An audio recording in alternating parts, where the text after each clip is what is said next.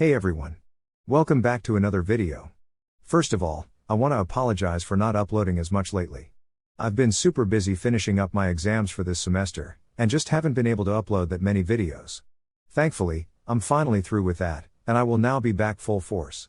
I've got some more really cool stories coming on the channel real soon, so keep an eye out for that. Anyways, here's the first part of A Deceitful God. Summary: the path of truth and honesty won friends and plaudits, but it did not change the world. Hashirama's kindness didn't change the world, it didn't materialize his dream. For his dream to materialize, Naruto decided to take the path of lies, blood and villainous actions, not just as a shinobi, but as a god amongst shinobi. Rinnegan Naruto. As always, huge thanks to all of my Patreons. Making these videos would be impossible without you guys' support, especially with all the restrictions YouTube places on my type of content. As always, the full story is already out over there for you guys, along with about 30 other different stories you can enjoy. Also, feel free to send me any messages over there if you have any questions, or even if you just want to chat. Link to all of that will be in the description. Anyways, everyone, enjoy the video. Chapter 1: Hokage Office. Tsunade smiled happily as Jiraiya announced his return to Konoha by bursting through the window of her office. She allowed the fact that she had been taking an unplanned nap to slip by, as she was finally able to see her former teammate after 3 long years. Since disappearing with Naruto for the training trip, the man never set foot in the village, and his messages were a few. She only got a letter after 6 months, and it really contained nothing but that they were still alive. "It is okay to say you miss me, Haim. I can see it in your face that you're all excited," Jiraiya said with a grin. "No one is watching, and I will keep it just between us." Tsunade couldn't help but smile. Man, she had missed her former teammate. The god I'm Hokage shook her head before responding with a mask on her face. "As if I would miss a pervert like you." "You're brutal, Haim," Jiraiya said with a hurt look on his face. "And I thought of running back to you with sake from the land of toads just so we could talk about old days and of course how much you have missed me." "You brought sake from the land of toads?" Tsunade nearly jumped out of her chair at the thought. She had never tasted anything better than the sake from that land. There was nothing that rivaled it. Kumo had some great imports, but they still could not just reach the taste of the sake from the land of the toads. It was something special. "Yeah," Jiraiya said with a wide grin. "It was given to Naruto, but he didn't take much of it, so I took it all for myself. We can drink it later." "Why later?" Tsunade asked. She was ready now. She only stopped of demanding that the sage lead her somewhere they could drink in peace when she thought of that loudmouthed brat. "Where is he anyway?"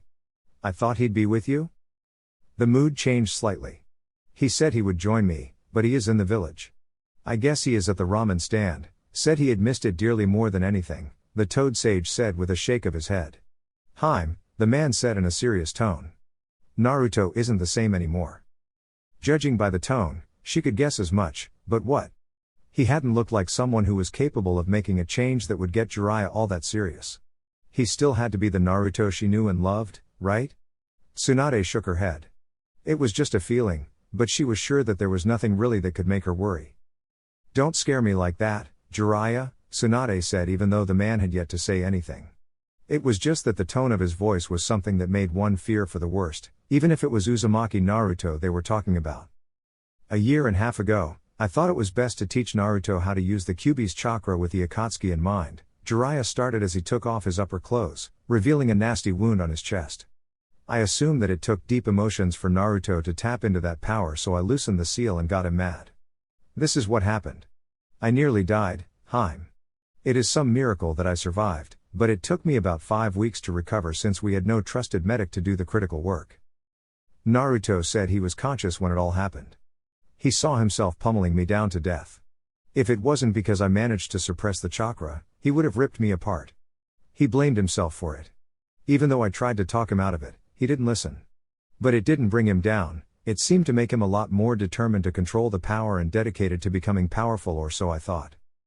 Tsunade frowned. "How bad could it be?" "Naruto didn't have a lot of people around him when he grew up, Haim.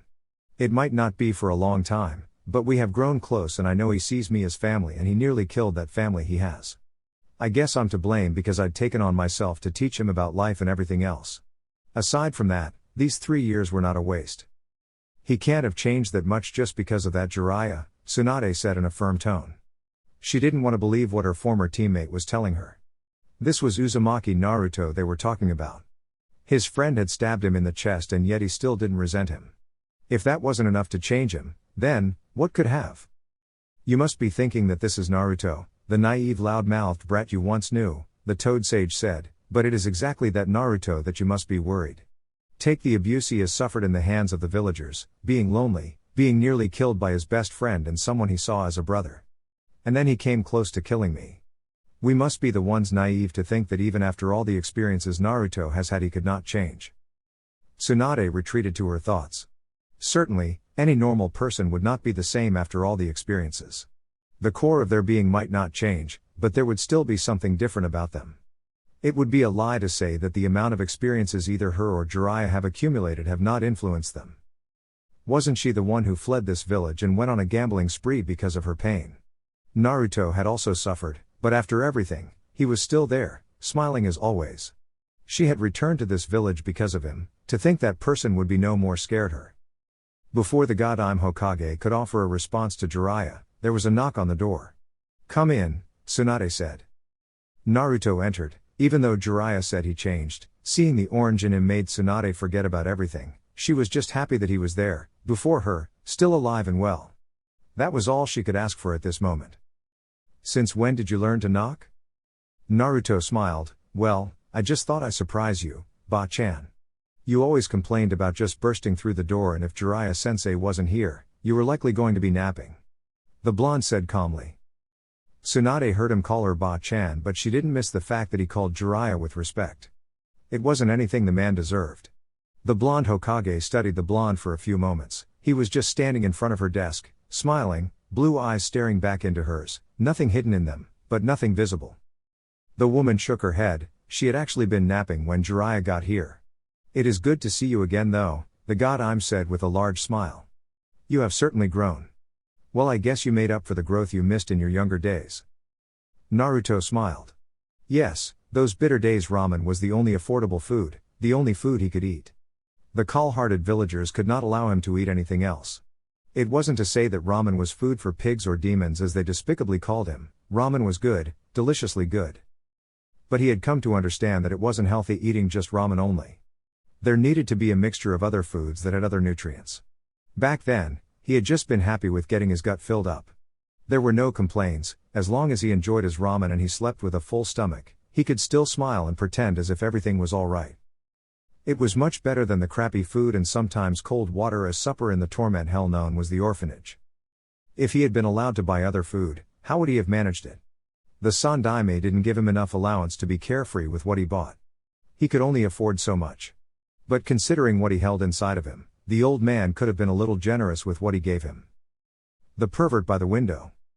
"Hey," Jiraiya interrupted Naruto before he could finish speaking. "I was feeling happy when you actually called me Jiraiya-sensei." Naruto just continued as if he hadn't heard the man but had merely taken a pause to gather his breath.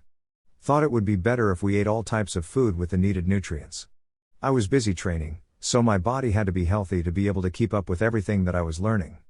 More strain to the body requires more energy to be burned. We consider chakra to be essential, but chakra doesn't keep the joints, muscles healthy." Tsunade blinked and stared at Naruto as if he had grown a second head. She was dreaming, right? Naruto couldn't speak like that. He was a carefree person who hated studying, a naive idiot who was as stupid as one could be. The god looked at Jiraiya. "What did you do, pervert?" "I just trained him," Jiraiya said. Naruto ignored most of his studies when at the academy. There was a lot that he didn't know, and with the use of clones, it would have been a waste and a deliberate attempt from my part to stop him from growing. I got all the materials that Naruto needed to learn, and told him the secret of shadow clones that he had been too stupid to figure out even though he used them every day. The Sannin took a shot at Naruto.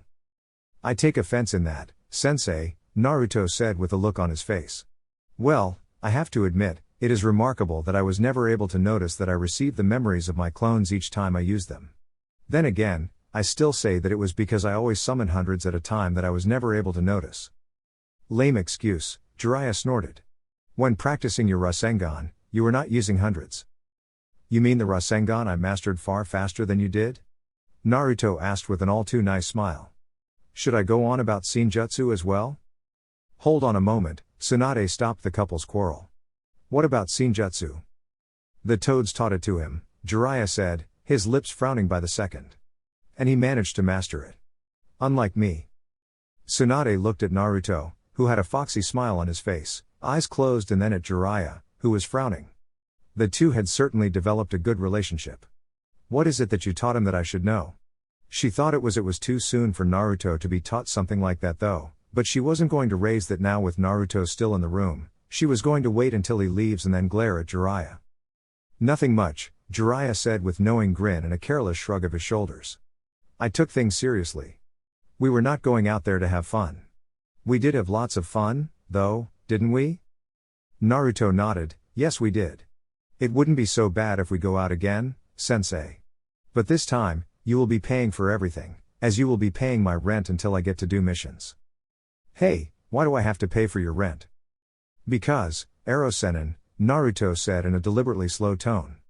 You took all my life savings and spent it all on women and alcohol. Jiraiya, Tsunade shouted. The Sannin raised his hands defensively. He had no use for it. At that time, I was paying for our meals and motels, his clothes and weaponry. Naruto scoffed, since when did we start calling a self-made tent under a tree a motel? I didn't even know we were paying for the food we hunted ourselves. As far as I remember, I bought my clothes and weapons I was using by doing some odd jobs in the villages we visited while you went drinking. And I had to play that fun game of trying to locate a perverted old geezer in a sea of perverted old geezers. Jiraiya, Tsunade said in a hardened tone. You and I need to talk about your parenting skills. There was a threat in those words, it was not spoken, but Jiraiya's sweating said it all. Naruto laughed seeing how scared Jiraiya seemed. Don't beat up the old man, Ba-chan. You might end finishing him off. He received a lot of beatings from angry women during our time. Sometimes I almost pitied him, but it was just fun watching him crawl and beg unforgiving women who feel wronged, Naruto said with a smile. Besides that, I enjoyed myself and was happy. Camping out at night while we talked, creating traps for animals and sometimes getting caught in our own traps. It was fun, much fun than I had in my life. Those memories, I will forever cherish. I don't think hanging upside down a tree with the wooden spikes glaring at you is any fun. It wasn't, especially when you were the one hanging, instead of an animal.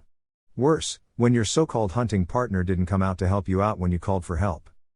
Serves you right, Tsunade said to Jiraiya before turning to Naruto. I'm glad that you managed to have fun though. A warm smile graced her lips as she spoke. Everything seems to be in order, Naruto said. If there is nothing more, I will take my leave. Ba-chan. He did a mocking bow and before disappearing in small gusts of winds. What is it that you did to him, Jiraiya? Tsunade asked once Naruto left, her tone was hardened. He doesn't look as innocent as he had been before he left the village. Back then, he was someone who could still say he would bring back Sasuke to the village even though the Uchiha nearly killed him, would have, had it not been for the Kyuubi. Jiraiya was silent for a few moments. He would not have taken things far if the situation didn't require it, but because this was Naruto, he had to give it his all. He could not go any other way with Naruto's training, and it worked because Naruto was willing to admit that he was weak, and needed to become stronger. He wasn't always going to be there for him, it was a reality that they had to face and accept. He didn't want to give Naruto false hope, it would be a blatant lie to say he would always be there for him for protection. He could not, he was just a mere mortal with limits. The least he could do was to give Naruto the tools he needed to protect himself. This was the unpredictable world of Shinobi. There was hope, but he could not say he would be alive to be there tomorrow. Hope was fundamental to all humans, without it, they would live a lost life. But just because it was fundamental didn't mean that it was all right to give people false hope. What would happen if he promised to be there always and could not make it? Naruto has been through a lot. I learned about his life in the orphanage, being forced to live on his own at a tender age. He had to worry about what he was going to eat every night while other children go home every day, knowing that their parents have prepared something. Naruto did not have that.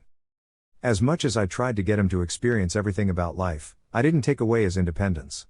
I wanted him to continue standing on his own, but with the knowledge that if he was falling, he had friends who could pick him up. My experiences, knowledge, I shared with him. Everything I know about this world, and my wishes, I shared with him because I wanted him to open his eyes and understand the world he was living in. Keeping him ignorant would not have done any good. I taught him what was necessary, not only for his own survival, but for his happiness as well. But teaching him Senjutsu, isn't that taking it too far? Naruto is still just a brat, Jiraiya. A brat who has been living on his own since he was 6. 6 years old, Haim. You don't know what that feels like. He didn't have anyone, no one. Not a single friend, no parents, just alone in run-down apartment and surrounded by people who would celebrate his death, Jiraiya shouted a bit angrily. Naruto suffered, I don't want him to suffer anymore. Besides, since when do I teach Senjutsu? You know that I can't do that, the Toads make that decision. If they felt he was ready, then he was ready. I have no say in it, and truthfully, I wasn't complaining when they took him away. Senjutsu will protect Naruto against the Akatsuki. They are not going to wait until he grows up before trying to take him. They have already tried that, and it was only because I was there to stop them that they failed. Will you, Haim, be there the next time they appear? When was the last time Jiraiya shouted at her angrily? He almost never did. Never. But he was shouting, glaring at her, daring her to come up with a rational retort to his reasons. Tsunade could not find any. The only word that came to mind is a but nothing less, nothing more. The fact that she could not find a flaw in his reasons silenced her. Sorry I shouted, Jiraiya said with an awkward smile. I may be a little mad at myself for allowing him to suffer alone. My parenting skills are bad, but at least, he would not have suffered alone if I had taken him. I can't change what happened, but I can at least make sure that his future isn't one that is filled with regrets and pain. You should be, Tsunade said in a quiet tone. But maybe I should be the one who is apologizing. I never realized that Naruto grew long ago. Perhaps it was innocence and naivety that made me think that. The blonde Hokage shook her head. This talk has made me slightly sad just thinking about it. It makes what Sasuke did even unforgivable. Tsunade looked up at Jiraiya as she stood up. What do you say for a drink? In about an hour or so, Jiraiya said. Tsunade blinked. That has never happened, never ever. When she said a drink, Jiraiya always jumped. The god I'm Hokage was so surprised that she sat down just to think it over. Jiraiya grinned, just kidding, he said. Tsunade glared, never mind. I have a lot of work to do, and with Naruto back, I'm sure my workload is just going to increase, the blonde said. Oh, come on, Haim. Jiraiya begged. Tsunade smiled, yes, she preferred it this way. Not that she just enjoyed seeing Jiraiya begging. It was just something normal. She needed to see the normal so that she could rain down her fears that things were changing. Later that day, Naruto was sitting in the dark, inside his apartment, in the small kitchen. The only thing that was visible were his eyes. It has always been like this, he had friends during day, but at the end of the day, he would be back here and the cold walls would remind him of how lonely he was, how much he needed someone in his life to take that loneliness away. The emptiness, he had forgotten that with Jiraiya by him. There was never a moment that made him feel lonely when the Sannin was with him. Back then, he had always retreated back to this bitter cage of loneliness alone, and just imagine, how beautiful others were living with their parents. The voices of parents calling their children to take a bath, brush their teeth before going to bed, they rung inside his head those days as he tried to imagine having his own parents. The imaginations hadn't comforted him, they had must compounded on the misery. The thoughts were beautiful yet bitter. It was nice, but he could not touch it, he could not experience it because he had no parents of his own. Iruka had changed all that, perhaps because he could understand parts of him. The man had become really close to him. Naruto had thought he had grown out of his loneliness, but here he was, alone, just the cold walls glaring at him. There was no one to talk to. He could summon a clone and have a conversation with it, but that would get some people to send him toward a psychological evaluation if it was discovered. There was nothing worse than being suspected of having lost one's mind. The lights suddenly flicked on, but Naruto did not move an inch. Jiraiya walked towards the blonde, he was still able to walk just fine, but he smelled of alcohol. What are you doing in the dark like this? The Sannin demanded. It was the kind of thing that would make people worry. Jiraiya didn't want that, he wanted Naruto to enjoy his life. No one who switched off the lights and just sat down, unblinking, was having good thoughts. It was in the dark, with no one, obviously, there was a war occurring in the head. I was thinking, Naruto responded calmly. About? Jiraiya asked calmly. People have been looking for you ever since it was known that you returned, but no one saw you. It appeared as if you'd vanished into thin air, that kind of thing gets people concerned. I was concerned. Naruto shook his head. I know people were looking for me, he said. I was observing things around the village. I just realized that I had a fragile heart despite having taken in so much that made me appear to have a strong-willed heart. I was afraid allowing my friends to know that I am a Jinchuriki because I thought if they knew, they would leave me alone. Jiraiya didn't sit down, even though this was a serious matter. I would say you were just afraid of losing friends. Naruto nodded. Yes, I was, but as I was thinking today, I thought it doesn't matter anymore. I am the Jinkairiki of the Kyuubi and nothing is going to change it. If those I call friends cannot accept it, then so be it. After saying that, there was silence. Want to go to the hot springs and share a drink? Jiraiya suggested. Naruto thought about it for a moment before nodding. That sounds like a good idea. My body is a little tense with all the thinking. I could use something to refresh my mind. Jiraiya smiled. I have the sake, we need saucers, he said. Naruto pointed at a cupboard and Jiraiya walked up to fetch 2 saucers. It was just the 2 of them, and 2 more glasses. It made the Sannin frown, but when he turned to face Naruto, he was smiling.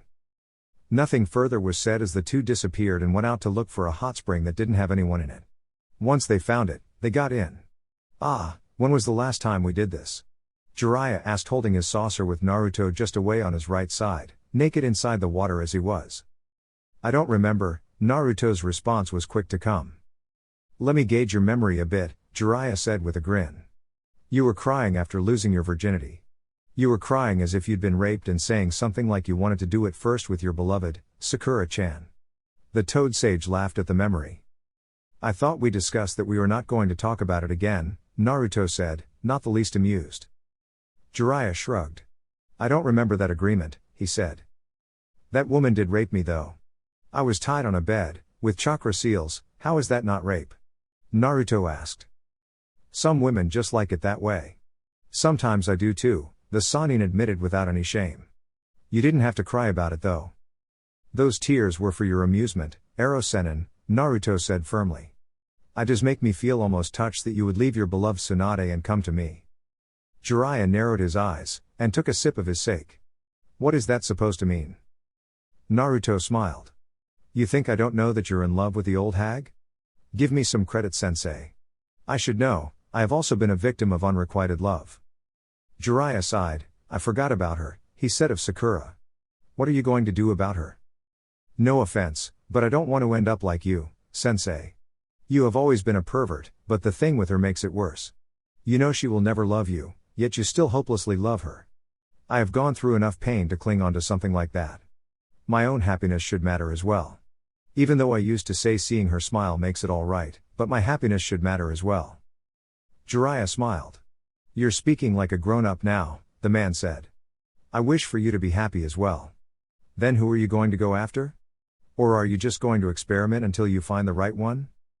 Naruto snorted. I'm not a pervert like you, sensei. Says the brat who uses a perverted jutsu and actually wrote the last issue of Icha Icha Paradise. The Sannin said. He was still a little bitter about that. How could Naruto, who has never written anything, write his book under his name and send it to his publisher? Worse, the publisher liked it and published it. That was because we needed money and you could not find any inspiration to write anything. Besides, I created that jutsu to beat up perverted people like you. It works, Jiraiya said. Speaking of which, can you create one for me? Harem style. Ever since you saw naked women, it has really been appealing and provocative. Just sitting here without women is making the water cold. You do know that inside it is a man. It doesn't look a man to me, Jiraiya said firmly. Now, are you going to do it? The man was already grinning madly. Naruto shook his head. I'm not going to stay behind and watch it. It will be just too disgusting. You're still going to get the memories. Naruto shook his head. I will create a clone that won't give me memories. And you know what, if you touch them, they might go boom in lightning. With all the water here and an intoxicated body, I'm sure it will be quite a shock. Jiraiya didn't think about that pain. Naruto had done it before. If he touched the clones, they would shock him. It wasn't fun as it left him paralyzed, but he was not going to stop because of that. The following day, Tsunade sighed loudly when Danzo entered her office with one of his lackeys in the name of Koharu. It was still early in the morning and she was still nursing a headache. She really didn't need anything or anyone compounding to her pain. She didn't enjoy it that much. What do you want? The god I'm Hokage asked impatiently. She was sure it had something to do with Naruto, but she wasn't going to entertain anything that she did not agree with. Just as the Sandaime had refused to allow Danzo to touch Naruto, she would not allow it, and she would not do it in a nice way as her sensei did. She would be willing to even pummel the old man to the ground if he tried something behind her back. She wasn't forgiving as her sensei had been. It is about the Kyuubi's Jinchuriki. We know that he has returned to the village, but we do not know if he has received enough training. But that isn't why we are here anyway, Danzo said. Team 7 is missing a member since you allowed Sasuke to leave the village. Allowed? Tsunade asked, not the least amused by the accusation. I remember sending a team to go after him. It did end up in failure, but it wasn't because for the lack of trying. A couple of Jinan and a newly promoted Chunin. Is that what you call a team? Danzo asked. For a mission of that scale, you should have sent at least Onbu to go after him, but you chose to send children. I wasn't surprised when they failed. And our Jinchuriki was almost killed in the process. Tsunade glared. If it had been up to you, things would have gone better, right? The god Ime asked sarcastically. Without question, Danzo said, even though he knew the woman was being sarcastic in her question. I have not come here to fight. I want to make a proposal. What? Team 7 currently lacks a fourth member. I am willing to give you one of my own. He is around the age and will fit in well. Sasuke is no longer here, and as we increase our efforts to track him down, Team 7 will need a new member. You just want to spy on Naruto closely, Tsunade said in a flat tone. But I will not deny that there isn't anyone who can fit into that team now. Fine, your request has been granted. If there is nothing else, get out of my office. I'd like to rest a little more before doing some work. Both Koharu and Danzo left without another word. Once they were gone, Jiraiya made his appearance, spotting some bandages. What the hell happened to you? Long story, Jiraiya said with a smile. We didn't talk about Sasuke yesterday. Tsunade nodded. Where does Naruto stand about it? Truthfully, Jiraiya started. I do not know anymore. We have never talked about it with him. We last spoke about it while he was still in the hospital. After we left, we never spoke about it, and he never once asked about the Uchiha's whereabouts, not even once. Tsunade frowned. I don't think that is bad, but it still feels somehow considering how he was when he left the village, the woman said. Jiraiya nodded in agreement. Don't think too much over it. It won't make any difference.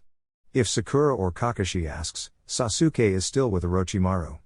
He has been moving around with Orochimaru in different places. But I don't know where they are. Whenever news reaches me, they are already at a different place. Keeping track of our former teammate is still hard as it was. Well, he was always slippery, Tsunade said. Are you leaving? Jiraiya nodded. I need to find some information about the Akatsuki. There is a lead I got, I want to check it out, but I won't be gone for too long. Just be careful out there, Tsunade said. Jiraiya grinned. Worried about poor old me, Haim? He said. You don't have to. I am Jiraiya, the legendary Toad Sage. I can take care of myself. Training Ground 7. Naruto looked around the familiar training ground. An air of nostalgia washed over him as he looked up into the sky. There were many memories that were made here, a lot of good times and the bad. Friendship he thought he had created. At this moment, Naruto didn't know if it had amounted to something. He had been nearly killed, but that was a thing of yesterday. He was over it, but he was not going to allow it to happen again. Sasuke was okay with him being weak and he being stronger. When he got stronger, the Uchiha became jealous of him. A petty emotion that kills weak-minded people who just cannot accept that someone is better than them at something. A superiority complex? But what was it? Just an empty pride. Naruto did not have the time to obsess over someone because they have gotten better at something. If they had worked hard for it, then it was something that needed to be praised. Hard work did pay, it wasn't something that needed to be resented. Petty people went that far because of their own weakness. Naruto. Sakura called, smiling, a beautiful smile. Naruto turned to face the pink cat. He had seen her yesterday, but he had not said any word to her, or to anyone he saw. Looking at her so up close, he could see that she had grown. He amused himself at the thought that Ino would now have more reasons to make fun of her front view.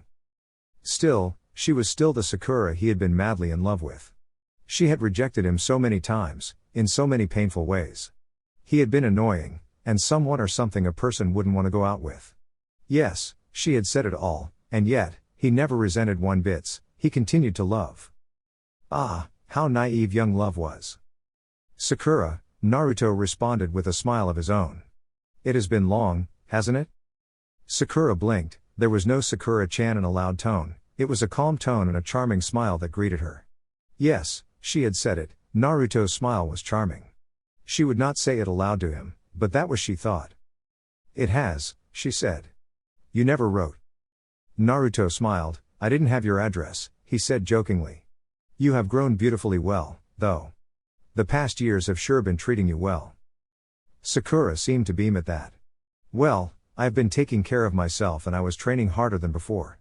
If we are going to bring Sasuke-kun back, I also need to do my fair share. As a member of Team 7 I must also do my part. Training harder than before? That statement made Naruto raise an eyebrow. It was just ridiculous. The girl had not been training, what she did was put up makeup in order to look good for Sasuke. Even when they were going out on missions, she was most concerned about how she looked. He missed those bitter days. Since Naruto was a nice person, he didn't say any of his thoughts aloud, he just smiled. That's is good to hear, Sakura, he said happily. Sakura trailed off as she twisted around, sensing something. There was a black and white lion jumping down on them. She didn't waste them before slamming it into drops of black ink with just one punch. Naruto narrowed his eyes behind him for a second as a pale-skinned male flashed behind, a kodachi at him, poised to stab on the back. It wasn't that he couldn't have dodged it. Doing so was just pointless since he had already discovered the teenager had been here before he came. The blonde turned his attention back to Sakura. That is just scary, he said.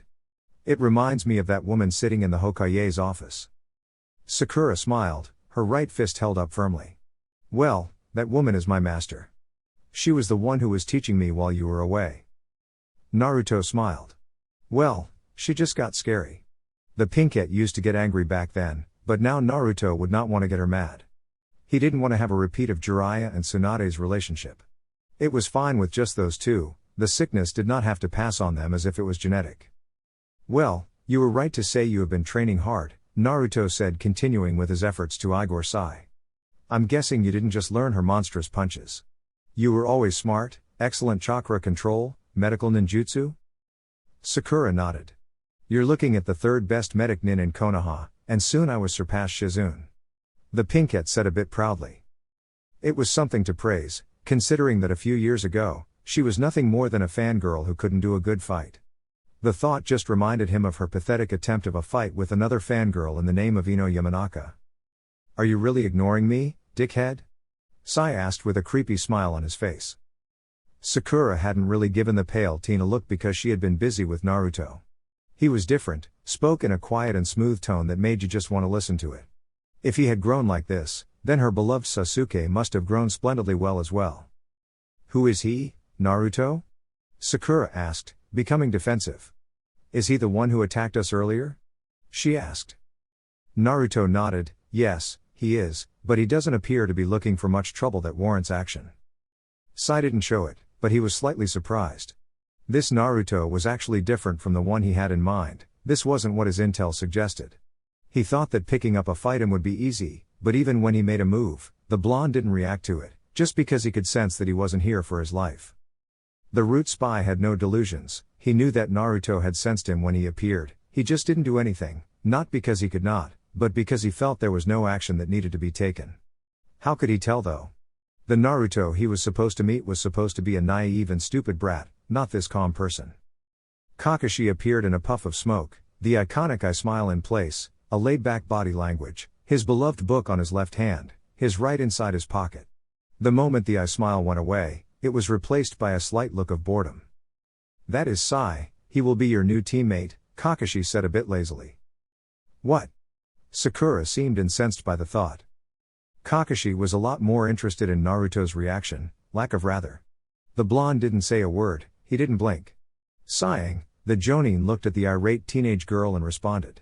Team 7 is one member short, and for it to be active you need to have another team member, otherwise, there is no team. If you don't want it, you can talk to the Hokage and the team can be dissolved. I don't want the team to be dissolved, Sakura said in a barely audible tone. This was like her second family, she was only missing Sasuke. Even though she liked the Uchiha more, Naruto and Kakashi were still important to her. At the same time, I don't want anyone taking Sasuke's place. Sasuke ran from this village. If he left, it is only logical that he be replaced, Sai said in an emotionless tone. Sakura glared, any more word from the pale black-haired teen and she was going to snap. There was no one who could replace Sasuke, no one. He would always have a place in their team, in her heart, in Konoha. They would bring him back to Konoha and things would go back to normal once again. What do you think, Naruto? I have no problem, Naruto said.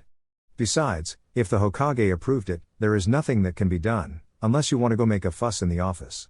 But, if there is hope of Sasuke returning, then a space for him must be left open. The words were worded carefully. Sakura nodded firmly. Get that? She said with a look to Sai. You're only warming up Sasuke's seat. Kakashi sighed, well, I only called you to show you your new teammate. We will start training tomorrow at. The man appeared to think for a few moments. Let us say around 8:30. For now, you can just get to know each other or not. The Jonin didn't look really interested in anything. He appeared to be saying it just for the sake of it. Naruto shook his head. Well, this was Hatake Kakashi, what else should he expect? Oh, one more thing, Kakashi said after something apparently hit him. Yamato, you can come out now. The Jonin called. A man appeared in a flash beside Kakashi. This is Captain Yamato, he will also assist and at times may act as team leader when I am not available. I guess that is enough with introductions, we talk tomorrow during training. Oh, Naruto, can I talk to you? I wanted to talk to him, sensei, Sakura said before sighing. We were actually planning a reunion yesterday but you kind of went off the grid. We will do it again, tonight, 8 p.m, don't be late and don't think of not coming, I will come and drag you myself. The Pinkette warned. You can join us if you like, she said to Sai. She sounded as if she was just being polite. Naruto merely shook his head. Before turning to Kakashi, Yamato was once again gone. Anbu, they were masters of this kind of a game. Sometimes he wished he could be just as cool, but he wasn't that silent. The wind didn't move in silence, unless it was gentle breeze, unfortunately, he was anything but that. You haven't changed a bit, Naruto said to Kakashi as the two slowly walked back towards the village. You have changed in many more ways than one, the Jonin said. Your clothes have not though. Well, expecting that part of you to change would be expecting miracles and such things do not really happen in the shinobi world. Naruto laughed, don't be like that, Kakashi-sensei, the blonde said. Miracles do happen. But this thing kind of holds some sentimental value for me. Something big will have to happen for me to drop it. It is just like my apartment, I don't plan on changing it because of the sentimental value it holds. Well, now I can't do anything because I'm actually broke. Kakashi raised an eyebrow. Since when did you start holding things like that? Since I heard Jiraiya-sensei use the word, Naruto said with a smile. When you spend your time listening to a man, you slowly start to pick up some things about him because the reality is that what he says influences you in many ways. Kakashi looked thoughtful as he tried to imagine Jiraiya speaking wisdom to Naruto. It was even difficult to comprehend that Naruto was the kind of person who would listen to someone talk. Well, things do change and there was enough that has happened in Naruto's life that shouldn't surprise people if he changed. It was like if he snapped, most people would not be shocked, but would actually ask, he finally snapped? Yamato, Naruto started. From the information Jiraiya gave me, he is a former root operative and a Makuten user, the blonde said. It was interesting that Jiraiya would tell something like that. It wasn't really a secret but he just didn't think that Isanin would tell it to Naruto.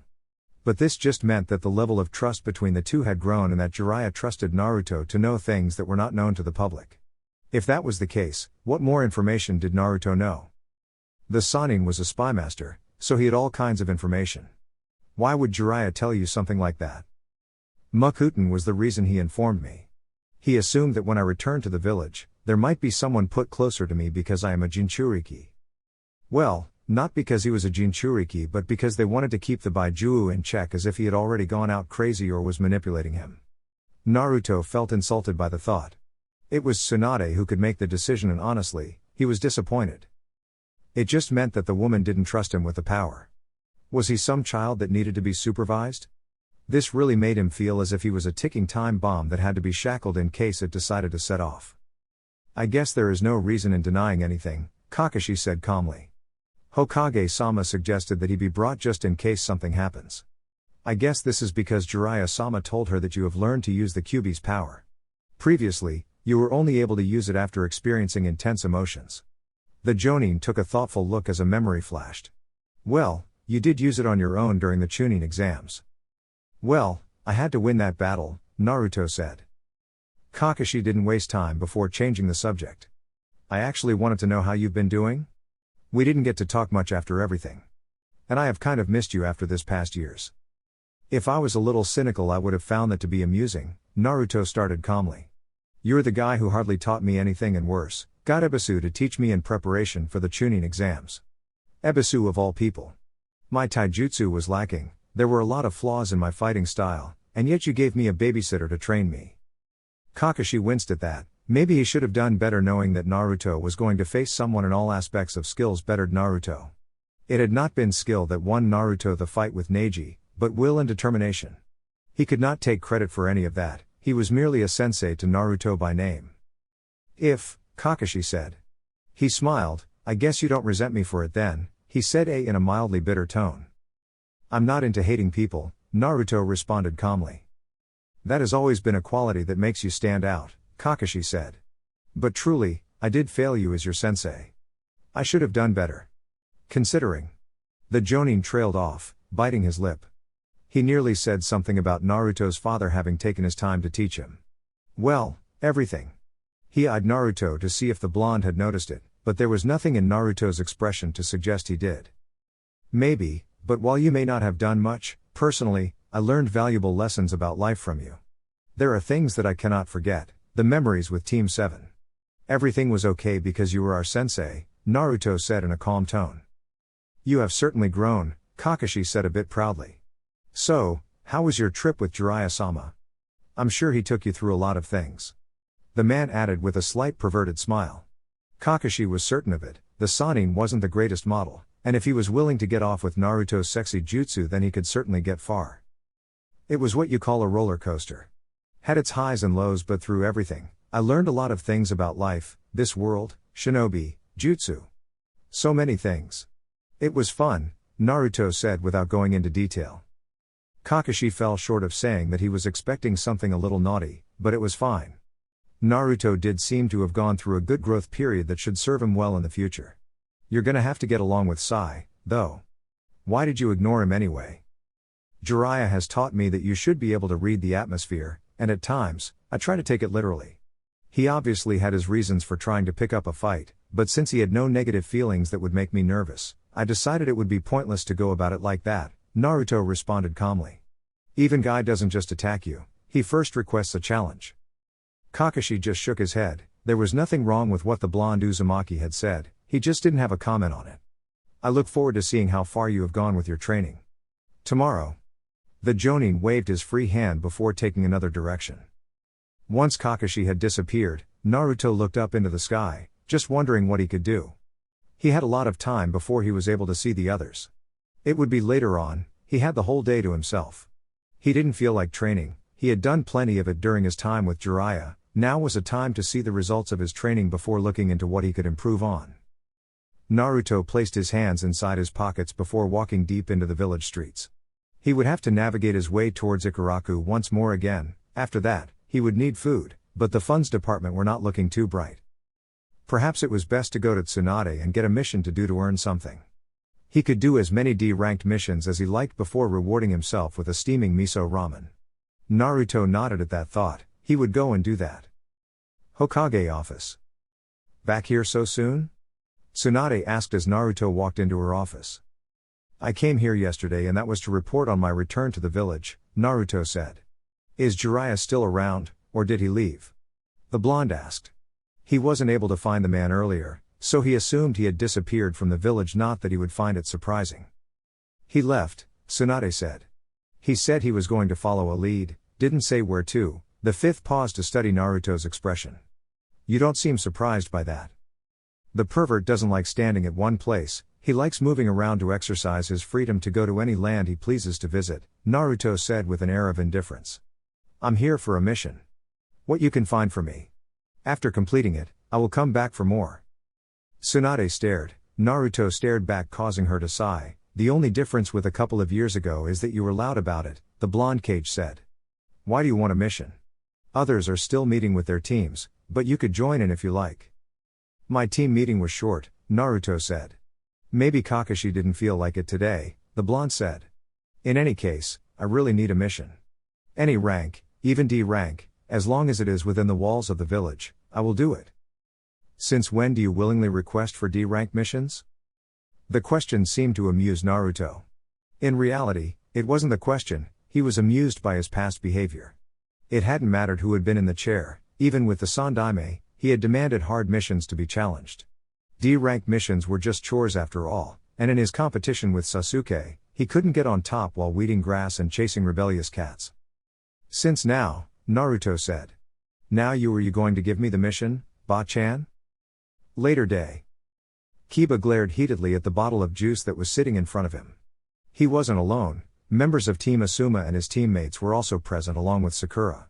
Team Guy would have been invited, but they were currently out on a mission. It wasn't the reason the Inuzuka was staring at the glass though, he was staring specifically because it was juice. He wanted to drink some alcohol. They were out with no one to tell them what to do and what not to do. His mother wouldn't even complain much if she knew he was drinking. Besides, he was a shinobi. There was that saying, old enough to kill, old enough to drink. Between killing and drinking, what was worse? Do we really have to drink this thing? Kiba asked, looking at Ino, who had organized everything. We don't have these kinds of nights often. Some sake would make it a special occasion. Sakura was quick to respond before Ino could. Not everyone drinks alcohol, Kiba. Some of us still see ourselves as teenagers and we want to live out our years doing the normal things that teenagers do. True, there was a lot fought things in the shinobi world that went wrong and a very low moral standing ground. Even so, Sakura liked to believe that one could still decide how they live their life regardless of the environment that surrounds them. Just because the world was surrounded by corrupt people didn't mean that they also had to be corrupt. If anything, Kiba found Sakura's answer to be dull, he didn't even have a response for it. If you want to drink something, you can and will at the after party, Ino responded calmly. We can all go if you don't mind. You need to loosen up every now and then. The Yamanaka paused and looked around. Where is Naruto anyway? I warned him about being late, Sakura said in a firm tone. If he runs late, there would be pain. She didn't want her teammate picking up their sensei's tardiness, it would just be bad. We're a bit early, Shikamaru said in a barely audible tone. He might still be busy or just finishing some things. I heard he was busy around the village all day doing missions. D-ranked missions, the Nara finished calmly. Sakura showed surprise in that, Naruto doing D-rank missions? She asked. He used to hate them. Even when we first went to our first mission outside the village, he had demanded a challenging mission from the Sandaime. It was the same thing with Tsunade-sama. She had found that behavior to be unbecoming, especially since he hadn't been showing any respect to their leaders. But Sakura had just come to realize that he was like that because he had held a special bond with them. Even though Tsunade was her master, she knew, she couldn't take Naruto's place, and most likely didn't hold as much value to the blonde Hokage as he did. But it was alright. That sounds just like him, Ino said with a smile. Even though he would still end up being a dead weight during missions and leave all the job to Sasuke-kun. Just hearing, Shikamaru looked at Kuji with a sigh. He could not get used to this kind of attitude from Ino and she could flip it effortlessly. The big teen was already at work, eating. The Nara just shook his head, it appeared that everything else could wait, but not food. Shikamaru turned his attention to Sakura when the pinkette responded to Ino. You shouldn't believe everything you hear, Ino, she said in a firm tone. Everything? Ino asked with a raised brow. Aren't you the one who told me that, Sakura? She was suddenly curious and surprised at what the friend of hers was talking about. There were things that the villagers spoke about what happened in Team 7, but she had not been saying anything because of those rumors but because Sakura had said so. I may have omitted the truth every now and then, Sakura said a bit uneasily when Hinata's eyes fell on her. Something wrong, Hinata? The Hyuga shook her head. Before Sakura could be asked questions on what she omitted, Naruto made his appearance known. Hey guys. He greeted with a huge smile and wave of his hand before sitting down beside Kiba, just across the girls. Sorry, I'm late. I forgot to check the time while I was doing some chores. Why were you even doing them anyway? Without your teammates? Sakura asked. Well, Naruto started, a bit sheepishly, I needed the money. You know, I don't have anyone to buy me things and to eat, I must work. It sucks being poor, Ino said without any thought. It does at times, Naruto agreed. This surprised some of his friends. Well, it is good to see you guys, he said looking around the table. The last person he looked at was Hinata and the girl quickly looked down. His smile just turned small, a bit charming with a hint of amusement in his eyes, but there was no word that left his mouth. Ino stared. Wow, she said with a smile. That was rather charming. You have grown quite well. And your voice seemed a little down. Not bad at all, she said. Naruto smiled. If that is coming from you, Ino, I will take it with full compliments, the blonde said calmly before adding. You have grown rather beautifully yourself. Admittedly, you stand out amongst your age group. Once again, Ino stared. Did Naruto just compliment her and did she actually feel good about it? She shook her head. What was happening here? Maybe Kiba was right, they do need something to drink. The fact that Naruto appeared to be different from the loud boy she used to know was already a shock, but this was something else. Speaking of growing, Kiba started with a grin on his face. All of us here have graduated from being genins to become chunin. You're the only one ranked lower than all of us. Meaning, you're our junior. The hell? Naruto exclaimed. This was certainly a surprise. He didn't think everyone would have moved on so quickly. Even Ino and Sakura had managed to get one before he could. Considering how they performed at the chunin exams back then, it was something to smile about. Well, rankings don't really determine how strong you are. That wasn't completely true. The only reason he was still a chunin was because he never got the chance to enter the chunin exams in his time away from Konoha while his friends had the time. The fact that they have become chunin now means that they have become strong, and have graduated from being mere genins. Didn't that say their rank determined their strength? Personally, for him, his rank didn't determine his rank, but that was only because he hasn't taken the time to be judged. Well, it can't be helped, when the others went to the chunin exams, you were still away, Shikamaru said. I was kind of hoping that you'd show up, Kuji added. I think most of us we hoping for that as well. I didn't know there were exams occurring, Naruto said. If I had known, I wouldn't have missed them. My last participation was ruined by the invasion after I had progressed to the next round of the finals. And that was after winning against all odds.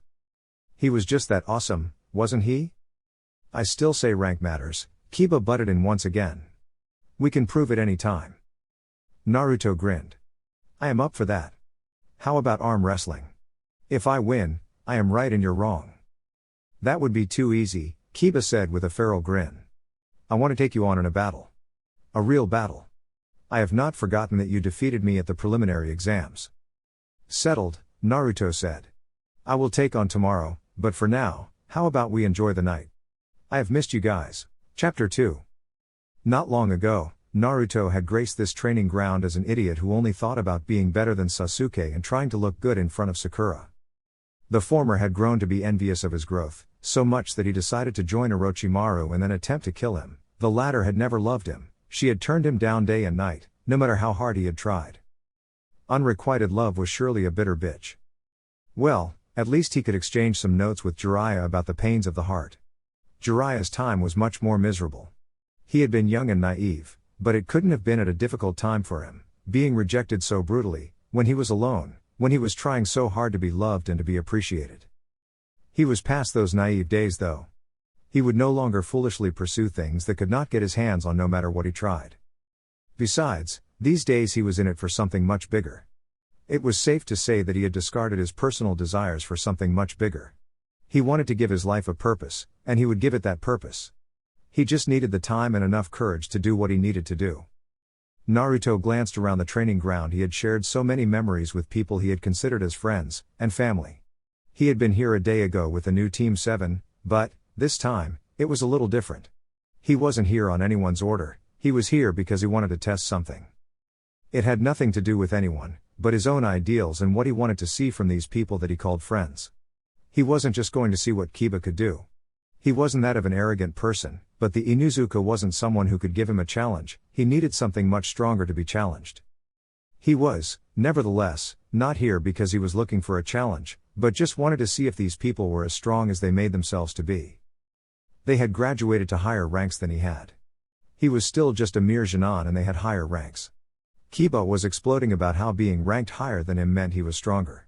It was a false impression, Naruto knew, and he was going to prove it to the Inuzuka. Are you going to just space out all day? Kiba demanded from Naruto. The black-haired was becoming slightly impatient with the blonde Uzumaki. Naruto was clearly lost in his thought, but Kiba didn't have all day. He wanted to show off and then go off to do something else. He had duties to attend and missions to attend. He still had his team meeting even. Don't tell me that you're having second thoughts? Kiba asked with a grin.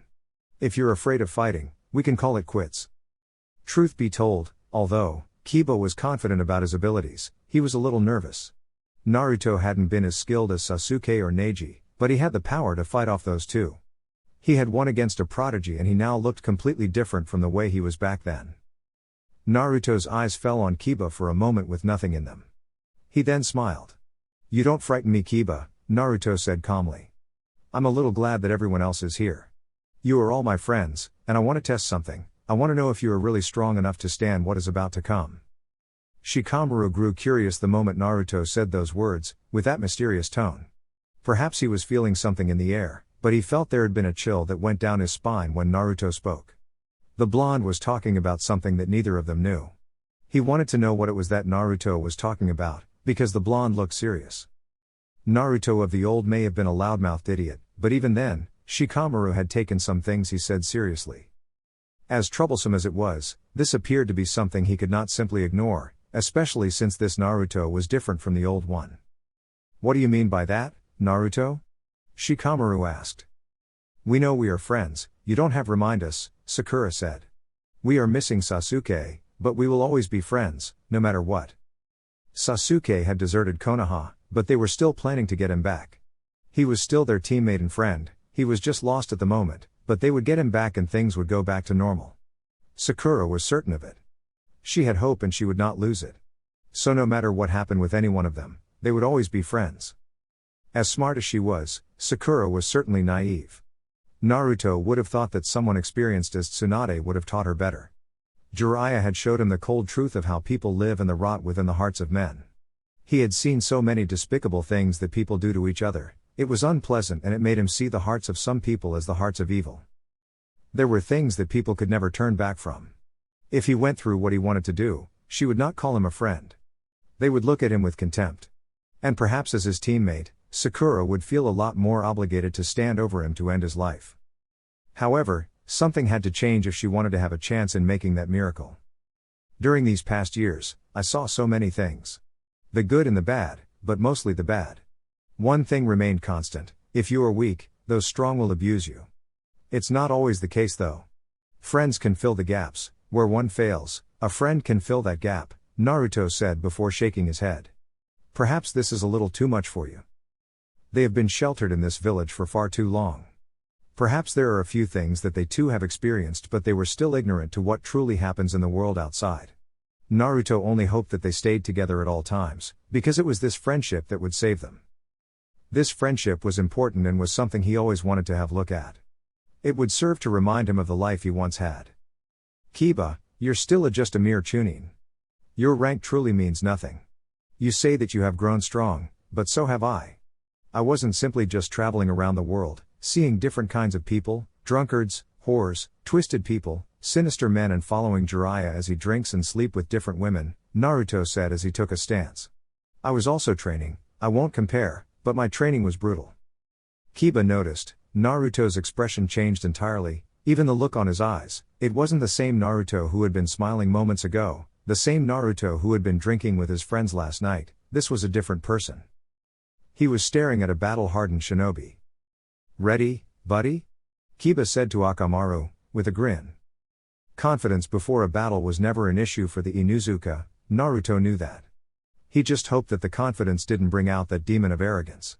Sasuke had possessed much of it in abundance, and in the end, he had ended up being nearly surpassed by an idiot who didn't know damn about what a skill was. Without even waiting for the Inuzuka to attack him, Naruto disappeared via gusts of winds. Kiba felt a breeze hit his body from behind. While he wasn't sure because his nose couldn't pick up the scent cleanly because of the breeze, he jumped forward along with Akamaru just for safe measures. Before he even hit the ground, the Inuzuka twisted around, having sensed Naruto. The blonde was in the same spot he had been a second ago, hands clasped together. Naruto's eyes were fully focused on the Inuzuka as he prepared his jutsu. He was merely gathering the wind around him with his hands clasped together, but once done, he would release something that would vanish in the blink of an eye. It would be either Kiba has the speed to avoid it or not. If he isn't fortunate, he would be hit. Kiba finally landed on the ground. Naruto wasn't attacking, but he would attack. Kiba was certain of it.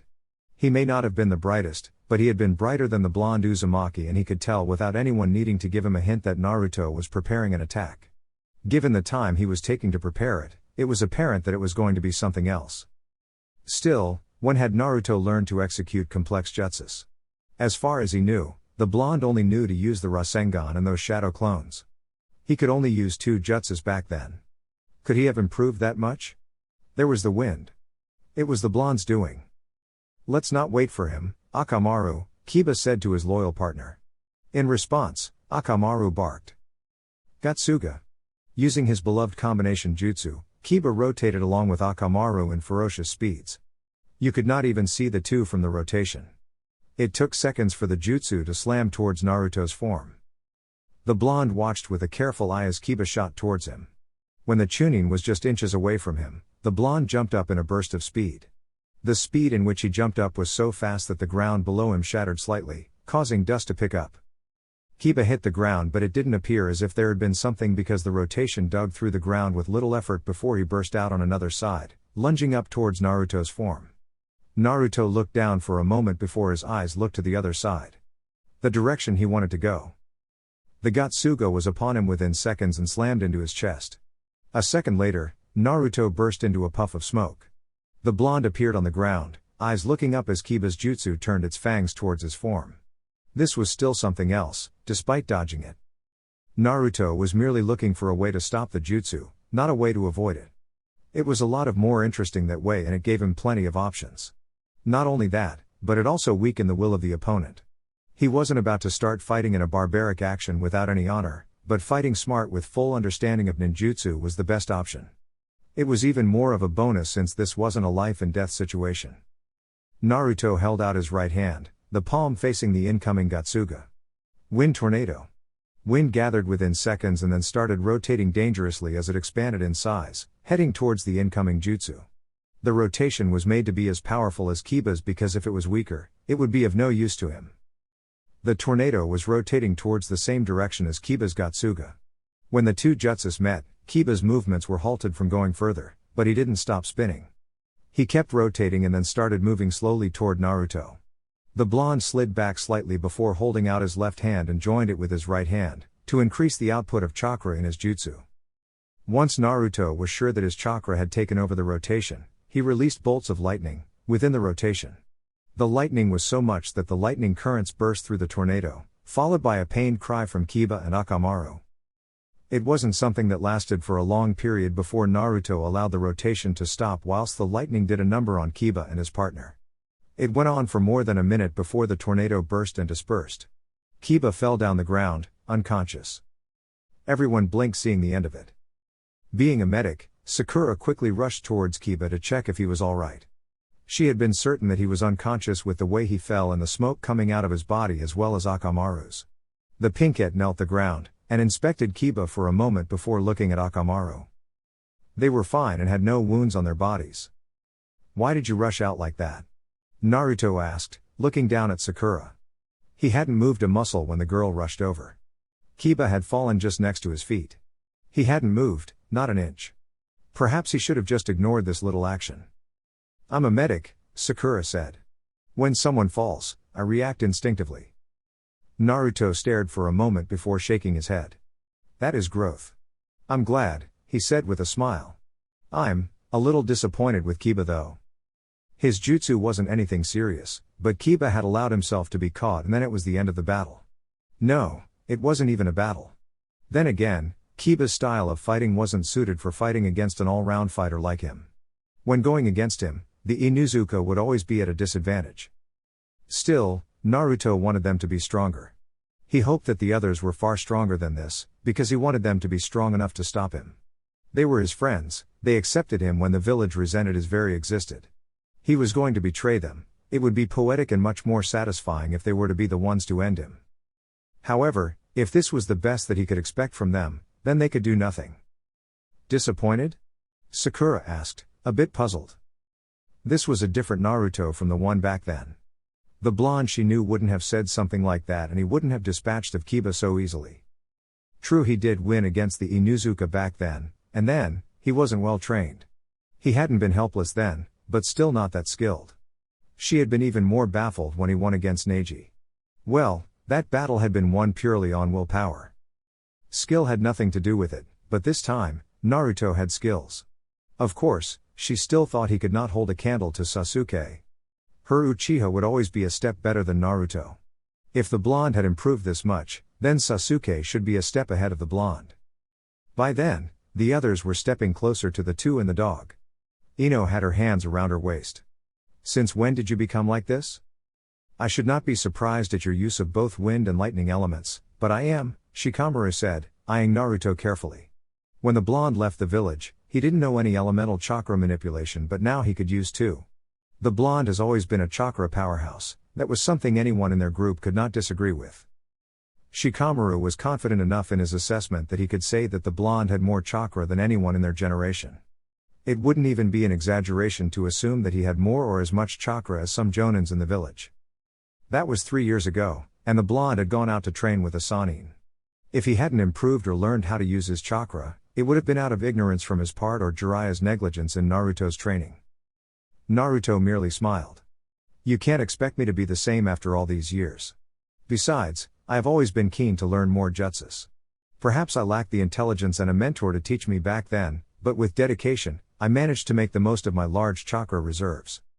My intention was never to actually win a bet with Kiba, but to actually judge your strength. I have seen that Sakura has grown much better than I would have expected. We may not be very powerful, but I hope you guys stay as friends and united. Of course, there will be disagreements, but I hope you never forsake your friendship. Why do you make it sound as if you're no longer going to be a part of us? Ino was the first to ask the question. Naruto smiled but shook his head.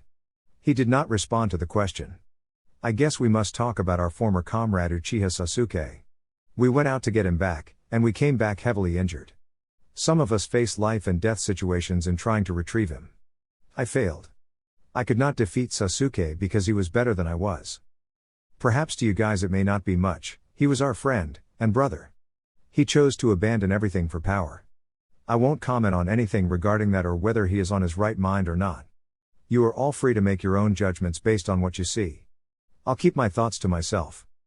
In any case, if I come across him, I will fight to bring him back to the village, because he is wanted back in this village.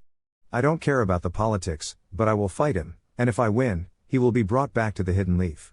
Of course, that will depend on some other things. There was a very dangerous message that was left unsaid, Shikamaru noted, but he didn't say anything regarding it. But from those words alone, he could tell that the blonde didn't hold any attachment towards the Uchiha, or perhaps it was just his imagination. What was apparent was that Naruto had many thoughts in his head and that it was deeply concerning. This was different, but the Nara was certain that he would get to see something soon. Sasuke is still our comrade, Naruto, Sakura said in a firm tone. He is just not okay. Ino was the only one who seemed to agree with that assessment from Sakura. Well, the two have always been fangirls to the Uchiha. They have always tried their best to gain his attention. Naruto wasn't going to comment on it. But he was still disappointed that Sakura had remained the naive little girl she had been 3 years ago. He would have thought that Tsunade would have taught her better. Well, the Godime had run off from Konoha to avoid dealing with her problems. Should he really be surprised? All aside, you have certainly improved, Shikamaru said. He still thought that Naruto was still hiding some of his abilities. 2 elements? That is impressive, considering none of us have gone so far. Well, you focus on your clan jutsus and we with too much chakra have no other option but to make use of our reserves by learning all the ninjutsu we can. Naruto responded calmly. He had learned that it wasn't the number of jutsus one had on his arsenal that made one powerful, but how he used the jutsu. He could possess 1,000 jutsus, but if he didn't know how to use them, he would end up being defeated by one with only a couple of jutsu under their arsenal. This was disappointing though. I'd expected a bit of fireworks knowing that you've always been explosive and Kiba has never been subtle. Shikamaru couldn't help but say. It has proved to be an interesting revelation nonetheless. There was a side of Naruto he had just seen, a side of the blonde he had never thought he would see. As much as curious as he was about this new change and the hidden messages in the blonde's words, Shikamaru wasn't going to ask too many questions. It was just going to be troublesome doing so, and he really didn't want anything that would give him a headache. You don't always get what you want, Naruto said with a small smile. Life is full of disappointments. Tell me about it. Ino was quick to say. Naruto turned to the blonde Yamanaka. There was unquestionably something in mind when she said those words. She was certainly not going in the same direction as he was, but Naruto didn't comment on it, he just let it slide. Should he tell them about his status as a Jinchuriki? Naruto pondered on the thought for a couple of seconds before shaking his head. He decided against doing so. They would find out eventually, and it was going to be soon since he didn't have much time in this village. Yes, there would only be a couple of days before he lets loose and become the enemy of the world. He had been thinking it would be nice if they heard it from him, but since most of the village knew about it, they had to use their heads to figure things out. The Sandaime's law no longer applied, did it? Naruto couldn't answer that with confidence, but the subject of the Kyuubi was still a touchy one within the hidden leaf. Forest of Death. Sai was honestly surprised when Naruto suddenly disappeared into thin air. He had been watching the blonde meditate for a couple of minutes within the forest. It was part of his job to observe the blonde Jinchuriki. In keeping up with those duties, he had to follow Naruto almost everywhere when he had the time. Danzo wanted to know everything there was to know about the weapon. There was the undeniable fact that the blonde had returned to the village much stronger than anyone would have anticipated. Danzo hadn't thought it would be likely without his hand, but they were living this reality. In any case, his job was to discover the tricks of the blonde Uzumaki before his master could decide on what to do. There hasn't been much to look at since he started observing. It was still early days nevertheless. He was going to do missions with the Uzumaki. Naturally, he would see much of the blonde's abilities then. It was when he was having those thoughts that Naruto suddenly disappeared into thin air, leaving him blinking a couple of times. He hadn't known that the blonde could move so fast and disappear without even leaving a trace of his presence. It shouldn't be surprising, it is an ability that Onbu used regularly. Sai's senses picked up with his hair standing as Naruto suddenly appeared from behind him. The knee operative jumped forward as he twisted around to face the blonde. As he came to face the blonde, Naruto was lunging towards him, right hand stretching towards his throat far faster than the rest of his body. In the blink of an eye, the hand was gripping his throat. It felt as if he was gripped by an iron hand. When the two hit the ground, Naruto brought Sai much closer to him, staring at him with an expressionless mask. Sai tried to get loose from the grip, but Naruto would not let go. I find this to be annoying. You mustn't do this or otherwise I will treat you like an enemy. Sure, you don't mean any harm, but if you keep this up, you will get on my nerves and I won't be held responsible for what happens next. As soon as Naruto finished those words, he let go of Sai. Sai took a couple of steps backwards, with his hands on his throat. Once he was confident all was well, he looked up at Naruto with a blank mask on his face.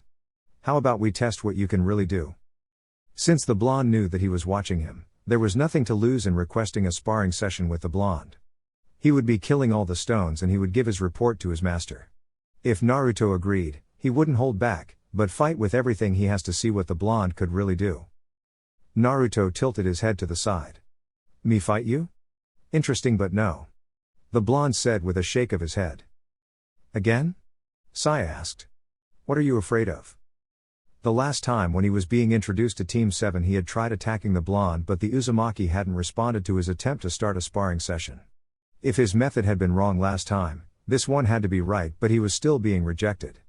How was he going to get some results without actually engaging the blonde in a battle? I fear myself, you, a pet of Danzo, I do not fear. Perhaps if you were coming with pure intentions, I wouldn't be against fighting you.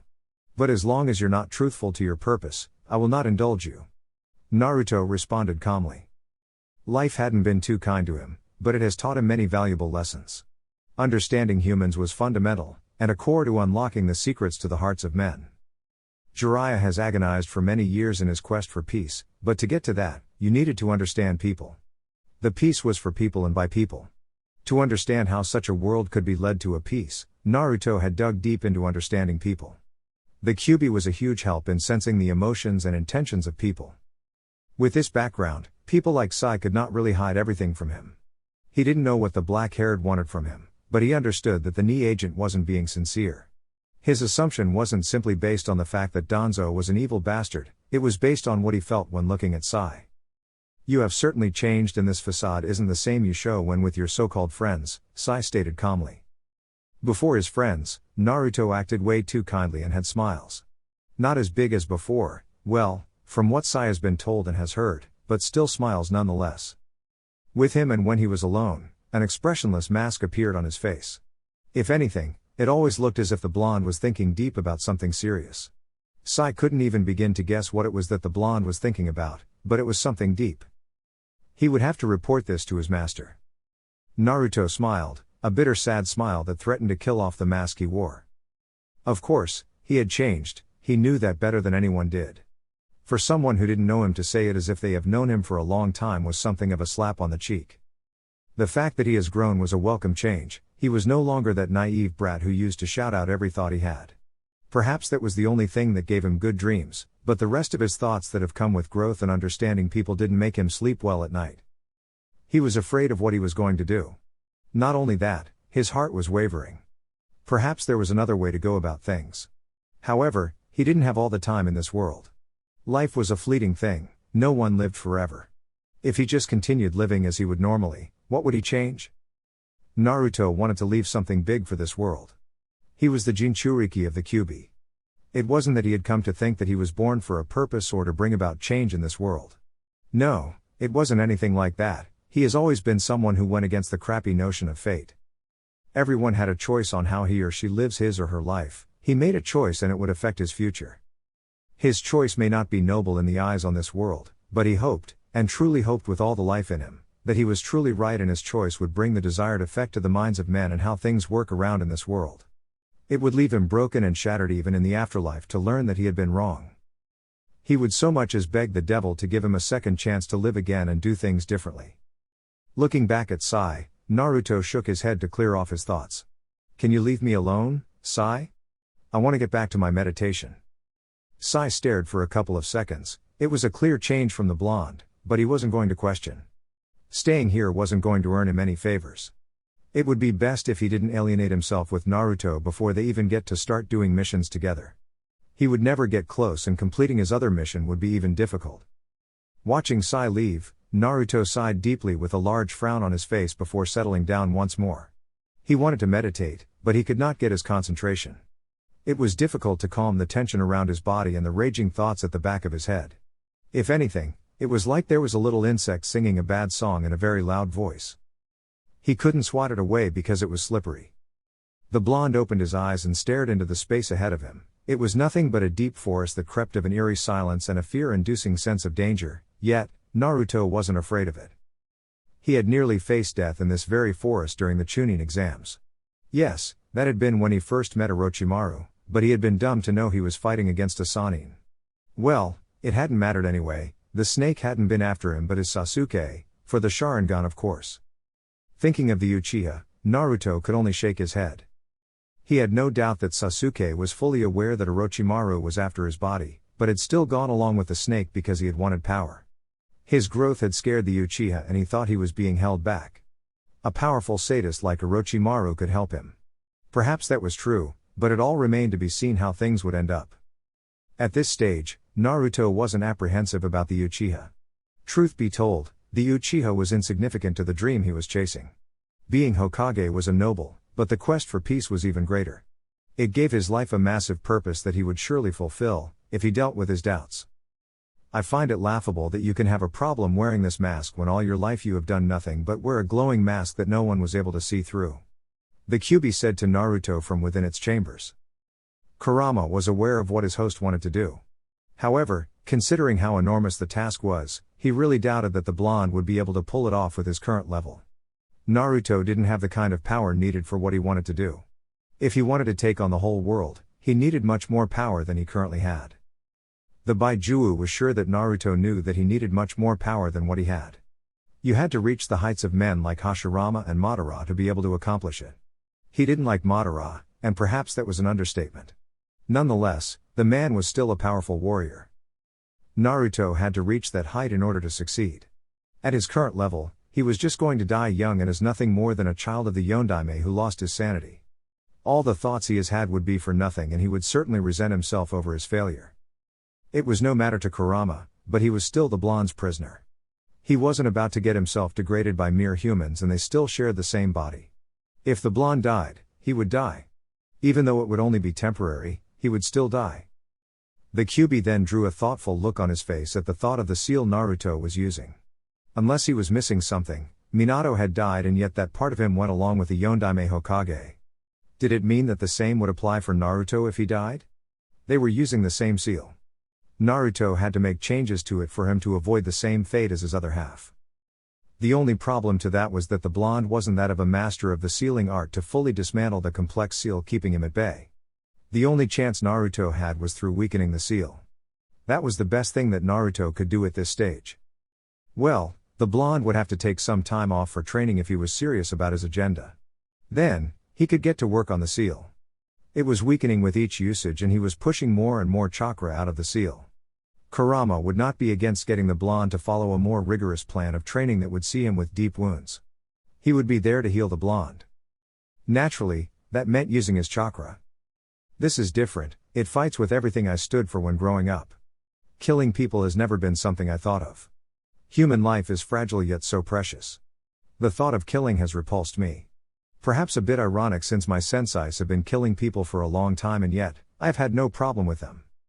I can say that their reasons have always been just, but that is just a way of justifying the action. Death is death, no matter what. When things get bad in this world, it's kill or be killed. But I don't want to live in such a world. I wanted a happy world. It is sad that I will never get to see, though. I will be doing the very thing I have hated seeing. I must plunge this world into darkness, and betray the precious friends who have accepted me. Any normal person would have a difficult time in grasping this world thing, Kyuubi. You don't have the same emotions as I do, and you don't value humans as I do. Another irony in that, Naruto said, but he didn't say anything further on it. I guess being human is what brought you back into the village. However, when the thought first came, you seemed confident of following it through. Perhaps seeing these people again has caused a change in your heart, Kurama said. He was most concerned about seeing the seal become loose rather than Naruto's emotional struggles. It didn't kill him to be nice and encourage the blonde to go on his killing spree. Perhaps he was trying to banish the thought that he had become a little familiar with the blonde since his near escape from the seal when that perverted Sannin loosened the seal. Kurama would always curse himself for enjoying himself too much with the Sannin that he ended up being sealed once more without escaping. Naruto had been willing in letting him take the body. In any case, the blonde had come to with a miserable look on his face, and yet, he didn't throw a fit at him or blame him for the near death of his sensei.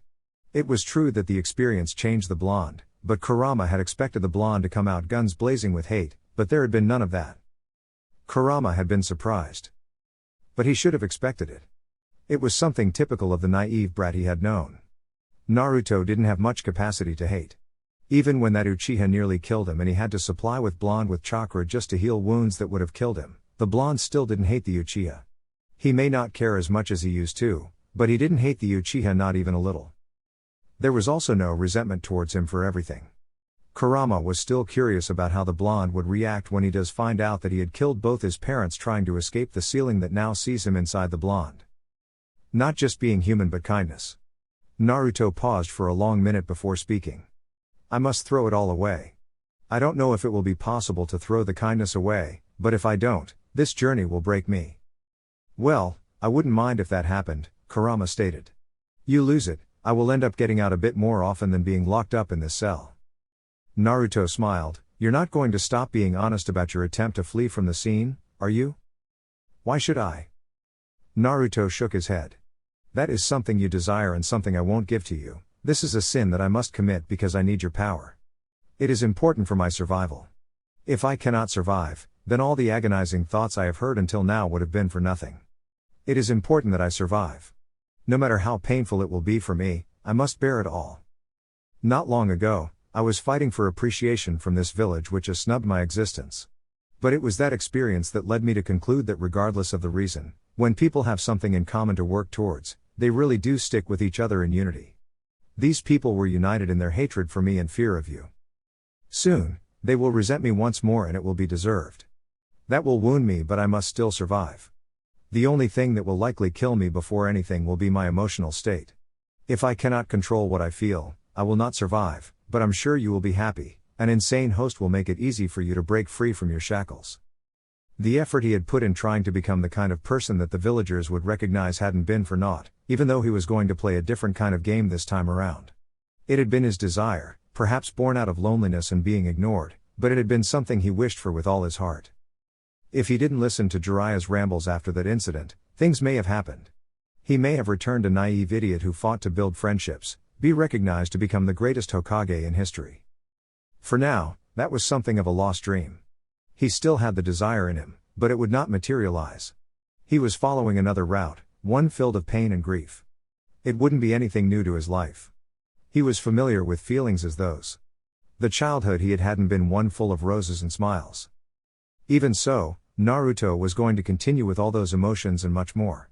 Perhaps this time around, things will be different because this was his choice, even if he was wavering. There is no need for me to be dishonest about anything when I know that you're likely to find out about it anyway. You're not stupid as you were back then. I'm not saying you're smart, just not stupid, Kurama said. If you're serious, you should leave this village as soon as you can because the more you stay around, the more attached to it you become to it. Leaving it will not be easy. You may end up not even doing anything. Naruto stared into the sky for a couple of moments as he thought of something Haku said. It was when one had something precious to protect that they became much stronger. Not the exact words, but it went along those lines. What was precious to him? Was it friends or the ideal that he would bloody his hands in zeal for it to become a reality? The Uzumaki shook his head as the only picture that came to mind was that one of the friends he treasured.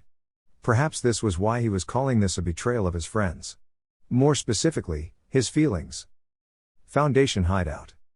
Sai was kneeling before his master, ready to deliver his report. Danzo standing along a passage within a dark place of the hideout. He had been on his way to attend some other business with some people before Sai came along.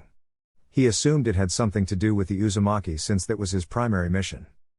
Still, he wasn't expecting a report into the matter this time around.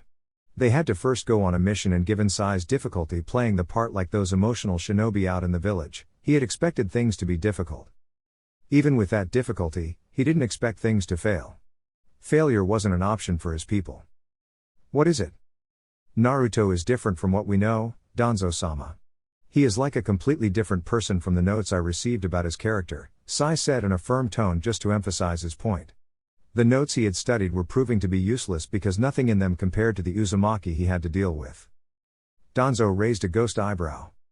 He wasn't surprised, just curious. The blonde person who was famous for being an idiot and loud-mouthed Brett had grown. The former Uzumaki was nothing more than a waste of the Kyuubi's chakra. He was a Jinchuriki, yet, he could not control the power under his command. Not to mention he was pathetic for a Jinchuriki. There was no doubt in Danzo's mind that in that level, Naruto wouldn't have stood a chance against any other Jinchuriki. He would not take into account the fact that the blonde did manage to defeat a fully transformed tailed beast along with the help the toads.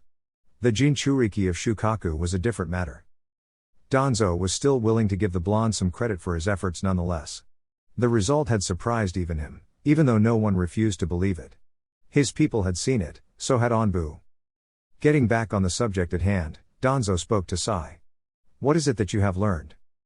Not much about his abilities, but he is powerful and not stupid. He won't just jump into a fight. I have tried to provoke him into a fight twice, but he has rejected those advances. I still don't know anything about his strength as a Jinchuriki. That is something he never talks about, Sai said. If you were to meet him, you'd perhaps be able to see some things that I am not able to see. He knows that I am from you and doesn't seem to hold that lightly. Danzo narrowed his eyes slightly. The blonde had been training with Jiraiya. The Sannin was knowledgeable. If Jiraiya felt that Naruto was ready, he would have told him most things he knew about the hidden leaf. Part of taking in an apprentice was sharing with them the wealth of knowledge you possessed. He wasn't going to do something as to meet the blonde at this stage. Tsunade wasn't as movable as the Sandaime.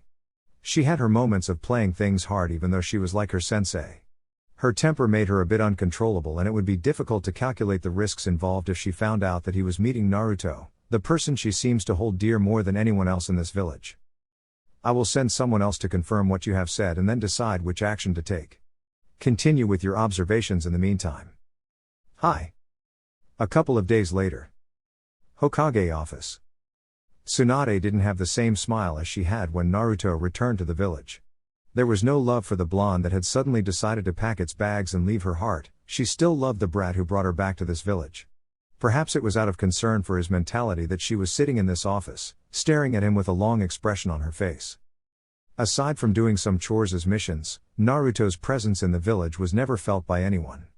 Even some of his friends mentioned that the only time they got to see him was when he was having his lunch at Ikaraku Ramen. That was the only place he made regular appearances at. With Kakashi out of the village, she didn't want to take Team 7 out for a mission because of these new changes in Naruto. Yamato didn't know Naruto as much as Kakashi did. When the blonde was being like this, he needed a leader who understood him better than someone who would react instinctively to things that would not trouble anyone. If a situation came to that, it would cause some troubles. Aside from that, Tsunade was worried. This wasn't the same Naruto that she knew. She had been struggling to grasp it when he returned and even when Jiraiya said that he had changed. She had thought that once he spent a couple of days with his friend, he would be alright, but there was no change. If anything, things were getting worse. Naruto had been meeting with his friends back then, but now he was no longer doing so. The only time they could talk to him was when he was having his lunch at Ikaraku Ramen. Sakura saw him for morning Team 7 exercises, but that was that.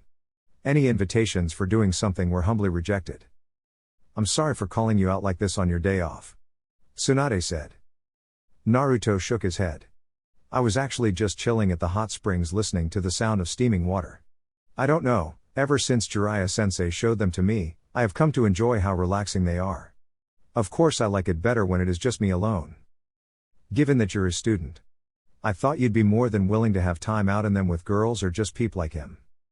Naruto smiled. "Don't compare me to that pervert," he said in a light tone.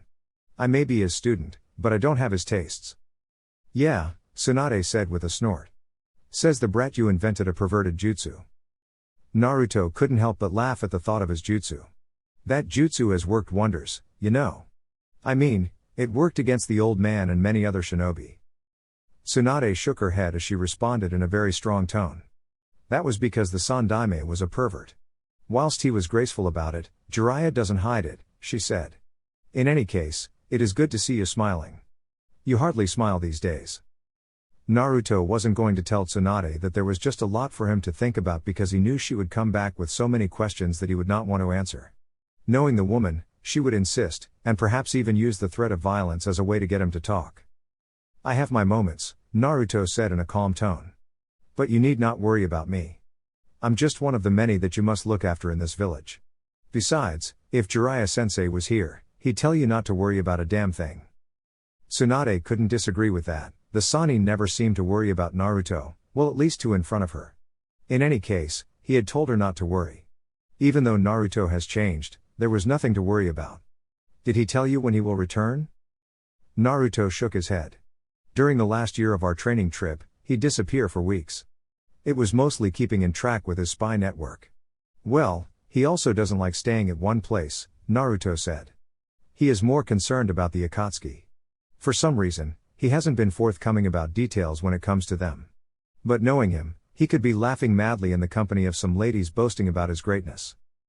Tsunade blinked as the thought of a grinning Jiraiya appeared in her mind. The woman shook her head, muttering, "That damn pervert." After a couple of moments of silence, Tsunade spoke once more. "Well, I'm glad that you've grown though. At this stage, I won't have to worry much with you succeeding me," she said with a large smile. Naruto appeared genuinely happy to hear that, Tsunade could tell, but there seemed to be some disappointment in his eyes. No, it was great sadness. Tsunade could not tell what brought it up. Perhaps she wasn't even seeing it right.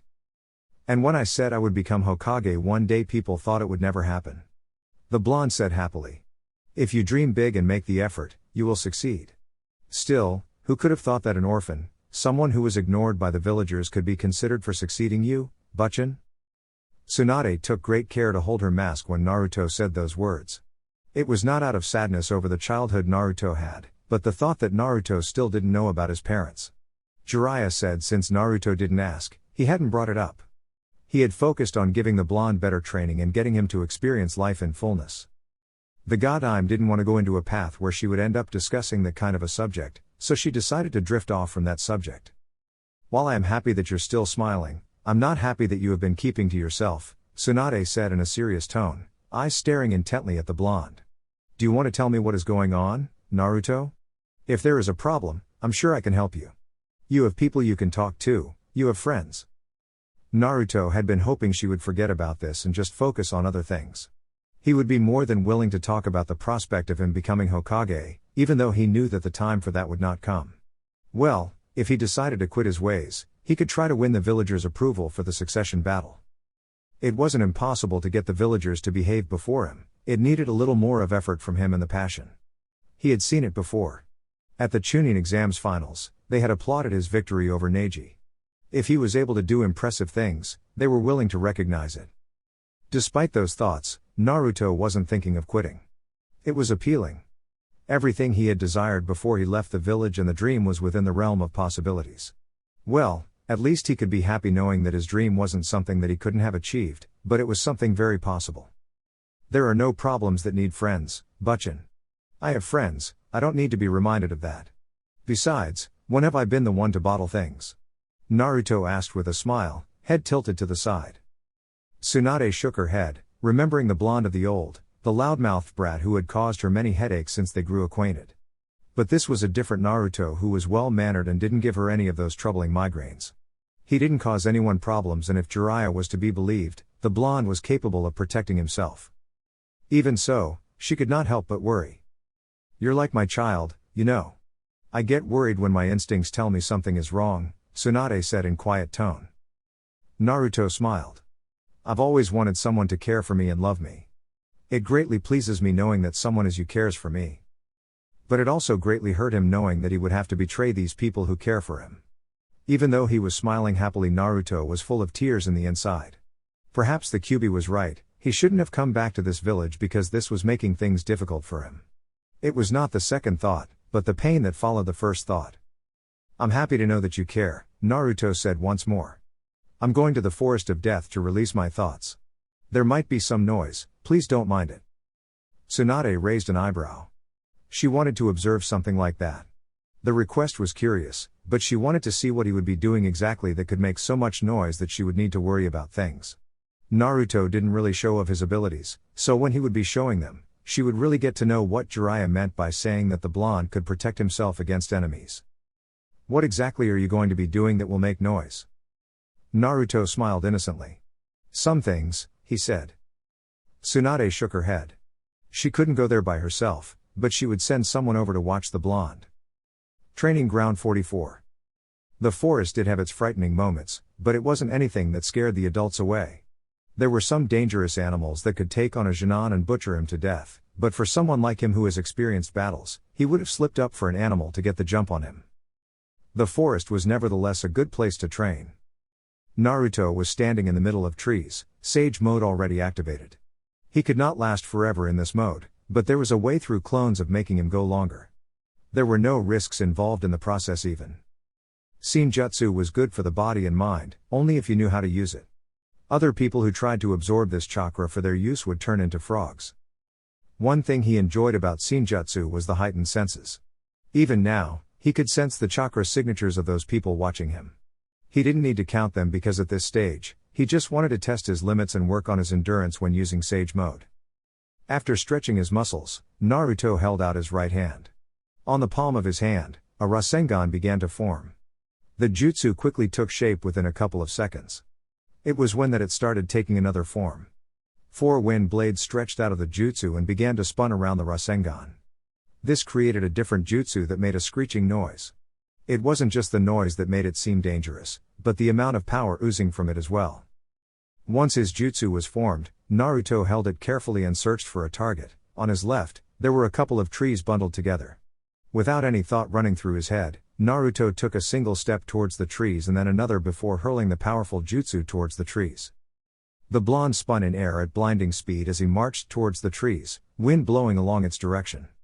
It didn't take long for the jutsu to hit the trees. Once the jutsu collided with the trees, it exploded into a powerful explosion that created a large dome of powerful wind gusts that tore through the trees caught within the explosion. The trees caught within were shredded into pieces by the rotating blades. Naruto didn't need to cover himself from the gusts of wind along with the debris that was flying all over. The blonde Uzumaki created a clone before jumping away from the cage Bunshine. While still in air, Naruto twisted around to face the clone. He held out his right hand with his eyes firmly on the clone. A Rasengan began to form on the palm of his hand, but it wasn't the normal jutsu. This one was massive in size, and yet Naruto still held it gracefully as gravity pulled him down. The moment both his feet touched the ground, he once again took off like a bullet, lunging toward the clone. His eyes were carefully watching. When Naruto reached the clone, he attempted to slam the massive Rasengan into the clone, but it did a quick jump to avoid him, and Naruto slammed the jutsu onto the ground, causing a large explosion that tore through the ground, creating a large crater. While still in mid-air, the clone held a hand seal, facing Naruto. Futon, Shinkigyoku. The clone exhaled several air bullet-like wind chakra towards Naruto in high speed. The jutsu was traveling at such a speed that it would make it almost impossible for one to dodge them all. Seeing the incoming attack, Naruto was quick respond. His speed may have increased because Senjutsu, but the clone was still using the same chakra as him. A mistake could see him with a couple of holes in his body. The blonde held out his right hand. Sage Art, Wind Reflector. Naruto exhaled dense wind chakra from his mouth. The wind quickly took the form of large shield in front of him. It formed within seconds, and was partly visible even to the naked eye because it wasn't pure wind but wind chakra. When the jutsu released by the clone collided with his shield, the jutsu bounced back to the clone, double the speed. Taking into the account that the original jutsu was already difficult to dodge without being hit, a reflection of it with double the speed made it impossible for the clone to dodge. It hadn't even seen anything when the bullets drilled through its body before it turned into a puff of smoke. Sensing chakra movement, Naruto twisted around to see what was attacking him. He didn't have a problem with the people attacking him at this moment because he could use someone who could be the object to take out his frustrations. A large black and white tiger was in mid-air, lunging towards him with its teeth bared and paws ready to slash across his face. Naruto's mask didn't change as he raised his right hand toward the tiger. He waited until it got closer. When it was just inches away from his hand, he flicked his index finger, muttering a few words. The tiger exploded into blank ink a second later. Naruto raised an eyebrow when the ink started falling on him. It started spreading as if it were alive. It was then that he recognized a formula within the ink. He might not be a sealing master, but he had enough experience with seals to recognize a sealing technique when he saw it. The blonde looked up when Danzo flashed into view along with his agents, Sai along with him. "Are you sure the seals will hold, Sai?" Danzo asked calmly as he watched the still Naruto. "Yes, it should seal off the Kyuubi's chakra as well as his chakra." "Good," Danzo said, but didn't say a word to Naruto as he removed the bandages around his forehead, revealing a Sharingan on his right eye. "Uzumaki Naruto, you shall become my weapon from today, henceforth." Chapter 3. Naruto didn't have any experiences with Danzo, but Jiraiya had warned him when he was telling him about the dark side of Konoha. The Sannin hadn't been wrong to warn him of the War Hawk. Sai had been brought into Team 7 in order to spy on him, and now that the teen has done so and brought some valuable information, the man was trying to make him his weapon? It was ridiculous. He had much to achieve in this world to be turned into a mere weapon of Danzo. The man was up to no good, and Naruto wasn't going to allow himself to be used like that.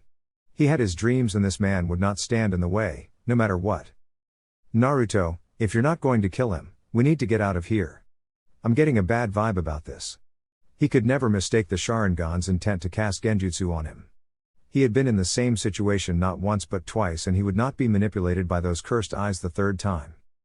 He was even willing to pump chakra worth 6 taels for Naruto's usage just for him to wreck Danzo.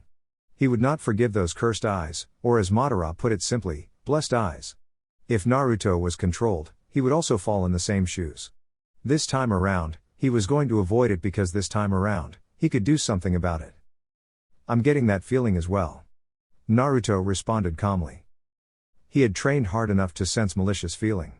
Besides, some battles were not determined by firepower alone, but some surprises could tip the scales. Naruto may perhaps have the most explosive firepower than anyone in the Hidden Leaf because of his hosting of the Kyuubi, but that didn't make him the most powerful shinobi. He was miles off from being the most powerful, and even those not Jinchurikis could still make fun of him in battle. Experience counted. He didn't have much of it, but he would still have to do more hazardous training to obtain a level of power that would it practical for him to step into the shadows. Naruto turned his focus on the old man. "Who could have thought that you had the Sharingan? In any case, I don't know much, but I will not become your weapon. He held out his right hand, summoning a long silver sword. The blonde blurred out of sight within a blink of an eye. His movements had been both shocking and fast because they hadn't expected him to be able to move with Sai's seal activated, and the speed hadn't been anything they were expecting. Naruto appeared in front of Danzo, his sword speeding through the air, heading straight towards the Sharingan the man had exposed. The War Hawk's expression did not change, but he was sweating in the inside because that wasn't something that he could dodge if he allowed it to hit him. No, it wasn't that he would have allowed it, there was just nothing he could do.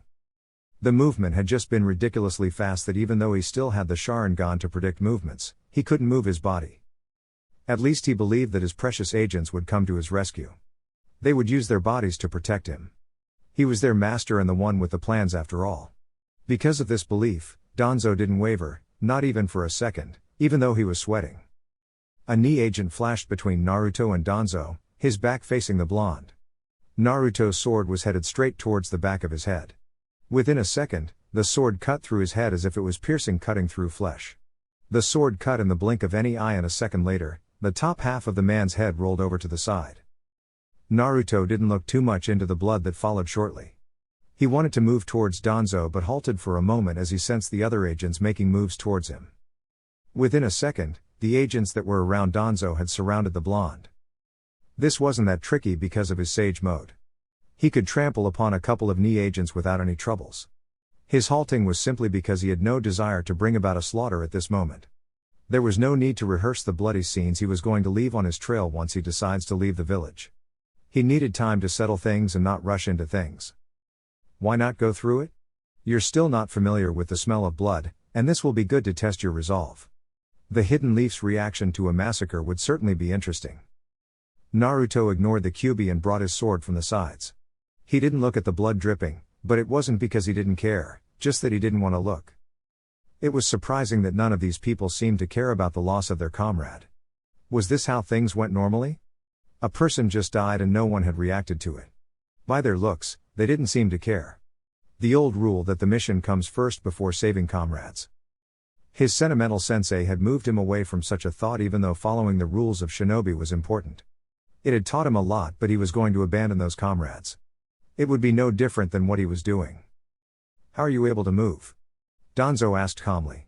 His dead agent didn't bother him, he was just another weapon that had served its purpose. He was alive because of the tool, it should have died with a smile knowing that it had done something good in its life.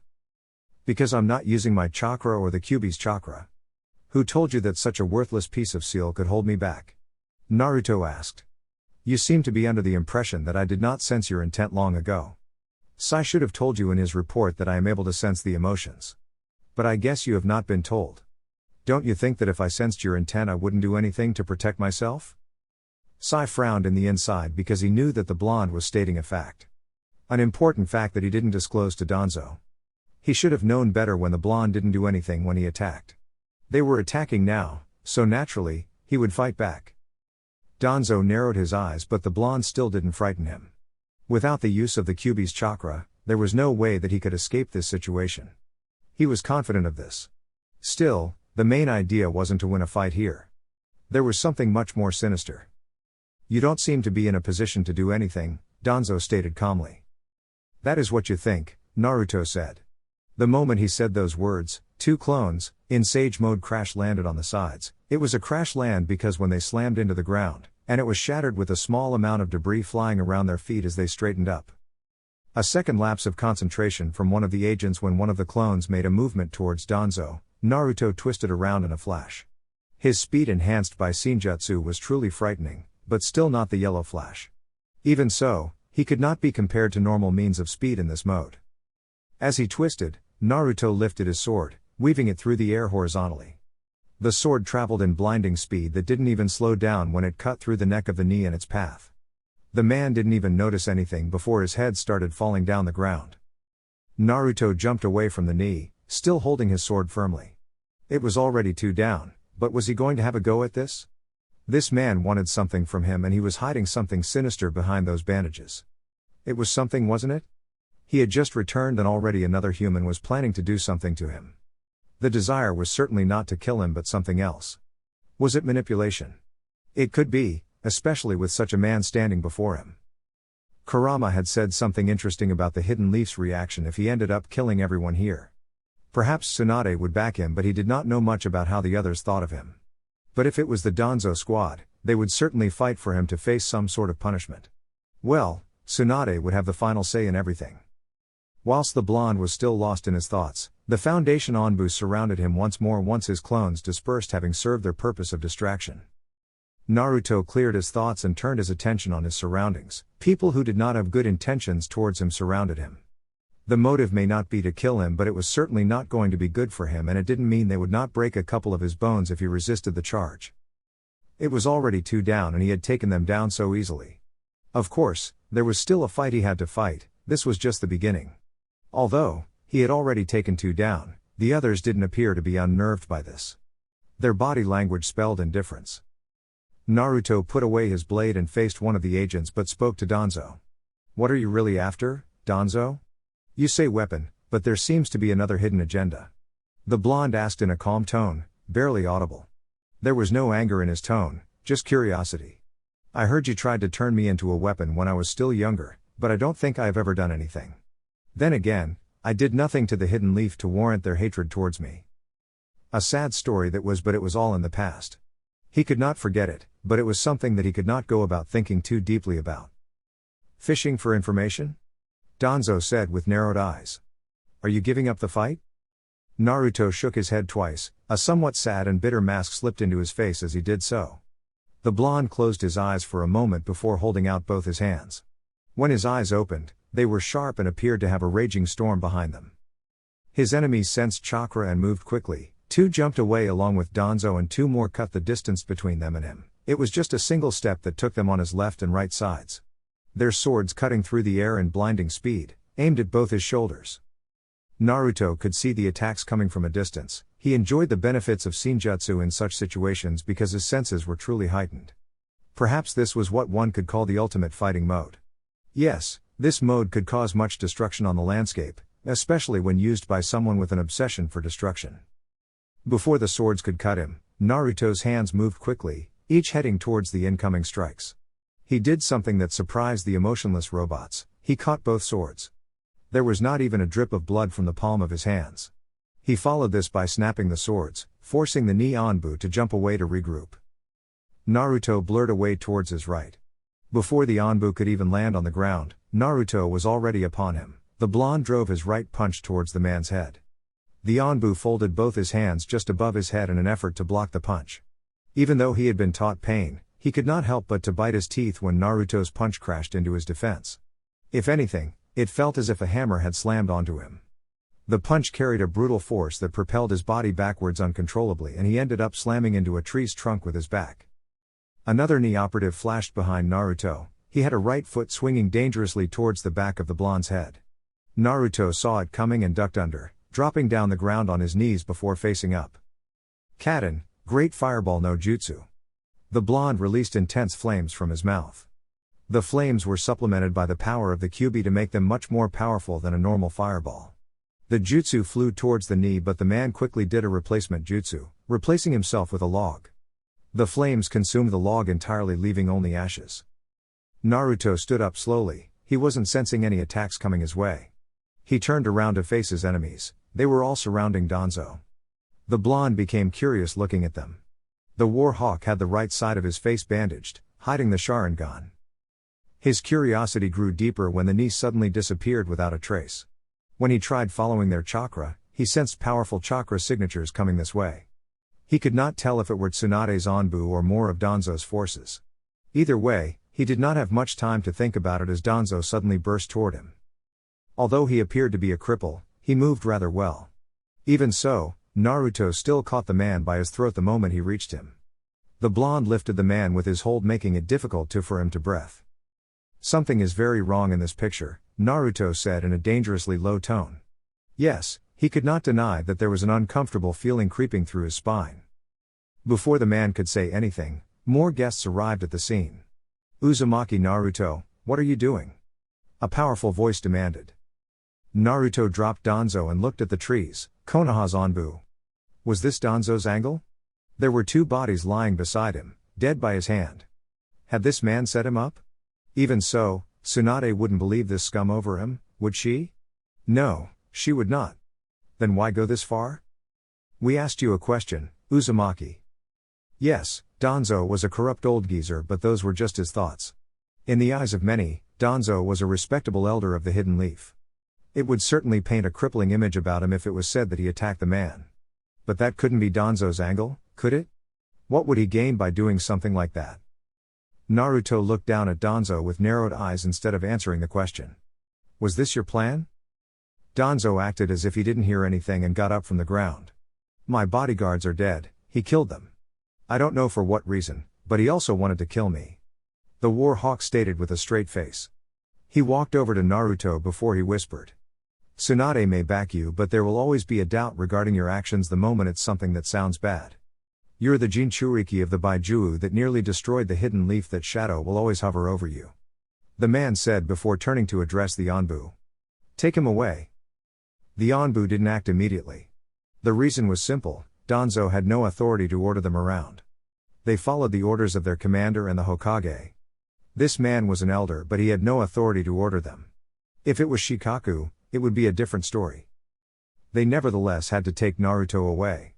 Protocol was protocol. Strictly speaking, they had to give Danzo the benefit of the doubt. Of course, they weren't taking Danzo's word as it was. They were Anbu, they would get to their own conclusions. Protocol, however, required that they take the blonde away. There would not be a need, but since he was treated as a flight risk, he needed to taken away. Uzumaki Naruto, you will come with us. The Anbu said as they walked towards the blonde Jinchuriki. You will have to come with us to the Hokage Tower, Danzo-sama. Danzo was still an elder, so unless the Hokage gave a clear order, they could not do anything to him. Neither Danzo nor Naruto resisted. However, as Naruto was taken to Anbu cells, Danzo was taken to seat Tsunade. It took just disappearing from the forest of death to Naruto appearing in front of cell. They didn't waste time in sealing his chakra. Naruto still did not resist when they sealed his chakra with seals designed for a Jinchuriki. He was put in a locked cell before they disappeared away. Naruto looked around the gloomy cell for a moment before shaking his head. He walked over to the wall facing him and settled down in a meditative posture with his face facing the bars ahead. Well, I didn't expect things to end up this way, Kurama said calmly. He wasn't the least concerned that the blonde had his chakra sealed. What surprised him was that from being attacked, they now ended up in a chamber of horrors, for humans at least. Perhaps they wouldn't be in this situation if Naruto had been a little smarter. Nothing would come out of reminding the blonde that except for amusing himself. Jiraiya did warn me against the man. It is unexpected, but I had been warned that he was dangerous. Naruto responded calmly. I guess the ball is in Tsunade's hands now. You think that woman will release you? Naruto nodded. She knows me well enough, and if Jiraiya was true, she wouldn't believe anything Danzo says about me. Do you trust her that much? Naruto nodded. Do not be disappointed when she doesn't. You of all people should know humans could never be trusted. When they start thinking twice, they will stab you in the back. We are even in this situation because of humanity's greed and treachery. That man wants my power. I can tell. I'm not deeply concerned about the treachery, Naruto said with a shrug. What worries me is how is this going to work for him? If he did his research, he should know that Tsunade would back me up at any day, so why do it? Is he planning something else? You'll know soon enough, Kurama said before closing his eyes. Meanwhile, Hokage's office. Tsunade had a murderous glare on her face as she stared at Danzo. The Anbu had told her what they had seen and what the elder had said to them. Naruto hadn't responded to their question, nor had he denied anything when Danzo said he was attacked. The god Im dismissed the Anbu. She really wished that Jiraiya was present in the village, but her former teammate had left, and if she doesn't send him a message, he wasn't likely to come back soon. He needed to be back in the village for Naruto's sake. This was a bad thing for Naruto, especially with his history. She hadn't thought that Danzo would make a move on Naruto in this fashion though. She had hoped that nothing bad would happen, but who was she kidding? Nothing ever went according to plan in this world. Things were always moving in another way, nothing ever going according to plan. At the moment, she just wanted to pummel the man down the ground and perhaps send him over to the other world. He was a relic of the past that shouldn't be living at this time and age. Yet, Tsunade had to hold her rage down before doing something reckless. If she did so, it would only add fuel into the fire, and that would definitely go back to haunt Naruto.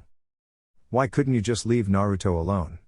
He just returned and the villagers were not looking at him in the same way as they did before he left. Tsunade was remarkably calm.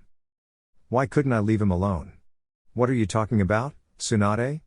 Your Jinchuriki attacked me when I went to greet him. He killed 2 of my men and had it not been for the Anbu showing up, he would have killed me as well. Tsunade snapped, her fist slammed onto her desk nearly shattering it. Her killing intent rose dramatically yet, Danzo remained unnerved. Enough with your nonsense, Danzo, she shouted angrily. Anbu. Get me Inoiki. It took about 2 minutes for Inoiki to be brought before the Godime. The Yamanaka didn't get to even say the first words as the Godime went on with the order the moment he appeared. Danzo has accused Naruto of trying to kill him. Take him away and prove what he is saying. Just to make sure that nothing gets out of hand, I want the village secured. Inoiki looked surprised with the command he was being given. To him, it was the same as being given the order to search the minds of his fellow clan hands. I'm fine with it, Danzo said as calmly. The moment the war hawk said those words, Tsunade's anger disappeared. Had she been stupid and blind, she would not notice that something was very wrong in the picture. The fact that Danzo was willing to allow Inoiki to get into his head was seriously troubling. It spelled danger and for a moment she thought of allowing the man to walk free but her curiosity got the best of her. Take him away, Inoiki. I want a response as soon as possible, Tsunade said. Hi, Hokage-sama. Inoiki managed some resolve before accompanying Danzo to the torture and intel division. Once they were gone, Tsunade settled in tense silence trying to understand the situation.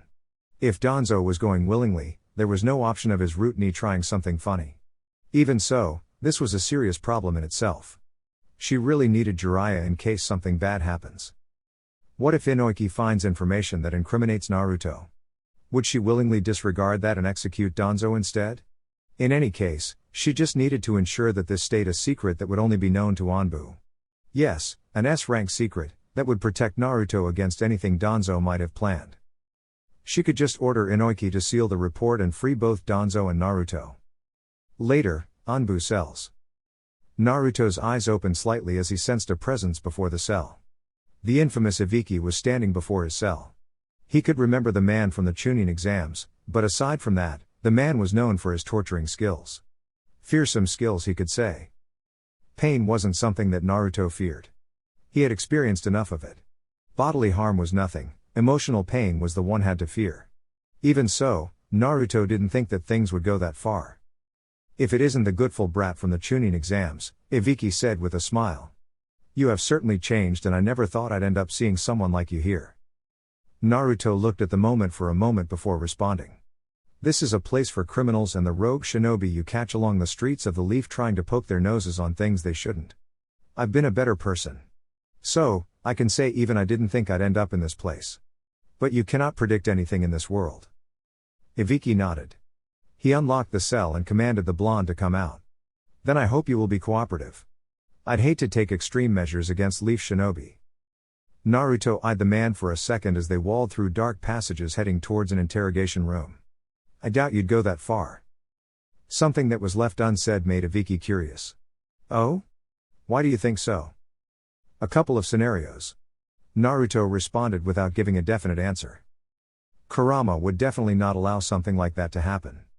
The seals that were suppressing his chakra were likely to be shattered and the Baijuu would go on a rampage.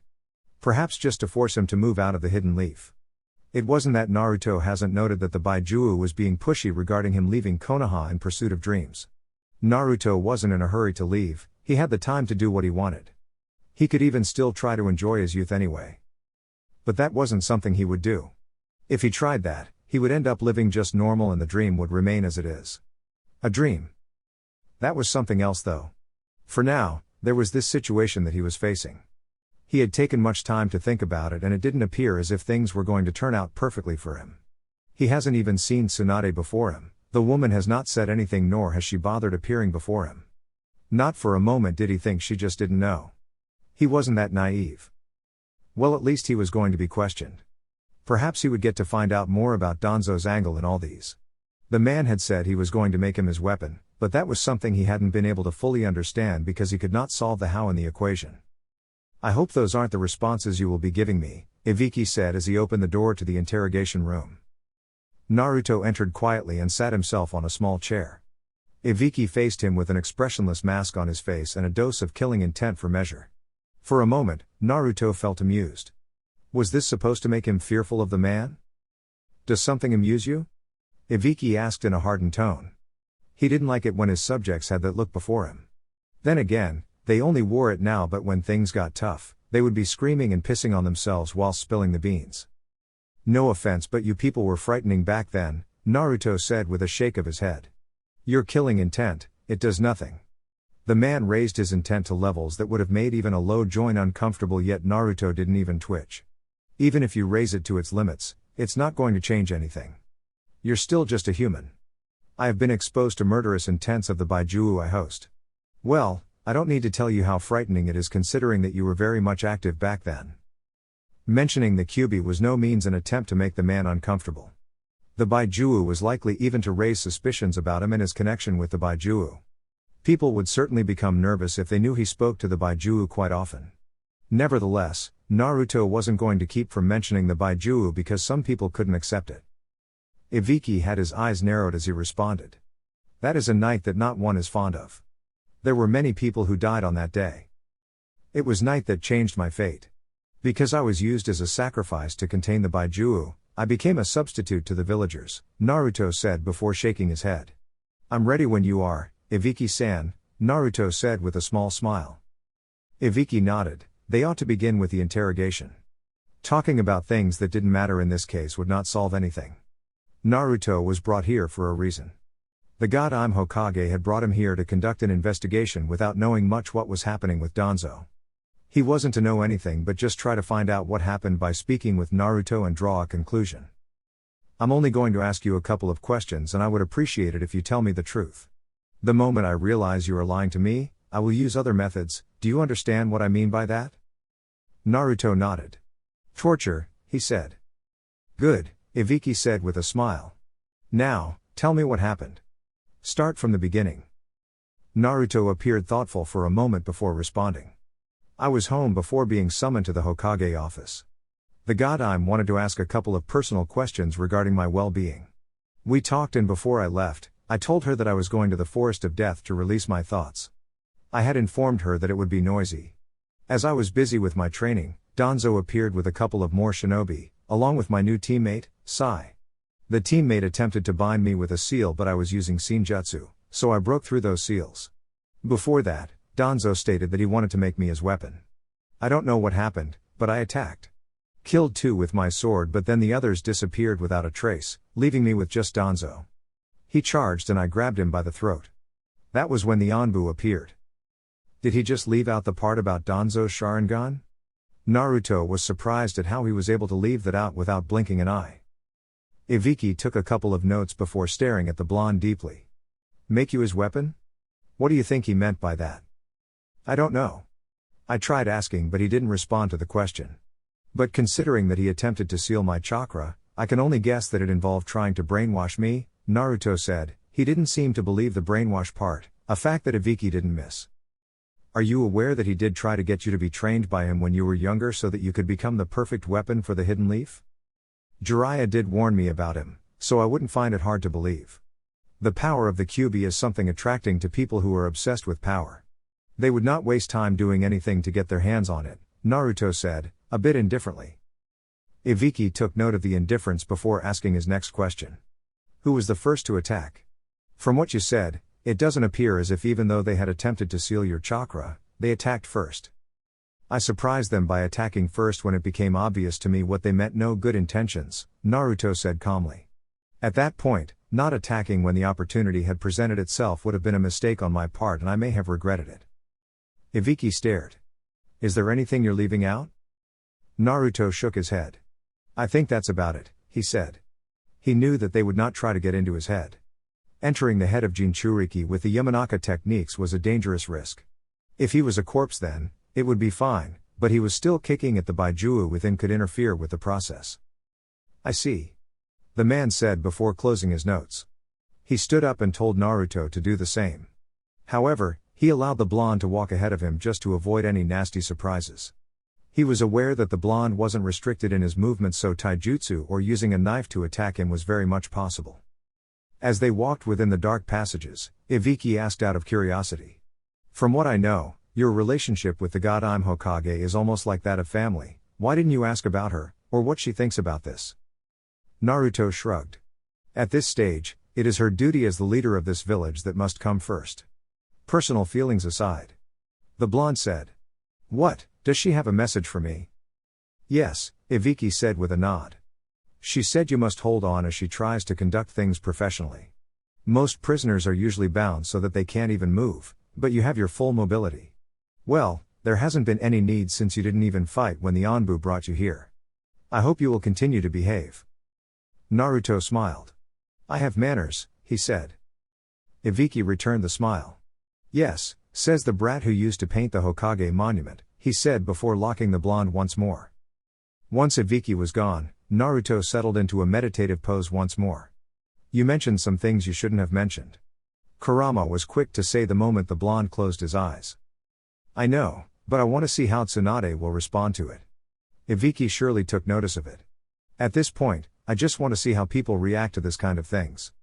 Naruto responded calmly. For now, I will just have to wait and see what will happen. Foundation bases. Danzo could not be more satisfied than he was at his grand scheme. Everything had fell into place so smoothly he almost felt like giving himself a pat on the back for a job well done. Of course, he just remained expressionless in the face of a good worked plan bearing him much fruit. Tsunade wasn't much of a problem, at least now when he had all the cards in his hands.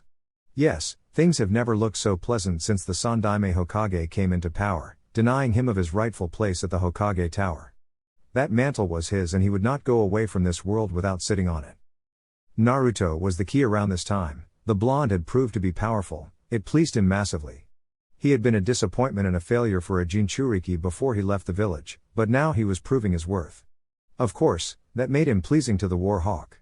If he could get his hands on the Jinchuriki and paint him black, things would work out well for him. There would be no one to stand in his way with the power of the most powerful Baijuo. Tsunade wouldn't do anything, especially with the way he set up things. Any public action against him would result in a massive outrage from the villagers. They loved her, but they also resented the Kyuubi and by extension, Naruto. If his message strikes the hearts in the way he wants it, they would surely not accept it if he gets punished whilst the demon gets away with killing 2 innocent members of his unit. When Sai appeared before him, Danzo gave his instructions. You should stay away from the light, for now at least. Naruto is going to tell them everything and they will believe him without getting into his head. I believe that they would not carelessly enter his head knowing that he is a Jinchuriki. In any case, until things settle down and Naruto joins the dark side of things, you will no longer involve yourself in Team 7, Danzo stated calmly. I do, however, have a mission for you. Sai merely waited patiently, he would move when the man before him commanded. He was but a tool after all. With how things were now, he doubted there was even going to be a Team 7. Sasuke didn't look like he was going to come back, and with things their way they were, Naruto could not live within the light freely. He would have to be somewhere he could not be seen by the villagers, such as in Anbu. I cannot allow Orochimaru to take Sasuke's body. He hasn't been forthcoming about the Uchiha's growth, but I have been hearing some things. You are to go to a location you will be given to meet with someone from Orochimaru for an exchange of information. Once that is done, send the message back and try to locate Sasuke. Don't go in, locate him, observe and then return. Hi, Danzo-sama. What was left now, was what? Yes, Jiraiya was going to come up with something and no doubt Tsunade wouldn't let this go.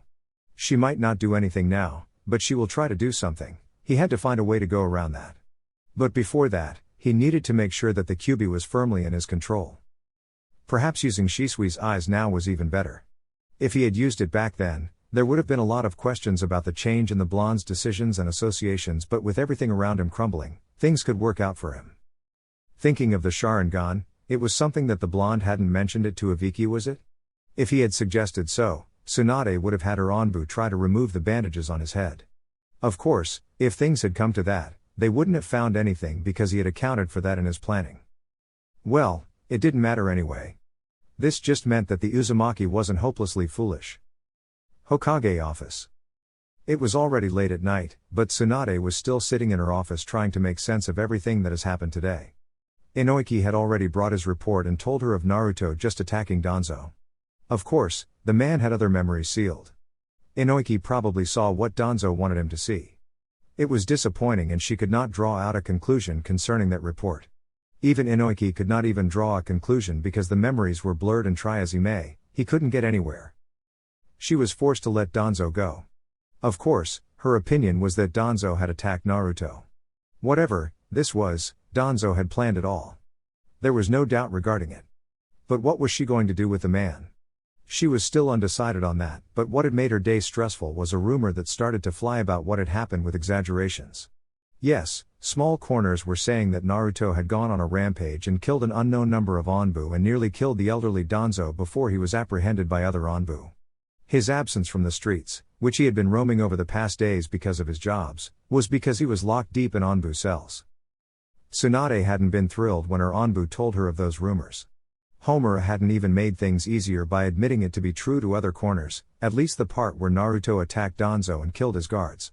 The entire village didn't know about it, but by tomorrow night, everyone would be talking about. Of course, she blamed Danzo for this. It was his plan to try to get Naruto mistrusted once more. She couldn't even release him because of it. If the entire village started talking about it, it would become a problem. Naruto wasn't just an average shinobi. He was the Jinchuriki of the Kyuubi. For years, the villagers had hated him and cursed his existence. There were still some who looked at him with doubt, but some had warmed up to him, especially with his showing at the Chunin exams. Even so, this rumor could snap everything back to where it was. Naruto was being controlled by the Kyuubi and was a threat. She certainly hoped that things wouldn't go to that point, but who was she kidding? The thought of the Kyuubi made the villagers of this village turn off their humanity and become intolerable animals she could not stand. Still, Tsunade truly hoped that things didn't revert to back where they were. It would drive Naruto to a corner. They may not do anything to him, but the stares and looks of mistrust, Naruto would only be reliving the days of old. She didn't want that for Naruto. Not when she was leading the village. Could it be that Danzo had planned this? If Naruto was hated and forced to walk in the shadows just so he could escape the villagers, or perhaps he goes to a point where he becomes mentally unstable? If so, it was well played by the War Hawk. He could move in if Naruto allows the hatred to get the better of him. The increasing pressure on him would only make it possible for shouts for Naruto to be controlled and monitored because of the increased risk of his escape from Konoha. The god I'm Hokage looked up to the door when she heard a knock. Ibiki walked into the office holding a file marked for the Hokage's eyes only. "You took your time," she said bit impatiently. "Forgive me Hokage-sama, but I was trying to connect a few dots and study my time with Naruto before writing down the report of my interrogation," Ibiki said before placing the file on Tsunade's desk. The slug princess stared at it for a moment before looking back at Ibiki. She didn't touch the report. "Start with the bad news," Tsunade ordered. "There isn't much, but he doesn't appear to be fond of the treatment he received from the villagers back then. He briefly touched on it and I could see that it wasn't something that made him happy. I could not detect anger towards the villagers. What stuck out the most was when he spoke about killing the two rude Onbu. He didn't blink, but just said I killed the two as if he was talking about the weather. There was nothing in his eyes. From what I know, he isn't experienced in killing people. His lack of emotion to death makes me question his mental status. The good news is that what he told me wasn't lie. From my eyes of experience, I can say without doubt that his story is true, according to him at least," Ibiki said in a calm tone. "He was cooperative and showed no signs of aggression. I believe him when he says that Danzo made the first move and said something about making him his weapon. Considering that it wouldn't be the first time he has made those intentions known, I don't find it hard to believe." That was at least some good news from a professional. Perhaps Naruto's testimony would fill in the blanks left out by Danzo. In any case, this was what she had expected. She had known that Naruto wasn't guilty of trying to kill Danzo. "Thank you, Ibiki. I will study your report and Inoiki's report before making a decision. I don't have to tell you that the contents of this report are not to be shared with anyone." "I understand, Hokage-sama," Ibiki said with a bow. "Good, you're excused." Ibiki turned away, but he suddenly stopped and spoke. "Hokage-sama, this isn't in the report, but there is something that Naruto left out about Danzo. I can't tell what, but there is something that he did not say. I thought if you spoke to him, perhaps he would tell you." Tsunade nodded and thanked the man once more. The slug princess didn't have the appetite to look into the report at the moment. What he had just said about Naruto, the bad, worried her. How could her Naruto, that naive little boy, kill without even blinking? Ibiki had said so. He hadn't displayed any emotion when he spoke about killing two of Danzo's root Anbu. In any case, there hadn't been any need to kill them, he could have just disabled them. That has always been the case with him, hasn't it? Beat them until they could no longer stand. Perhaps it was time to fully accept what Jiraiya had said. Naruto was no longer the same. She had been struggling to accept what the pervert had said about Naruto not being the same as he was. The issue Ibiki had raised was a little extreme, so much more that she was worried about his mental state. For a Jinchuriki turning into a heartless killing machine, that was not wanted. It would raise fears. He certainly wouldn't become like Gaara, would he? Tsunade shook her head. Naruto wasn't like that. There had to be a reason. She nodded and looked at Ibiki's report. She went through it speedily and was pleased when she finished reading it. There was nothing to worry about. She could consolidate the report into one, but now she had to worry about to handle that snake. Yes, she wasn't above using old information to throw him into a cell. However, knowing that Danzo would not willingly settle down, she had to plot wisely to ensure that his cronies were handled. That would be a long process that would involve dark arts, but she wasn't above taking such measures, especially when it dealt with that deceitful snake. Once Jiraiya was back, she would begin with the plotting. She should have done this long ago. Even her sensei should have done so. Midnight, Anbu cells. You just step away from the village and when you come back, it is already on its feet. What was just wrong with this village and the plotters? Kakashi had been shocked just learning that Naruto was in Anbu cells. He had thought someone was pulling a fast one on him, but it turned out to be true. Even when he was tired from his mission, he could not settle without seeing the blonde. He had asked for permission to be allowed to see the blonde and they'd allowed him. The Jonin stopped by the dark cell and looked towards the son of the Yondaime Hokage. What has this village done? Would his sensei ever rest in peace? This village resented and ignored the presence of his son, the son he wanted to be seen as a hero, and now it had locked him in a dark cell that was preserved for criminals. Naruto wasn't a criminal, sure he has changed, but he didn't deserve to be in this place. Naruto, Kakashi called, just to see if the blonde was asleep or not. He was in that meditative position, but his eyes were closed and he hadn't reacted to his presence. The blonde's eyes slowly opened. They were just crystal blue, staring back at him. The Jonin did his weak eye smile. Yo! He attempted to lighten the mood. It didn't work. Kakashi-sensei, what brings you here in the middle of the night? If I was someone else, I'd think you were here to break me out, Naruto said calmly. Well, that would be something interesting. It would change a whole lot of stories that needed to be written. I just got back, Kakashi said.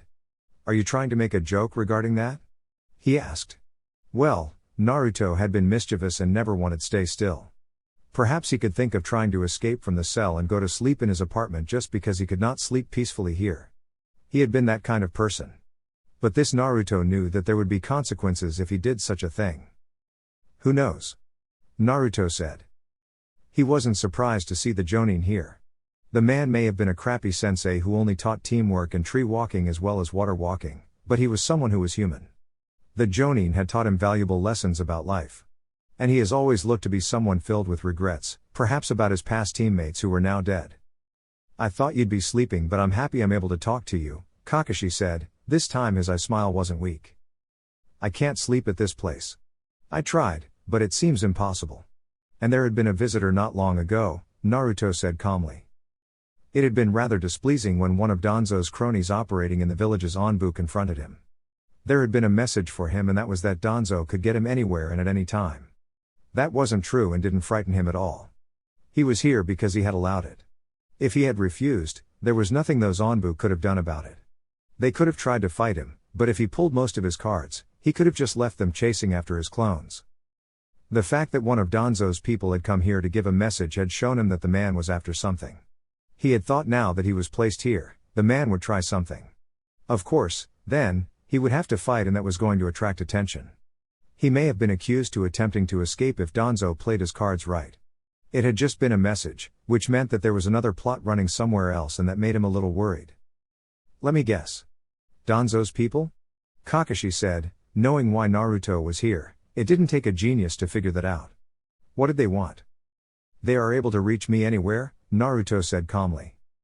Kakashi was silent for a couple of moments before speaking once more. How are you holding up though? Considering everything that has happened, this is unfair to you. Especially with Danzo walking around the village without any charge on his head. The Jonin sounded bitter about it. You're not even questioning anything? Naruto said. I worked with him before, I know his tricks and I know you, Kakashi said a bit carelessly on the last part. Naruto nodded. Considering everything, huh? My life hasn't been easy. It has been disappointments after disappointments. Our time with Team 7 was fine though. Now, it was perhaps the happiest time of my life. Sakura, you, and Sasuke. Of course, with the latter, it ended with betrayal and a stab in the chest that would have killed me if I wasn't a Jinchuriki. Well, that wasn't the first time he had tried it anyway. You stopped it last time. When I returned, everything seemed fine, the villagers seemed to have changed slightly, of course there were still some eyes, but for the most part I could walk within the streets and do missions without any burden. Just when you think all is well, boom, Danzo appears and says he wants to turn you into his weapon. Long story short, I end up being here. This is the kind of life that I live, but honestly, Kakashi, I don't know if I'm okay. Right now, I don't want to think too much about my happiness. When I get out of here, I will think about it because then I will know what will await me. It can't get worse than this, right? Kakashi flinched with that last question from Naruto. No one should really say those words because they appeared like a curse. Yes, it was going to get worse than this. Today was nothing, but tomorrow by midday, Naruto would no longer be able to walk in the streets freely.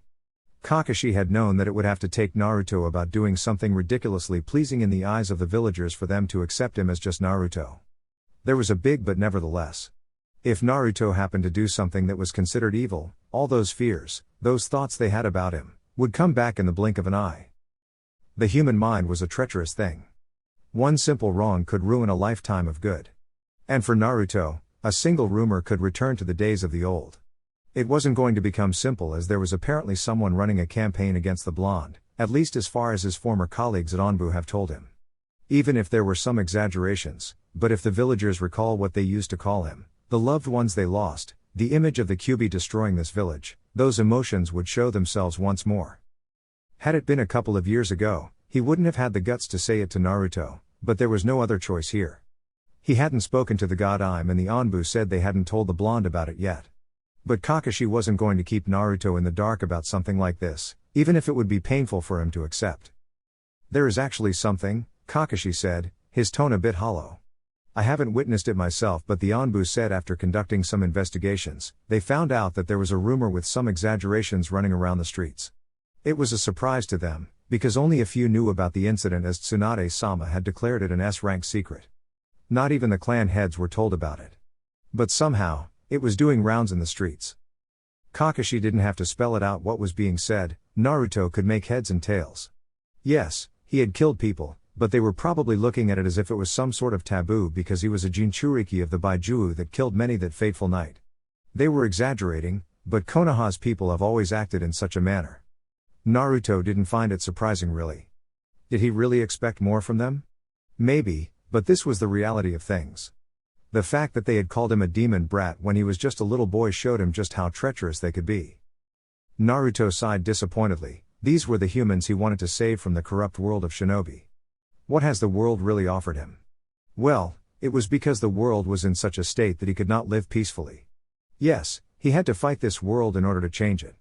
There have been people who say that the world was wrong simply because they wanted to push their agendas, but in this case, Konoha was well and truly wrong and he wasn't the only one who could attest to that. However, he was the only one who was going to do something about it. The bright color that had been in his eyes dimmed slightly before he responded with just 2 words. I see. I believe that Danzo was after this. If this pushes you into the darkness, it would be much easier for him to get his hands on you. People in pain and starting to doubt life is much easier to corrupt. In Danzo's world, he must think that you will be corruptible. A little push is all that is required. He's probably thinking that he can convince you that you no longer have a life in the light but should operate in the darkness, Kakashi said. He didn't know what was coming over him to say all these. Perhaps it was that he was angered by this scheme from the War Hawk. He is rather good at this kind of tactics, Naruto said. If the rumor expands to the entire village, it is going to take me saving this village from complete destruction for them to see me in good light. The blonde sighed, shaking his head. Thanks for letting me know, Kakashi-sensei. I will think about it more along this sleepless night. Kakashi stared at Naruto for a long minute, trying to figure out what the blonde was thinking, but he could not think of anything. Well, Naruto has always been strong, unlike him. The Jonin shook his head. For a moment, he felt miserable at being unable to do anything. When things had been difficult, Naruto's father had been always with him. A pity, from what he heard, Jiraiya hadn't even told Naruto about his parentage. One of these days, he was going to do it, but he figured it would be something that would only hurt the blonde more. Even so, it was still something that needed to be done. There was so much weight on this, Kakashi just felt like sitting by next to the bars, perhaps even doze off. He didn't even have any other story he could share with the blonde. Did it feel like he was abandoning the blonde by leaving him alone here? Sasuke was already gone. He didn't want to lose Naruto too. There had been blunders he made as the sensei of Team 7, but he was man enough to admit that. Of course, it didn't change anything, but he knew, and admitting it wasn't to make himself feel better. Naruto closed his eyes, seeing that Kakashi was having a debate within his head. I see that you have a lot to think about. You should go somewhere you will be able to think clearly, Kakashi-sensei. I also need to do my thinking. Because if I leave this place tomorrow, a whole new world will be awaiting me. I must be prepared to face that. Kakashi slowly nodded. Another weak smile graced his expression, but he did not move, not until a couple of minutes flew by. Once Kakashi slowly retreated, Naruto opened his eyes. A cursed life, huh? Just a day ago he was agonizing about the fact that he was going to betray his friends, and now he was being taken back to those miserable young days he had experienced in this village. His mind was a lot different now, and it felt as if he could get frustrated. But he knew, if he allowed such an emotion to grab him, he would learn to resent people, like murderously resent them. For the path he was going to take, it would be easy for him to get lost. He could not allow hatred to find a room in his heart. Perhaps he would have some stored away, but he would not allow it to control him. If he allowed such, he would certainly live with the regrets for the rest of his miserable life. It wouldn't be a bad thing if you get lost in that way, Kurama suddenly said. If tomorrow becomes unbearable and the villagers return to their ways, what would be the use of trying to create a better world for these people? No one would blame you if you thought of destruction rather than peace. The Baiju said. But I know you're not going to follow that path. Either way, humans are such despicable creatures. The bigger question though is, are they worth saving? I'm also a human. Naruto responded calmly. Perhaps my methods and the way I will take will let me take the mantle of God, but I will only be playing God. Well, not with the current power I have. I'm strong but not almighty powerful to take on an entire village. Of course, your power makes me ridiculously powerful, but I have yet to master the control of it. Before the journey even begins, I must bury myself into deep training. If you knew that, you shouldn't have even returned to this village. If you even leave now like this, no one will blame you. The villagers will be happy you're gone. You'd love to leave the village when there is a chance of freedom. Naruto said calmly. I will decide when to move. For now, I'm interested in understanding how these people think. Why would I want to save people when I do not even understand them? You execute jutsu flawlessly when you know everything about it and are a master of its element. I must know more and understand more before I start acting like a god. Well, at least to myself. To this village, just the demon they knew I was. Chapter 4. Tsunade stood still in front of the bars, keeping Naruto locked up. There were so many things that the mischievous Naruto could have done whilst he was here. Most would be fueled by stupidity and the thought that he hadn't done anything wrong. It was true that he hasn't done anything wrong, but he was being mature enough to keep calm throughout this issue.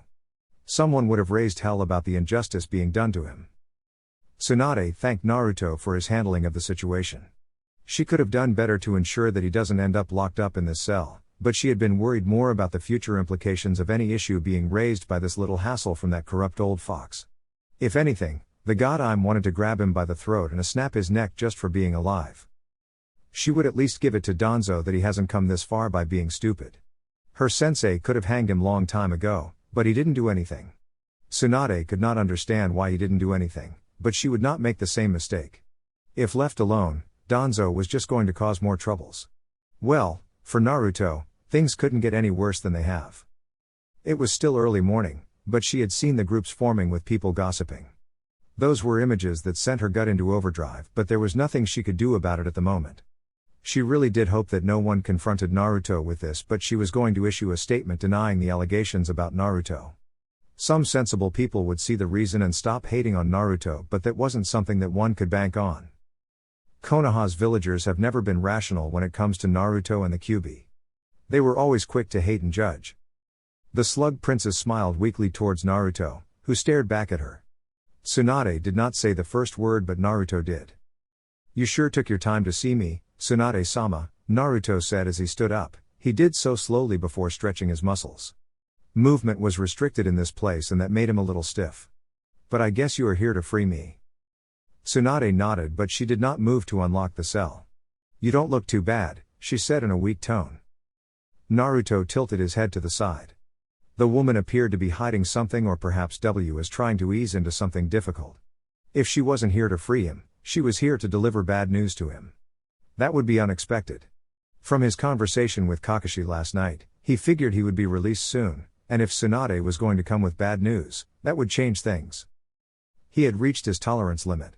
He wasn't going to stay here any longer, but it would depend on what the God Hokage was saying to him. If she was promising him something good, then he could tolerate this a little longer. He also knew that it wasn't safe here, knowing that Danzo could get to him at any moment he chose. "I think I have had worse than this," Naruto responded in a measured tone. He did not voice his thoughts to the God, he waited on her. Tsunade's mood just seemed to worsen at that.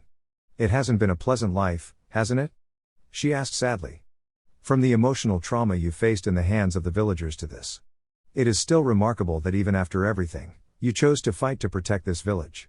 If there was someone whose loyalty should never be questioned, it would be you. We are here, you are being accused of trying to kill Danzo. We have cleared you of any wrongdoing, and normally you would be free to do anything you want, but because you're Uzumaki Naruto, there is always something happening." Naruto narrowed his eyes thinly. This was perhaps something that had to do with Danzo's intentions. It wasn't a pleasant thing to swallow. Honestly, he was starting to fear for the worst now, because really, Naruto didn't want anything forced. Any forced movement would alter things in ways that he did not want. Well, nothing really went to script, isn't? You could never plan for life to play it in a certain way. There were always going to be forces greater than you which will push things out of your control. If Danzo planned something sinister, then he could not control that, and it would certainly change things for him. Naruto shook his head. Was he forgetting what Kakashi said to him the previous night? The villagers were acting funny. Naruto did not voice those words, he simply asked the God, thinking she had something different to say. "What is it?" Tsunade noted that Naruto's tone displayed no emotions when he asked. It was almost as if he was daring her to say bad news if she wanted to see his reaction to it. The God shook her head. Perhaps she was overthinking things. "I won't say anything, but it will be better if you just see it yourself. It won't be something you will like, more like a return to those bitter old days of yours. I am sorry for this. If there was something I could do to have stopped it, I would have." The woman sounded in pain when she said those words. "Meet me in my office when you are ready." Tsunade said those words and unlocked the cell. She walked away from the blonde Uzumaki without saying anything further. Naruto stepped out of the cell, but he did not feel free. There was no freedom raining down on him. If anything, the world just seemed to get heavier and oxygen a little more expensive, that he had to labor for it. He feared the world that he was going to see. Kakashi didn't paint a good picture, and Tsunade has just made it worse. About 10 minutes later. To Kurama, this was both laughable and sad. He had first laughed when he noted what was happening in the streets of the Hidden Leaf. The villagers were doing what they used to do before. Well, it wasn't exactly the same, but there were stares and hushed whisperers as the blonde moved about the streets. It hadn't been funny, but the Baijiu had burst into laughter before calming down to look at it sadly. He didn't think a couple of nights in Onbu cells would result in the blonde going back to that old life. He was sure that perverted Sannin was going to preach for Naruto to do more good for the villagers, to prove himself to be a good person. He had been trying that, but now he would have to do that all over again? Kurama didn't think so. He would not have the patience to do something like that. Hell, if Naruto freed him now, he would not have a problem in making this village a former hidden village. Yes, there was no Yondaime Hokage this time around. He could wipe out this entire village within a couple of minutes. The perverted Sannin wasn't here to summon those toads to stand in his way. There was no one remotely powerful enough to stand before him. Kurama thought of tempting Naruto. "If you're tired of all these, I have no problem in letting loose," the Baijiu said. "I would even be content with staying in here for a little while longer without any thought to escape the seal," the Baijiu said devilishly. Naruto's form appeared before the Baijiu. The blonde was wearing an expressionless mask on his face, it was just dead of any emotion. When he spoke, the tone did not betray the expression on his face. What makes you think I would even go that far? Kurama shrugged indifferently before replying. I don't know, what about the anger and hatred I feel from you? What, you have taken enough, don't you think I can't sense those emotions from you? You do enough to control them, but someone would have snapped already. It nevertheless doesn't change the fact that you have them deep in your heart. Naruto was silent for a couple of moments. I'm not that ignorant that I would fail to notice the emotions that I have. He was very much aware of the negative emotions he had in him. They were buried deep within his heart. He tried to suppress them, but this kind of reality made it very difficult. There was a little voice inside his head telling him to punish this treachery, to do something about this. What had he done to these people to deserve this? Just a little rumor and the fact that he was locked up in Onbu's cells and they were ready to revisit their old memories. Had it been someone else, they wouldn't have cared or even react in such a manner. He was different from everyone else. He was the host of the Baijuu that killed their loved ones. To some of them he sheltered the Baijuu and to some he had been the Baijuu itself, such a sad reality. Now, the Baijuu must influence his decisions, he must be going insane. What was Danzo trying to achieve from doing all these? Did he want to isolate him so that he could manipulate him a little easier? A foolish move. It had its consequences, but he was simply not going to allow that snake to manipulate him because he was feeling lost. He wasn't that stupid to forget that this was because the man started the fire. If Danzo thought he could manipulate him, then he was as arrogant as Orochimaru thinking he could destroy the hidden leaf. What are you going to do about this? You should know that as things stand, even if you wanted to be in their good graces, you would have to save them from total destruction for them to look at you fondly. Even if such an event were to occur, would you even be motivated to save them after everything? Naruto refused to respond to the question. It was something deep that would get him having thoughts he did not wish to have at this time. He had to face the god I'm Hokage. No wonder the woman looked as if she was carrying the entire elemental nations over her shoulders. The situation was bleak and could destroy any hopes a person has. Why are you talking as if there was a plan to stay in this village forever? Naruto asked the Kyuubi. The situation wasn't desirable and he hadn't done anything to make these people hate him, but there had been no intention from his side to kiss their behinds in an attempt to get them to like him. He could discuss ways with Tsunade, but it was all just going to be pointless talk because he had plans to leave this village for something greater. This would just make it easy for him to leave. Of course, this didn't mean that this situation didn't wound him. Kurama's response wasn't immediate, but it did come. With you dwindling around the village, I thought you would be having second thoughts. The moment you were arrested, you could have broken out of the cells and make your escape. With what you're going to do, will attempting to kill Danzo really be the worst thing you would have done? Naruto nearly frowned upon hearing those words. Yes, he was going to do so many things, many unspeakable things. This was just wrong because the villagers hated him for something he hadn't done. It was all just rumor, and the fact that he was walking within the streets should mean that he was cleared of any wrongdoing, but they were still looking at him with suspicious eyes. Perhaps he was being hesitant on doing what he had planned on doing. It wasn't going to be an easy road. I have my reasons, but this isn't something that should really get me down. Naruto said those words with a sigh. He stopped walking for a moment and looked up with his eyes closed. He sucked in the cold air, trying to get a feel of the village. He opened cold blue eyes and held out his right hand, looking as if he wanted to catch the sun. One of these days, I will stand in this village wearing mourning clothes, and this village will learn to resent my name more than it has yours. Kurama smiled. Now there is some resolve in your tone. The nine-tailed Baijuu said. It might be because I am a little bitter, Naruto said with a shake of his head. Wouldn't it be something else if I could raise my hand like this and make clouds? From them, we would decide on whether to cast lightning jutsu or water-based jutsu. Perhaps with even a little of wind. Kurama was silent as he thought of an image Naruto had just painted. You'd have to be a god to do something like that. The Baijuu said a bit sarcastically. Holding the title of kami wouldn't be so bad. Only gods can change the landscape and how people behave, Naruto said calmly. People fear power and only those with power influence the masses. Even though I will have to force my will on people, I won't mind much because the end game will suit what I desire. With your power, it shouldn't be impossible to achieve, even if it takes 10 years, with an army clones that should be like 100 years of training. With my power, I should be able to source any shortage of chakra. The Baijuu said. But you should be able to build up your own chakra stamina. To cast such powerful jutsu you'd need vast amounts of chakra. Naruto continued staring into the sky before responding. I can imagine. I figure trying to create thunderclouds would mean having to form storm conditions. Just having to create that condition will mean using a lot of chakra. The blonde said calmly before looking at the road ahead of him. How much more chakra did someone like Hashirama have?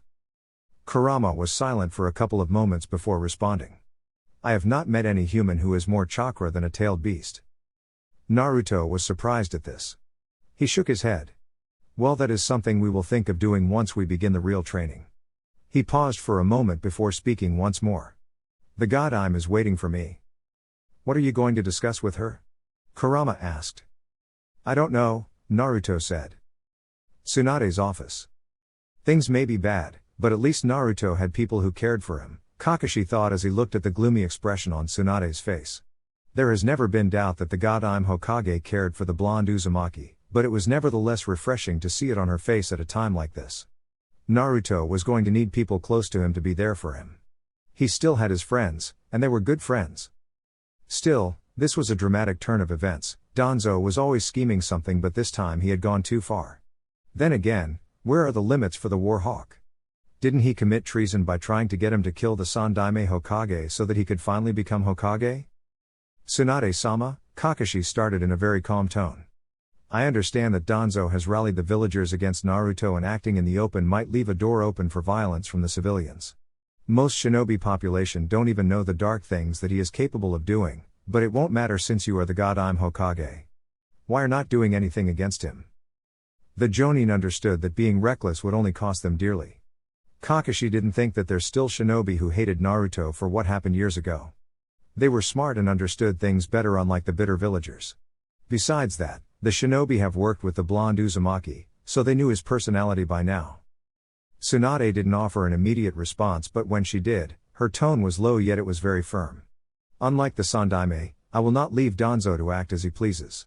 At this age, there is no need for him to operate, and I will shut him down. Of course, I understand that he will not simply lie down if I choose to force the issue. It will be either fleeing or putting up a fight.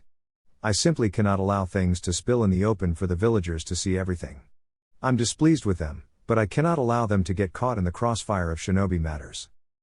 Danzo will be dealt with, and we will do it in a way that erases his existence from this village along with the foundation.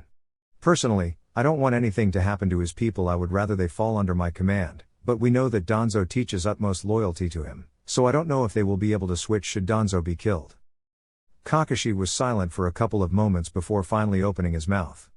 You don't want to cause unnecessary bloodshed? Tsunade nodded. I can't use the term innocent because I know there are things that they have done that can be considered treason. Sai came in just to spy on Naruto for Danzo. We knew that, but we didn't think that it would lead to such a situation. They are all guilty as their master. Yet, she was not willing to have them all killed along with Danzo in a very SS rank mission. What about Naruto? I know he just got back, but it would be best if he went away while I try to solve this Danzo issue, or he could go away after we have solved things, Tsunade said calmly. This is just a thought, I don't know if Naruto will accept it. We have to do what is best for Naruto, mentally. For now, the village can wait, Naruto's mental state and happiness must come first. This wasn't what they taught at the academy, but it would do in this situation. The village was the one that was wrong in this situation. Naruto could be afforded the chance to put himself first over the village as long as there were no treasonous thoughts, and as the Hokage, she consented to it. She would not care what anyone says or what the clan heads have to say about it. The decision was hers, and she would do what she felt was best for everyone. The village calmed down with Naruto present. Amway. She could try to make them see sense and expose Danzo's lies to them. Nodding to herself, Tsunade was going to work on that. She was going to let them know that they should be ashamed of themselves. Naruto was innocent and Danzo was the guilty bastard who had tried to take away Naruto for the Kyuubi's power and resorted to dirty tricks when that failed. If she so wished, she could even tell them that the reason the blonde Uzumaki was chosen to be the Kyuubi's Jinchuriki was because he was Minato's son. They could deny it all they liked, but pictures of a pregnant Kushina along with Minato were there. Even a stupid person would ask what has happened to the child of the Yondaime Hokage if his wife had been pregnant days before the Kyuubi incident. Kakashi did not dispute the thought of Naruto taking some time away from the village. There was not much that the blonde Uzumaki could do to change the situation at the time. Before the Jonin could say something to Tsunade, there was a knock at the door. Tsunade didn't have to say anything for Naruto to open the door. There was a bit of a chill air that swept into the office when the Uzumaki walked in. He didn't say anything though, but just settled on the free chair beside Kakashi. When no one said anything, Naruto spoke. "I wasn't expecting to see you, Kakashi-sensei," Naruto said in a very calm tone. "When you said things had changed, I thought it wouldn't be as bad as I had feared," Naruto said to Kakashi in a quiet tone. "Well, it isn't as bad as it was last time around when walking around the streets was like walking inside a steam-hot pot." He didn't have to think on whether he could live with this situation because he wasn't going to live in this village for much longer. He was going to leave at any moment, even tomorrow or the moment he leaves this office. He could disappear from the Hidden Leaf for a couple of years. There was so much training that he had to do and so much more he needed to learn. He didn't need to see his friends. Seeing them look gloomy over his situation would just make him feel miserable about leaving. He knew that they were going to have some second thoughts. They were going to look at this and only say it is because the villagers treated him in this manner that he decided to flee the Hidden Leaf. He could not avoid it though. Ideally, he would have liked to leave on better terms, but this was not what he expected. It wasn't going to change anything nevertheless. Kakashi quietly absorbed Naruto's words before thinking about the younger days of Naruto. The blonde had bravely walked around the Hidden Leaf even though most villagers held contemptuous thoughts about him. He hadn't minded, but just walked with a brave face, a wide grin, and didn't seem to care about anything in the world. But that statement now just revealed that he did care about things. There had been those lonely looks when the blonde was alone, those questions that the Sandaime faced when he went to visit Naruto in his apartment. There was no doubt though, Naruto had been happy in Team 7. They had been like a family. Kakashi cherished those memories and he was sure his blonde student held those memories more dearly than anyone else. It was perhaps the only part of his life that made him happy. "What do you think about it?" Kakashi asked, just to see how Naruto would respond. Naruto stared at Tsunade's eyes for a long minute. A sad smile flicked through his expression for a second before being replaced by a neutral look. "It's really sad. I've never really given myself the moment to hate because I realized it wouldn't make me happy but much more miserable than I was. It turned out to be the right decision when I enjoyed my time in Team 7. Even at this stage, my thoughts are not mixed, but I cannot say that I hate the villagers for this. Perhaps I'm being cynical, but when it is coming from them, I don't think I should lose my sleep over it. That doesn't mean that I love every moment of this, not at all. I don't even understand why they could go back so quickly. I don't want to understand. My thoughts of Danzo are different altogether." The words were a bit cold, but there didn't appear to be any dark thoughts lingering around the corner when the blonde spoke, not even when he spoke of Danzo. Tsunade was curious. How could he not come to hate the villagers for this? Was he just ignoring the negative emotions instead of dealing with them? If he was just pushing them at the back of his head, then he was probably going to explode one day. "Why don't you want to understand?" Tsunade asked, her tone hardened. Naruto raised an eyebrow at the tone. It sounded forceful. But he didn't mind responding to it. "Honestly, I want to say I just don't care about it anymore. If my dream was still to become Hokage of this village, then I would be worried, but that isn't a priority for me anymore. Life is something else, isn't it? Before I left, I shouted being Hokage and really, it looked as if it would be possible when they cheered for me at the Chunin exams. With humans, anything can change. I have changed and they change every morning. One little thing about the Kyuubi and they are ready to abandon all the good memories and focus on their fears. Well, fear is a powerful thing, it can manipulate even the mightiest. So many decisions are taken because of fear, but that is life, unfortunately, for me." Tsunade frowned. She didn't want to think deep about this. She was already thinking too much about this thing about Danzo and how to deal with him. Jiraiya could deal with this. From what the Sannin has said, the blonde Uzumaki was very close to him. She could not penetrate through that cold exterior. The God I'm Hokage sighed before shifting to the main subject. "I called you here because I want to discuss how we are going to deal with this issue. Although I don't want to admit it, but you have grown and you need to know.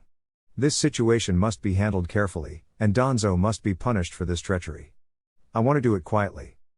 Naruto didn't smile at hearing that, he just tilted his head to the side, thinking about what the Slug Princess might be trying to suggest. There was something big that was going to happen and Naruto wasn't sure he wanted to be part of it. Then again, it could be his farewell message. Trashes like Danzo were the first ones who needed to be destroyed for a better world to come. "I see you trying to convince the villagers that I did not try anything and that Danzo was actually the one who attempted to do something to me. It would be hard for the villagers to believe. They know what the Kyuubi can do and they know Danzo is one of the village elders. Shinobi population wouldn't have troubles, but civilians don't know anything. Between the host of the Kyuubi and a village elder, who is credible before their eyes, who do you think they will believe? Tsunade sneered in thought, but she gave Naruto a firm response. They will believe that snake. However, I'm still Tsunade, one of the legendary Sanins. When I came back here, they were singing my name. I will remind them it was you who convinced me to come back, and if they think I would lie like that to them, I will offer my resignation as Hokage.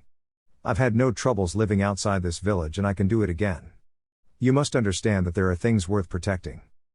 Jiraiya couldn't convince me to come back to this village, no one could. I gambled, drank through my days. I was miserable for years, but you came along. It was your action and your words that convinced me to come back to this village. I have been at peace, happy since I came back. I owe that to you. Naruto smiled. It was a happy smile, and it didn't last for just a second. He was honestly happy to hear those words from the woman. He wasn't going to deny that she had become a part of his family, but that would be destroyed when it turns this world into its knees.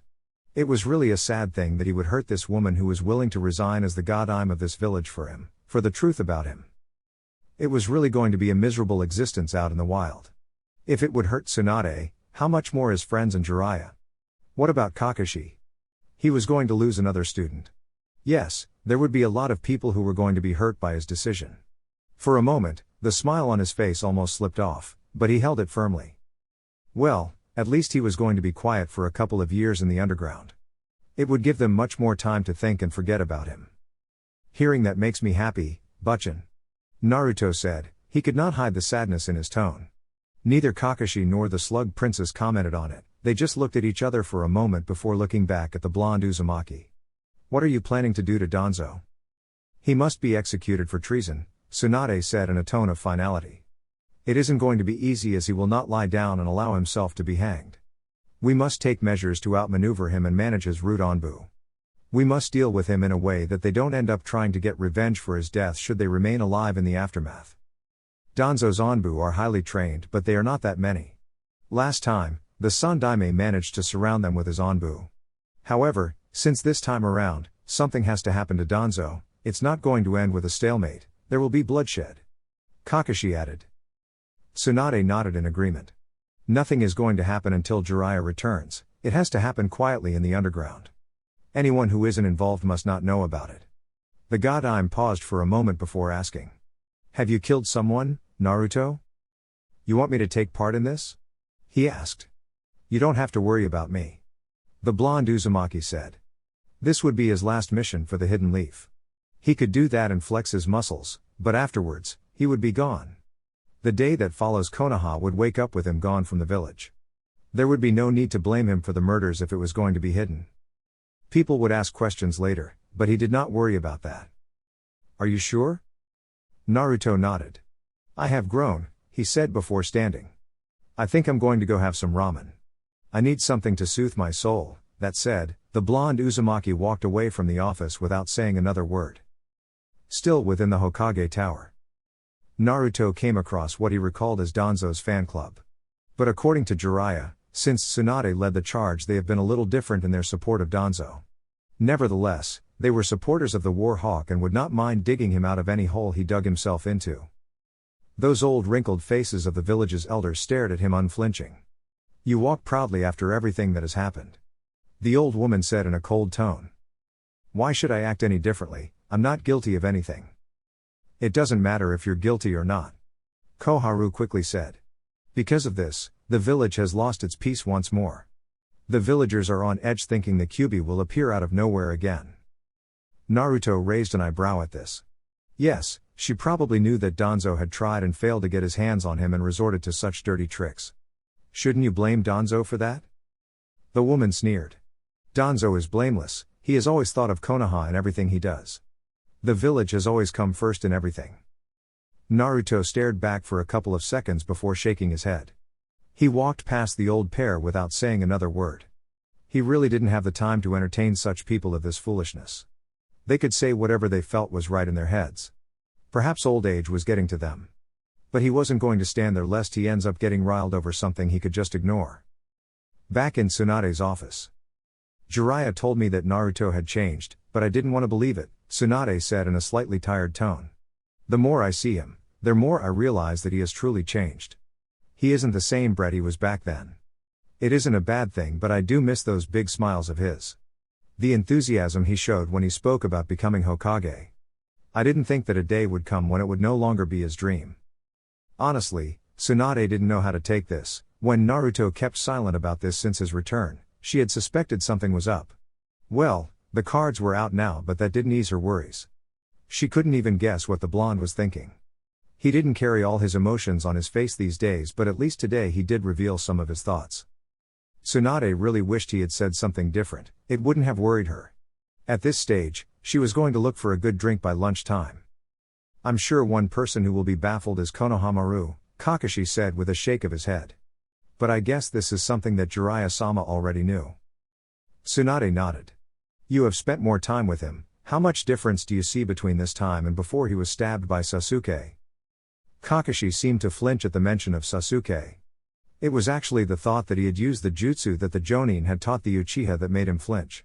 He's a different person, but still Naruto. That doesn't make sense, Suan said. If he has changed, then he isn't the slug princess trailed off when Koharu and Homura smoothly walked into the office. The two stood behind Kakashi and addressed the god. I'm Hokage. Are you just going to sit here whilst you watch the atmosphere in the streets becomes toxic? Koharu said to the god. Whether Naruto is guilty or not, something has to be done about this matter. It won't take long for some to suspect that Naruto may be manipulating your actions. You know, things start little and someone pours in oil. Sooner or later, it becomes a wildfire that cannot be controlled. We need to control this matter before it gets out of control. Tsunade leaned back to her chair before folding her hands across her chest. Tell me, Koharu, what do you suggest I do? You're not even accusing Naruto of trying to kill Danzo, and yet you're not pointing any fingers towards him. Danzo will always do everything for Konoha. Whatever he does is always for the good of the Hidden Leaf. Koharu was firm on that note. She wasn't going as far as to say that she didn't think Naruto attacked Danzo. She has had a few encounters with the blonde when he was growing up. If anything, he had been an idiot and there was no way that was a mask. The only thing she could accuse the blonde Uzumaki of being guilty was being favored by the Hokages and not using the Kyuubi's power for the village's sake. She did have reservations about the blonde. 1. She did not trust him, not even the least. Considering the past that he has to face, there was a chance that he could flee the village. Perhaps Danzo was trying to avoid that. It would be a disaster for the Kyuubi to be taken by one of their enemies. It would certainly raise levels of fear within the village, and that was something they had to avoid at all costs. You should take Naruto off the streets and put him in Anbu. If the villagers don't see him, they will calm down a bit. Besides, when he is in Anbu, he can be monitored fairly, Homura said. You know that he is a flight risk. If he wasn't, this situation has made that a possibility. Tsunade kept a straight face when the old man said those words, but if she were to be honest, the thought did cross her mind. Although Naruto could be marked as a flight risk, she just didn't think that the blonde would go that far. That was just her opinion though. Logically, it made more sense for the blonde to go away. He could go to Sunagakure, if he knew how much Gaara seemed to value him. Naruto had said it, he no longer cared. He wasn't going to try to do anything good in order to win them over because he no longer cared, he didn't want their approval. He didn't want to become Hokage anymore. There was something that he was after. If he no longer wanted to become Hokage, he was going to do something. She just couldn't put a finger on it. You must act quickly, Tsunade, Koharu said in a stern tone before walking away from the office along with her partner in crime. Kakashi stared at the god for a long minute before asking something. Did you consider that he could be a flight risk when he was here? Is that why you didn't tell him you were thinking he should just depart the village for a while until things calm down? You heard him, Kakashi, he doesn't care, he doesn't want to understand anything about them. Even if Naruto has friends in this village, do you think that would be enough to keep him here if he can be happy elsewhere? When you think about it, take note that he no longer has any desire to lead this village. You can as well say, he has lost his love for Konoha. Well, I can't blame him after everything. The Jonin could not deny anything the god had said, but he did not comment on it. He merely stood up. I will hear what Jiraiya-sama has to say when he comes back. But I will try to talk to Naruto just to see what he plans on doing. Later, Training Ground 7. Sakura looked sadly into the skies, surrounded by her friends. Life was a bit unfair, wasn't it? Perhaps she was being selfish, but she had lost Sasuke, her dear love, but now Naruto was going through another situation. They could all vouch for Naruto's character, but they didn't share the same thoughts as the villagers. Things were not going smoothly, and on top of that, since Naruto returned from his training trip, it has felt as if she was losing him by the second. The Pinkette shook her head. Now wasn't the time to think about her feelings. She had to think about Naruto. What was happening to his life wasn't what she would like for her teammate. It was unacceptable, and they didn't even have to see anything to defend their friend. They knew that their Naruto would never do something like that. Has anyone even seen Naruto? Ino asked quietly. My dad said he was going to be released because he was cleared of any wrongdoing. A pity that something like that had happened. She was even beginning to like this new Naruto. He wasn't like that loud and idiotic blonde who was hopelessly in love with Sakura. Thinking of it, he hasn't called Sakura-chan since his return, has he? Now that was something interesting. Ino shook her head before she lost track of her thoughts. Sakura shook her head. I haven't seen him, but I know he was released today, she said in a sad tone. I doubt he would take any joy in walking around the streets when things are like this. Kiba looked around for a moment before speaking his thoughts. Isn't anyone going to talk about how Naruto is the host of the Kyuubi? I mean the Kyuubi. The freaking beast that nearly destroyed this village. He was honestly baffled that he had known the blonde idiot for such a long time, and yet he didn't know that he held such a burden within him. Well, the fact that Naruto wasn't anything like Gaara just meant that being a Jinchuriki didn't change the way he lived his life. Still, how could he not know about this? Naruto never talked about it to anyone. Never, he never let it slip, not even in his happiest days. Isn't it something that despite being a loudmouth who couldn't keep things to himself, he never let anyone know about it? Ino said with a curious look about her. I wonder what more secrets he could be hiding. Tenten shook her head at that expression from Ino. Really? At this time, she was thinking of discovering more secrets from the blonde? It was apparent that she didn't think too much about Naruto being a Jinchuriki of a Baijuu that nearly destroyed the Hidden Leaf. Then again, none of her friends seemed to be filtered with contempt when Kiba said those words. Surprisingly, Hinata chose to speak at that moment. I doubt Naruto would be avoiding the streets because of something like this. This isn't the worst of what he has faced in his life. There was no way she could not remember those pitiful days. Even her father told her to stay away from the blonde Jinchuriki. Everyone had looked at him with contempt when he was younger and a fragile heart. But above everything, he had always smiled and kept strong. At least now, he was grown, and this wasn't as bad as it had been when he was younger. Hinata's words brought silence as they tried to contemplate the meaning of her words. What do you mean by that, Hinata? The idiot always wore a smile. Shikamaru sighed tiredly. This was all just a mess he would rather not deal with. Really, instead of coming here, he could have preferred to just go somewhere else and watch the clouds or just take a nap. There was nothing that was going to change in whatever they were going to say to each other. If something was going to change, it would be up to Naruto or the god Hokage. They could only offer emotional support to their friend. But would the new Naruto really accept that? Shikamaru could not tell. He doubted the Naruto he has been seeing over the past days would be someone honestly troubled by this. But of course, it didn't mean it was something he could just take on the chin and continue walking as if nothing has happened. Someone spread a rumor that he had tried to kill a village elder and was being influenced by the Kyuubi. People suspected things and then were remembering the day the Baijuu wreaked havoc within the leaf. Perhaps that forgotten fear just returned. There was nothing that the civilians feared more than the Kyuubi. Even Shinobi feared the Baijuu. If it appeared once more, many would run to safety places along with civilians. It isn't surprising that you never noticed what happened in his life, Shikamaru said to Kiba. He wasn't going to tell the unpleasant story of how Naruto was hated by the villagers, called a demon, and parents warning their children off the blonde. Despite being a censor, observation was never Kiba's strength. Well, unless it is a mission. It was the voice of Naruto. All eyes turned towards a tree nearby. The blonde was sitting on a tree branch, overlooking the group with an expressionless mask on his face. Are you insulting me, team? Kiba demanded, ready to launch an attack towards the blonde. No, just making an observation. Naruto responded a bit carelessly. Hinata, I never considered how much your eyes were always on me, watching my every move. Of everyone, you are the one who knows how much I've had to suffer.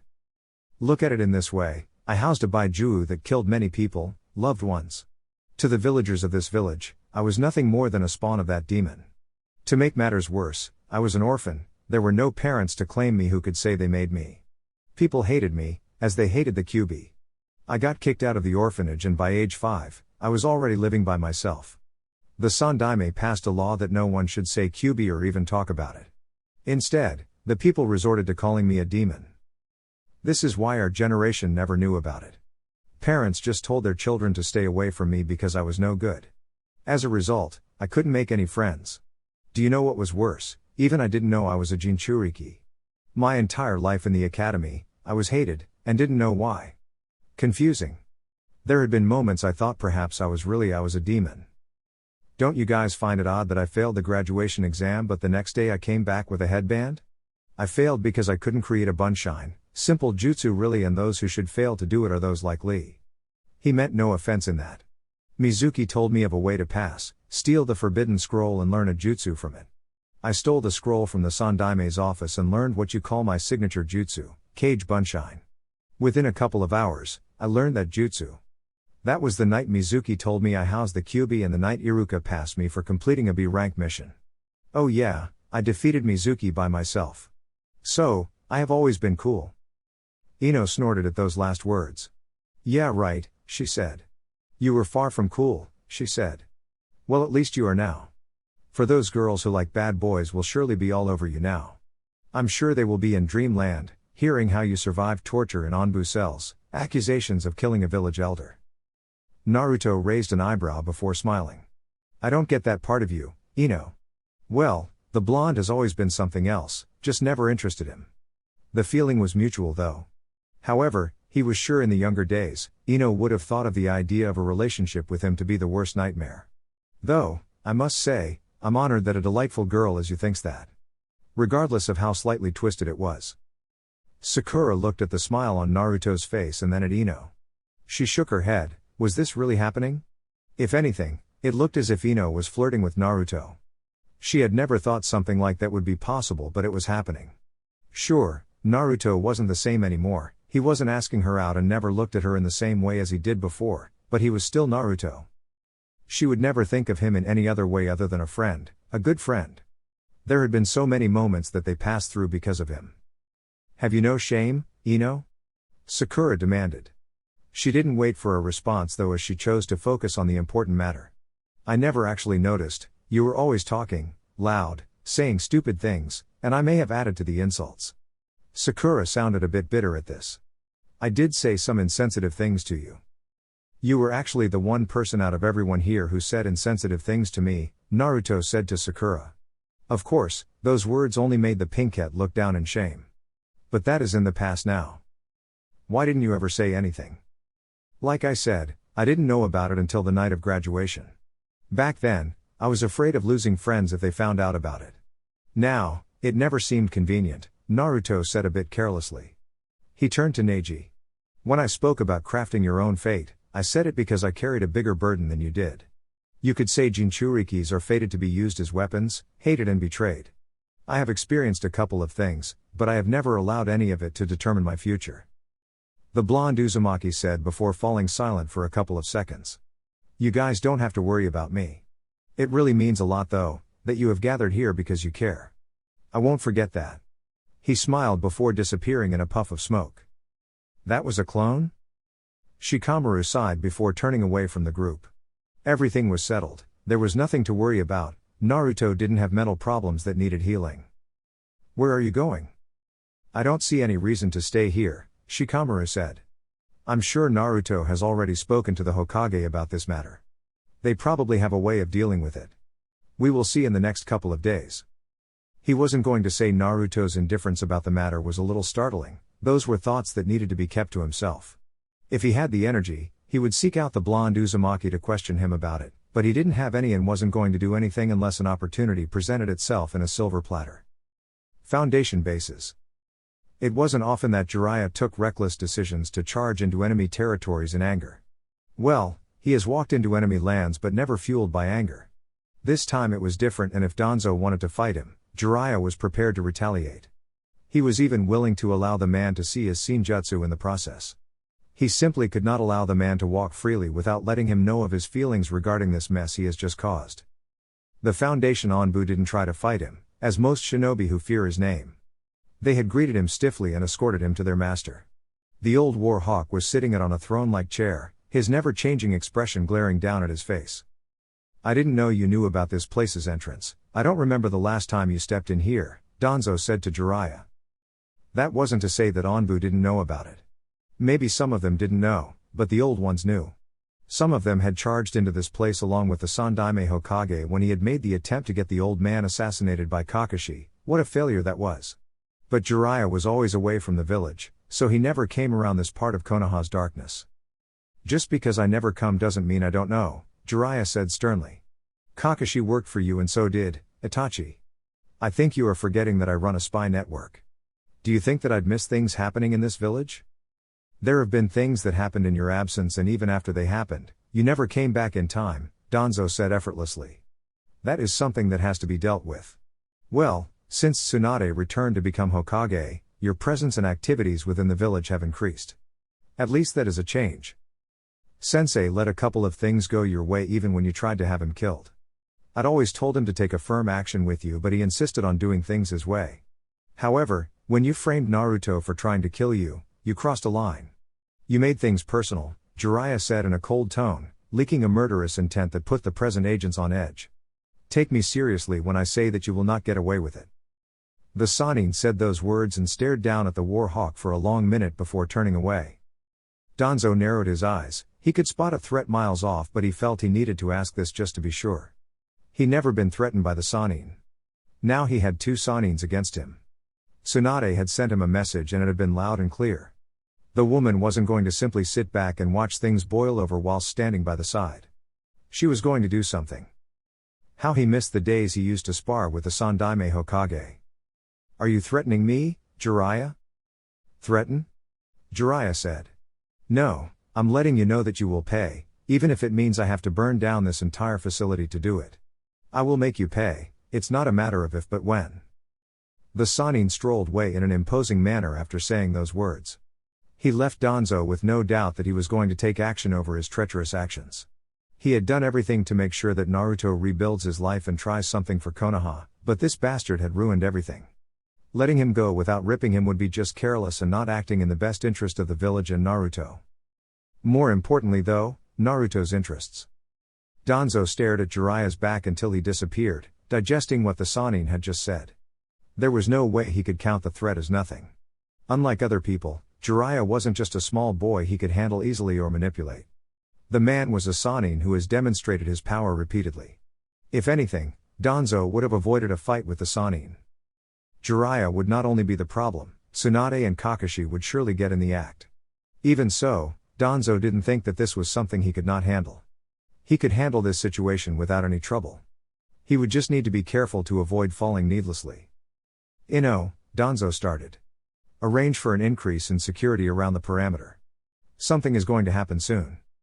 Hi, Danzo-sama. Danzo was left alone trying to figure what the Sannins were going to do. What would they do to him? He didn't think they would go as far as to try to kill him. Well, the look on Jiraiya's face could argue with that. Nevertheless, he did think it was just the man allowing his emotions getting the better of him. He wasn't going to provoke anything further, but just watch things proceed smoothly.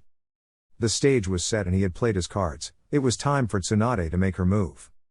He did have Naruto exactly where he wanted him, isolated from the rest of the village. A few minutes later. You took your time to get back, you damn pervert. Tsunade all but shouted at Jiraiya the moment the Sannin appeared in her office. She didn't care about the rare stern look on his face. She was going to put one in a couple of moments once she has gotten over her emotions over the fact that he was finally back. I was in a dangerous situation, Jiraiya said. But I returned as soon as I could. I have already spoken to Danzo, I'm sure he will be alert for any strange movements. It doesn't matter regardless, a firm action must be taken against him. Naruto was his precious godson and he wasn't going to allow anyone to ruin his future, especially not a corrupt bastard like Danzo. You're more pressing on taking action, Tsunade said. Not that it was surprising since she was also pressed on doing something against Danzo. But this was Jiraiya and he should know how to handle things smoothly.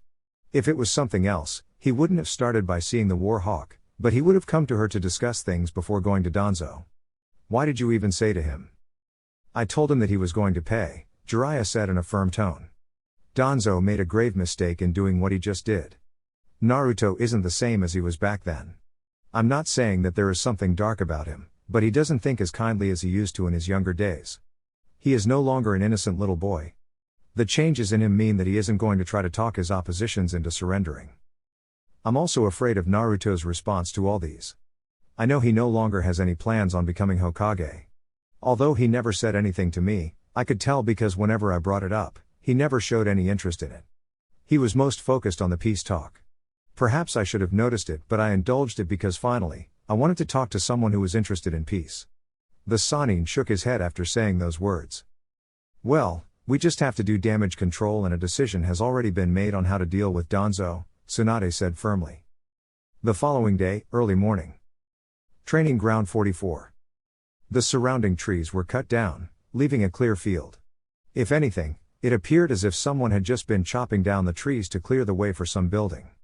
He could feel wind chakra all over the place to be able to tell that this destruction wasn't natural. He had seen something like this before when Naruto was practicing wind control and wind jutsus.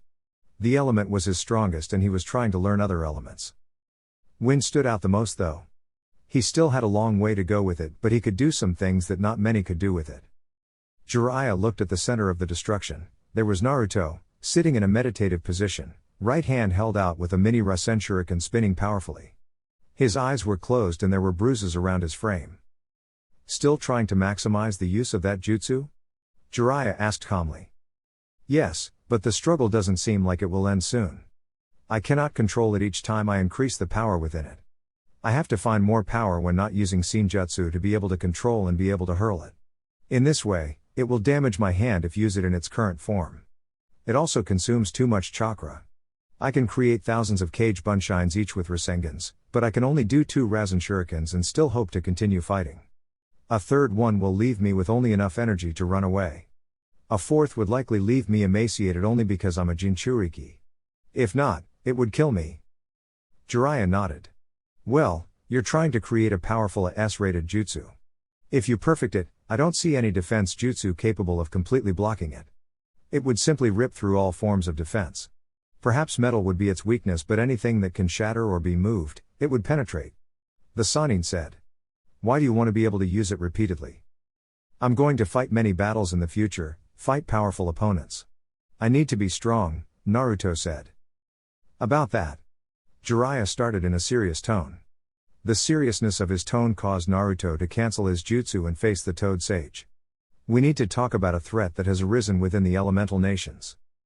Naruto stared at the Sannin for a long minute. There was always something in this world, wasn't it? Corrupt and inhuman pieces of flesh like Orochimaru walked within this world, destabilizing peaceful lands with their madness. For Jiraiya to speak in such seriousness, this meant that the threat was very big. You must have heard me talking about the Akatsuki in my conversations with my people. I never told you anything about it and you never bothered to ask about it. Naruto shrugged. My trust in you compels me to be silent on some matters and wait on you to come to me. I'm not going to hear something or suspect that you are hiding something from me then charge straight to demand answers. Jiraiya smiled briefly at that before getting onto his message. They are a group of S-ranked rogue shinobi headed by a mysterious leader. 2 former Leaf Shinobi have connections with the organization. Orochimaru is a former member and Itachi is a current member. I don't know how many members they have, but they were doing mercenary missions in the past. Anything you paid, they could do. Either destroying a small village or assassination, they did everything. Iwagakure is rumored to have used their services. My intel suggests that they may perhaps be pushing a bigger agenda. I don't know for sure, but it appears that they are now going after Jinchurikis. I don't know for what reason, but I doubt it is anything good. This means that your very life is in danger. I have already spoken about it with Tsunade and she agrees that for your safety, you must never be alone when outside the village. S-rank shinobi are basically cage level. With Senjutsu you should be able to handle yourself against one, but there is a lot we don't know about their strength. Naruto silently absorbed what he was being told by the Sannin with a frown on his lips. It was rather sad that something like this was happening. There was the danger that this could destabilize the current flow of things within the elemental nations. Things were calm, but anything can brew at any moment in this world of shinobi. If the Akatsuki is truly after Jinchurikis, it simply meant they were after the power. What could they possibly wish to do with that power? There are 9-tailed beasts and I host the strongest. Do you know other Jinchurikis? Aside from Gaara, I don't know any other, Naruto said. Kumo has two, so does Iwa. Kiri used to have one but he has since disappeared, Jiraiya said. This complicates things given that there is still the issue of Danzo that needs to be dealt with. Naruto nodded. Outside the village is no longer safe and in here there is a situation that can drive someone mental. The blonde Uzumaki sighed tiredly. This is going to put a strain on my mind, he said. I know, Jiraiya said sadly. Are you sure you want to be involved? It is going to be messy.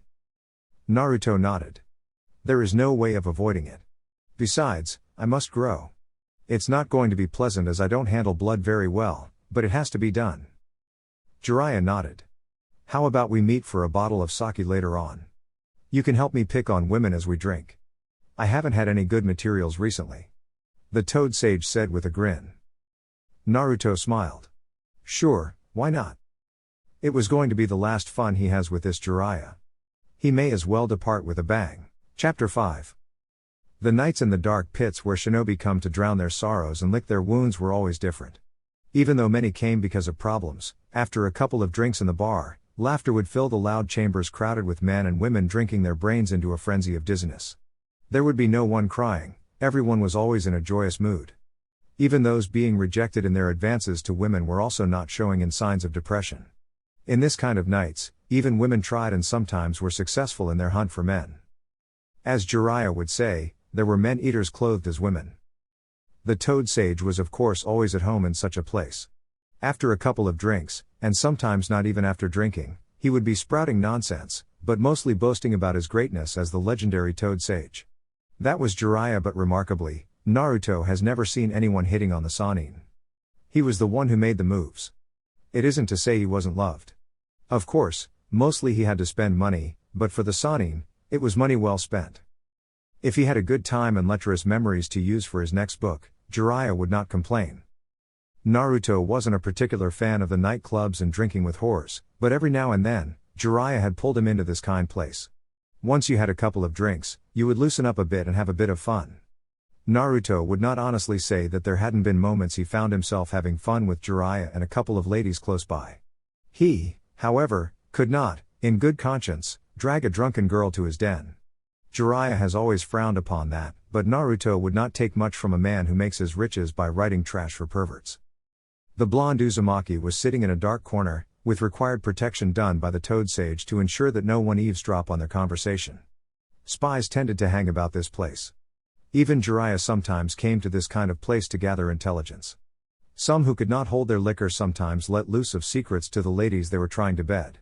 Yes, secrets like those secret and dangerous missions they just complimented. Of course, sometimes it was all nonsense. Shinobi lied all day long to get what they wanted. The Uzumaki had a small cup in front of him, but his eyes were all over the chamber of fun. There were shinobi of the Hidden Leaf and a couple from other villages. He could see some he knew from the Leaf and many more he has never met in his life. If there were Onbu within, you could never tell, they blended in smoothly. Are you not going to drink? Jiraiya asked Naruto. The night was still young, but it would be no fun if Naruto didn't want to partake in it. They were here to drink and just forget about the misery of their lives and what they were about to do. They may as well leave this place if they were going to just stare at the sake.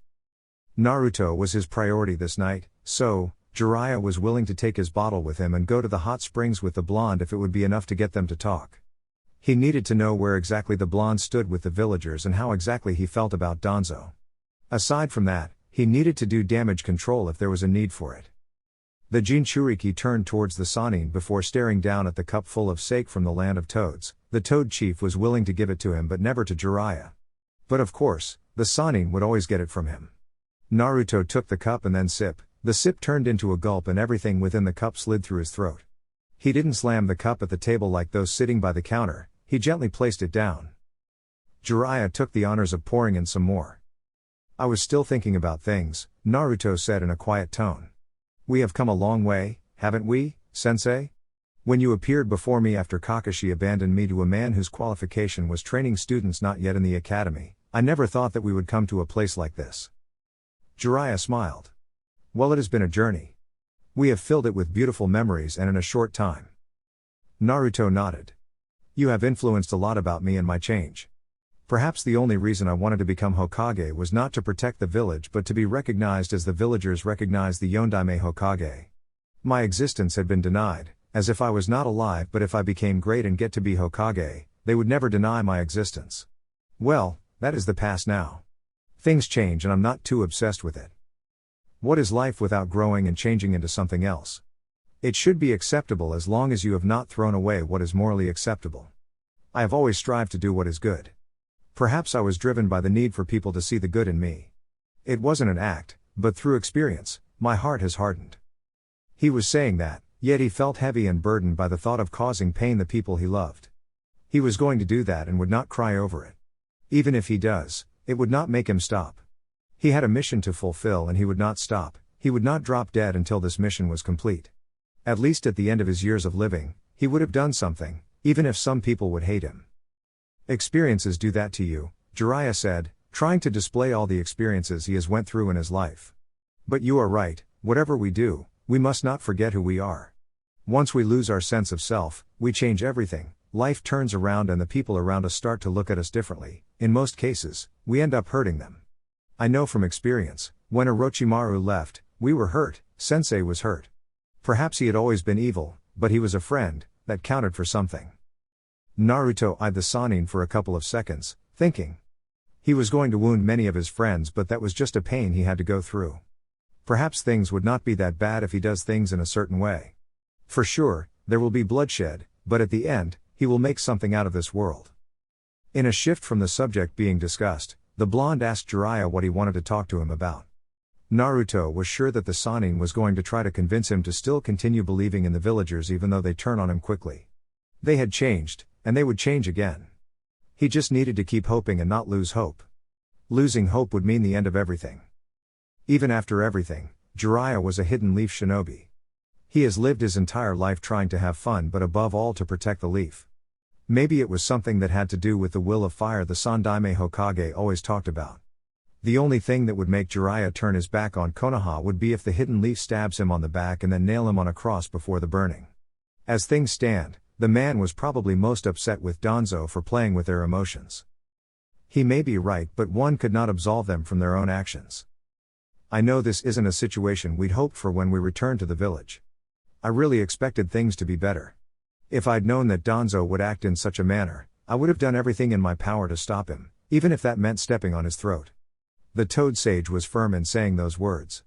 But you can't lose hope, Naruto. You need to continue fighting on to show these people that you are a hero of the leaf. This kind of talk, if Jiraiya was going to be preaching it to him all days of his life, he would be troubled greatly. To Naruto, as things stand, it was all just a tiresome talk that would not change anything. He had come here knowing that the man would bring it up.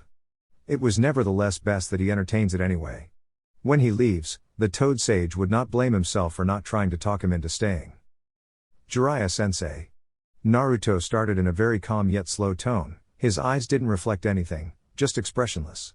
Had Jiraiya's eyes not been trained, he would not have seen it with the darkness that surrounded him. Do you really think that I should waste more of my time trying to sulk up to the villagers? They do no care for me and have never cared. Don't you think it is time we said, we tried, it just never worked out? Ever since I started to understand that the villagers felt contempt for me, I had strived to be good for them and show them my heart had nothing but kindness. What have I had after all these years? Sure, I haven't done anything noteworthy, but how long has it been? 17 years? I don't want to walk in the same path as you, sensei. I loved Sakura, but I gave it up because it amounted to nothing. My sanity matters above all. Why do something that is likely to drive you insane? Who will be there to pick up the pieces when I have lost my sanity? Jiraiya frowned upon hearing this from Naruto.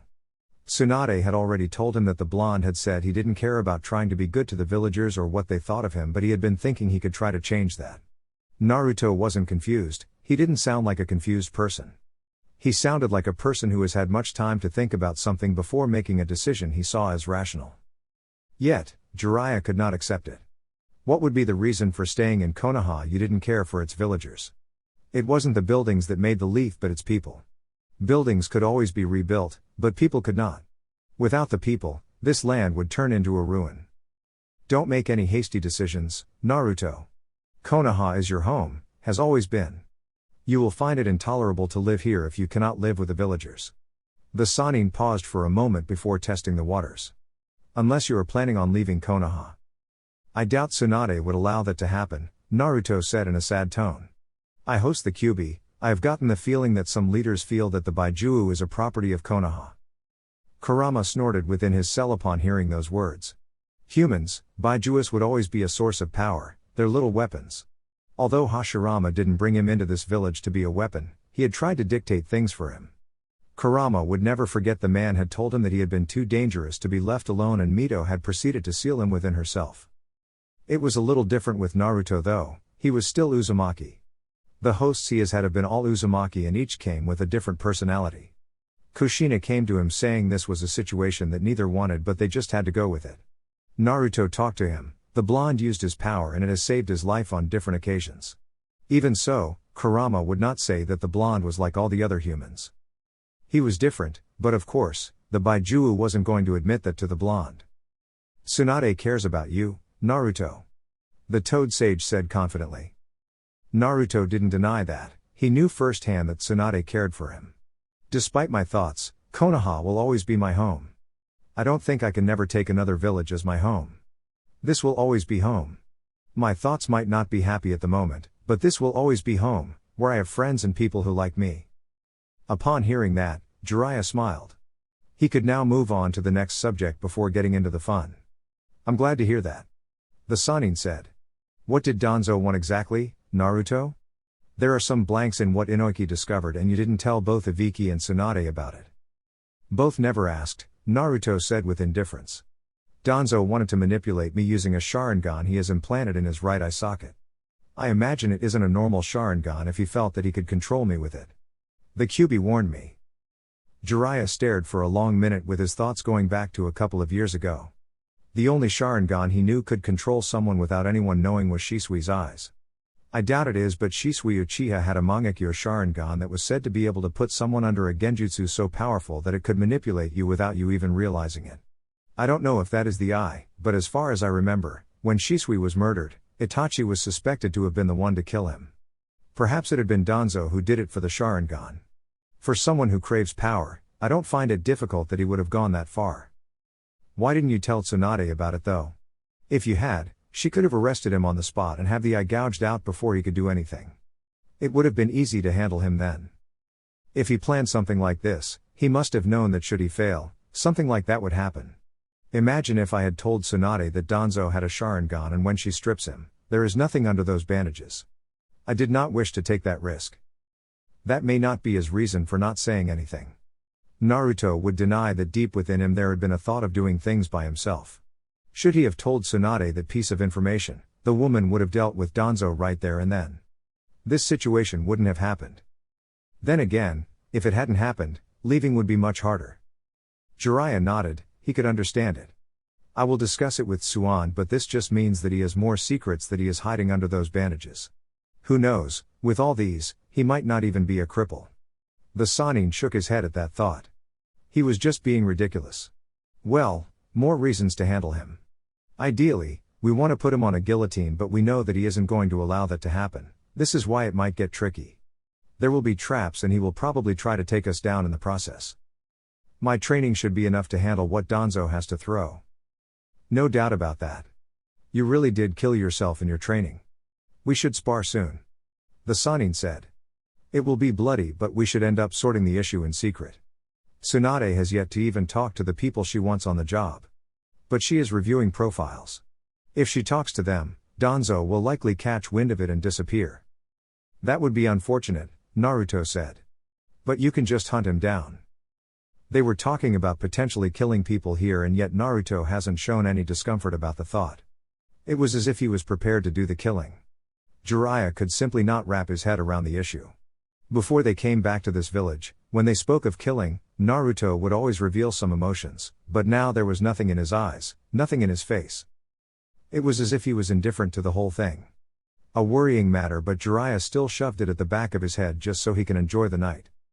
The Sannin stood up. I'm going to get more drinks and some company. The Sannin said with a grin. Naruto shook his head, raising an index finger. You always bring back old woman, sensei.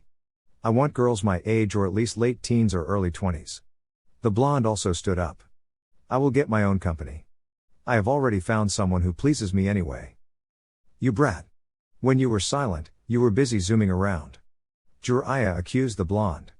Before I go, can I get a couple to help smooth out the conversation? I forgot my wallet. May have lost it earlier when I had to run away from a murderous mob. I'm not going to give you money. You've already drank my sake, Naruto said with a shake of his head. A man must speak for himself.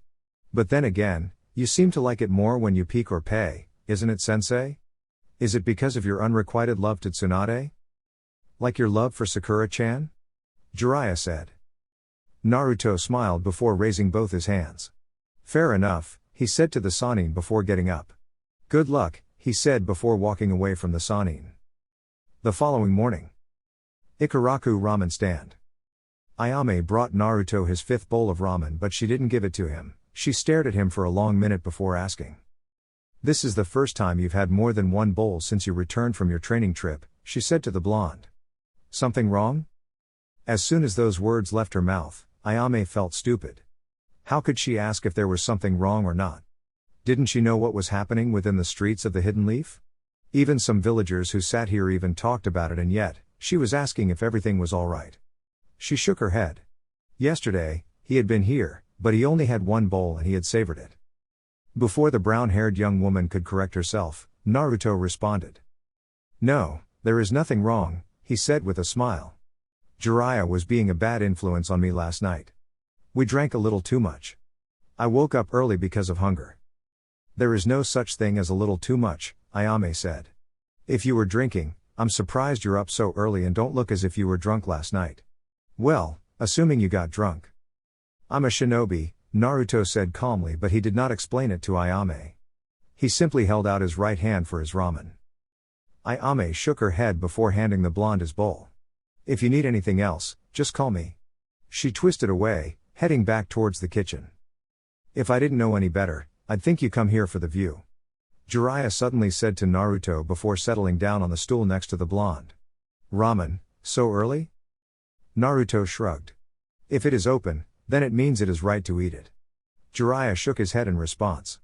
You got lucky last night? Jiraiya frowned as he shook his head. No, he said. She fell asleep the moment we arrived at her home. Disappointed, I went to the hot springs but it was empty. I missed your clones at that moment. Naruto turned to the Sannin with a sharp look on his face. The man had no shame in saying that, did he? But should he be surprised? The man proudly claimed to be a super pervert. Naturally, he would not be ashamed of his actions and what he says. Of course, this caused some righteous woman to smack the Sannin, but he didn't seem to care about anything. What do you want so early in the morning, sensei? I'm just passing by, he said. But I thought I'd tell you that I'm going to give Tsunade information I received regarding Sasuke's whereabouts. As you know, I've been trying to track him down. It hasn't been easy since he is with Orochimaru, but I have finally managed to get something about him. I see. When Naruto showed no interest in asking more about Sasuke and what was going to happen, the Sannin shook his head. You know you will have to deal with this issue sooner or later. For future generations, we might need the Uchiha. I don't care much personally, but it would be sad to see the Uchiha blood die with Sasuke. It isn't that I don't want to deal with it, Naruto said with a shake of his head. I cannot deny that I did consider Sasuke to be a friend, perhaps even the brother I never had. Things have changed now, but I cannot really say I hate him. I just don't want to be tangled up in this mess. I already have enough in my plate to deal with. I understand that, Jiraiya said. But refusing to talk about it isn't going to take it away.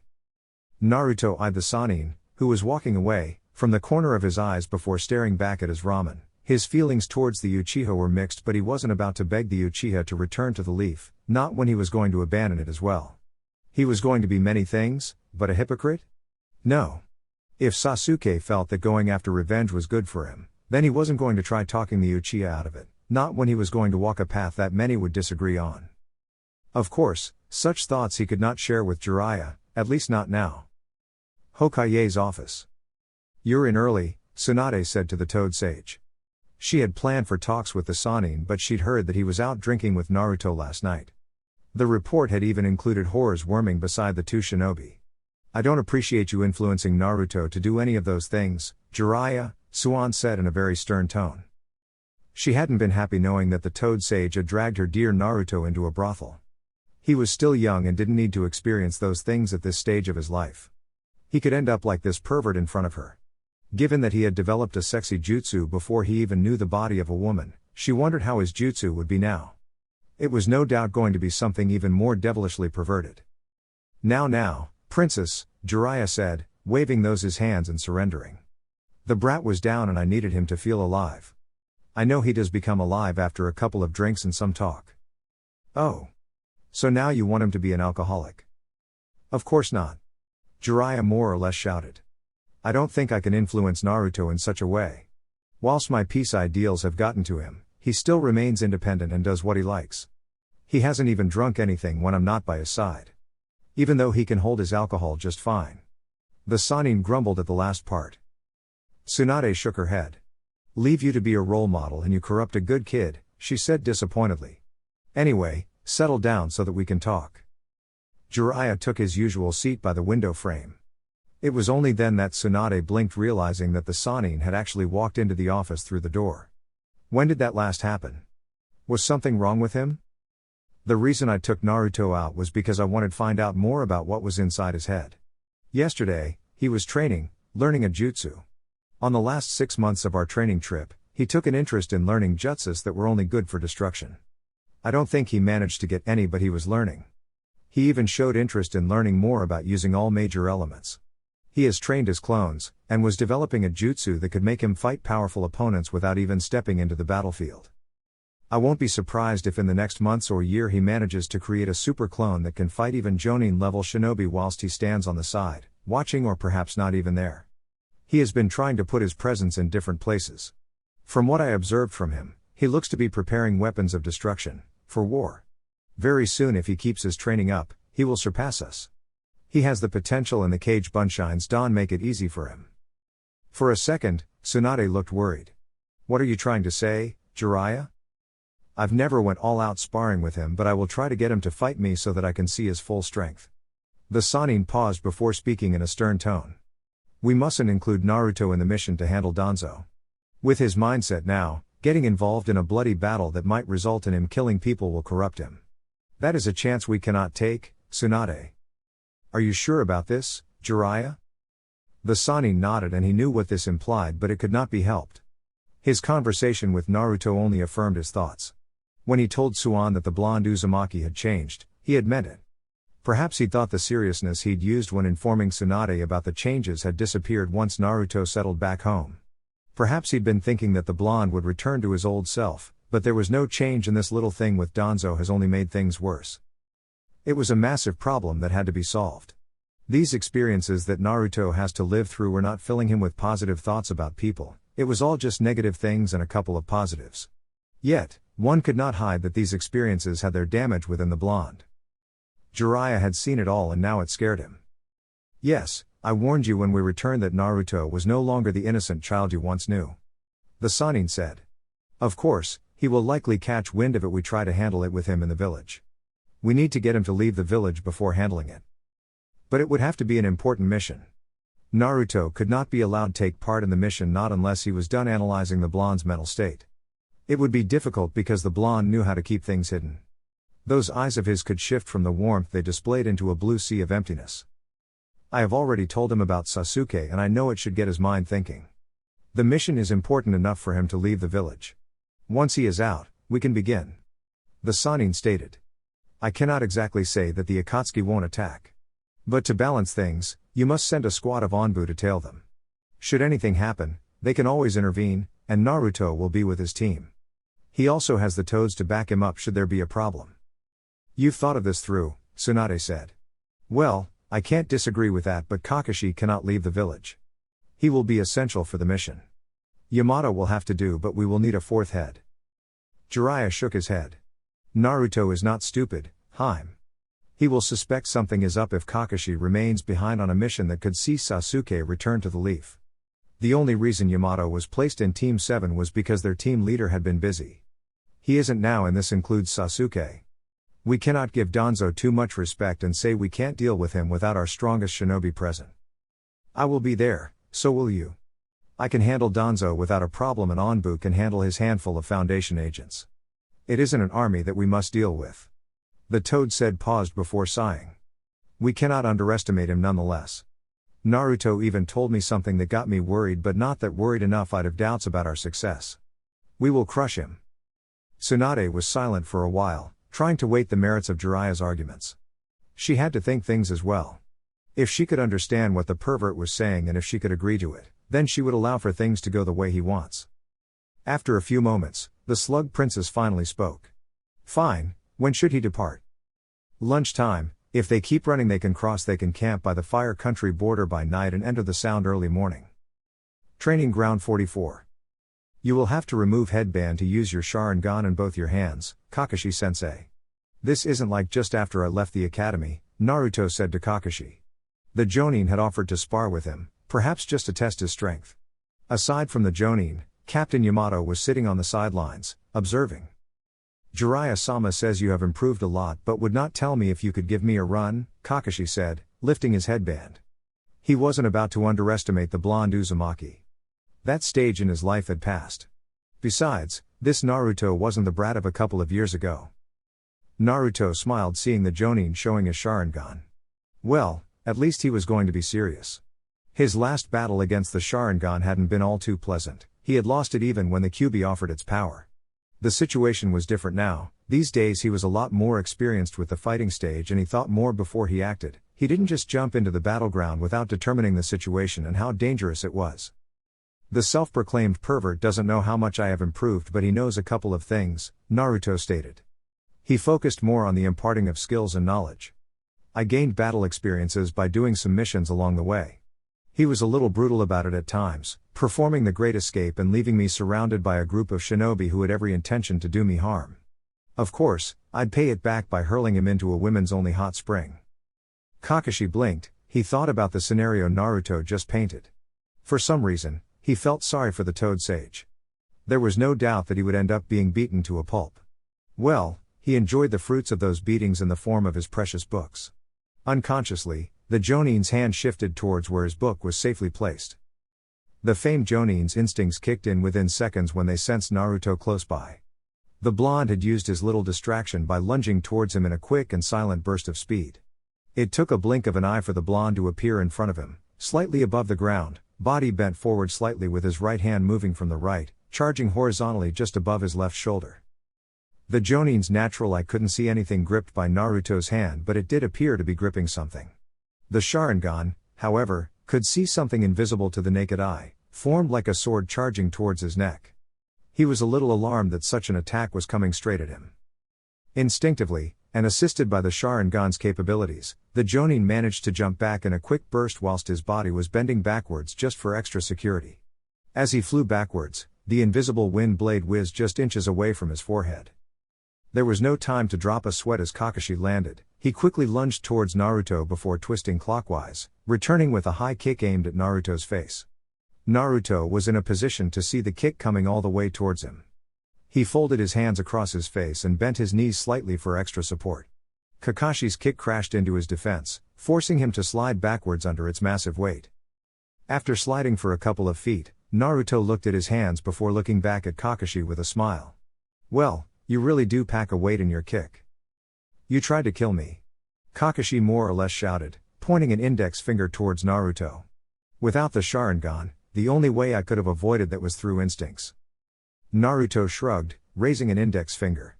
Your lessons, sensei, on your first day, you clearly said, come at me with the intention to kill. I figured there would be no justice if I didn't come at you with everything. The blonde paused for a moment, tilting his head slightly. Have you perhaps been spending the past years reading those books you ended up neglecting your training? Kakashi stared.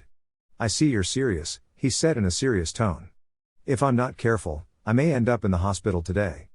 The Jonin said, doing hand seals. Suiten no jutsu. The Jonin expelled a large quantity of water from his mouth. The water formed a torrent that rushed towards the blonde Uzumaki. Seeing the incoming attack, Naruto had seconds to decide on which jutsu to use to counter. With regards to other elements, He had very limited options because although learning, he was still not excellent like the likes of Jiraiya and the man fighting him. He could do with wind though.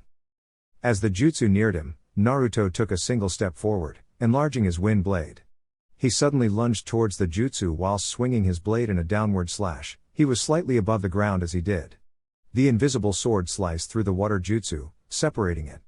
The water was diverted to both sides of the blonde Uzumaki. Before Naruto could even celebrate his successful test, Kakashi suddenly appeared below him. The Jonin slammed his right foot on Naruto's chest. When the kick connected, Naruto felt as if his lungs stopped pumping air for a second. The force of the kick sent him flying upwards. Kakashi blurred above him, right foot slamming down towards his head. Naruto reacted swiftly by folding his hands just above his head to create a strong defense. The back of the Jonin's foot slammed onto his defense. It failed to break through but still sent him crashing down the ground, with the Jonin still attached to him. Despite being pushed, Naruto still managed to land down in a slightly good position, considering the position, on his knees with the Jonin still right above him. "You've got nice reflexes," Kakashi commented idly. "How do you deal with this now?" The Jonin's right hand dropped an exploding tag, right in Naruto's face. Naruto's face revealed a look of surprise when the Jonin did something so merciless.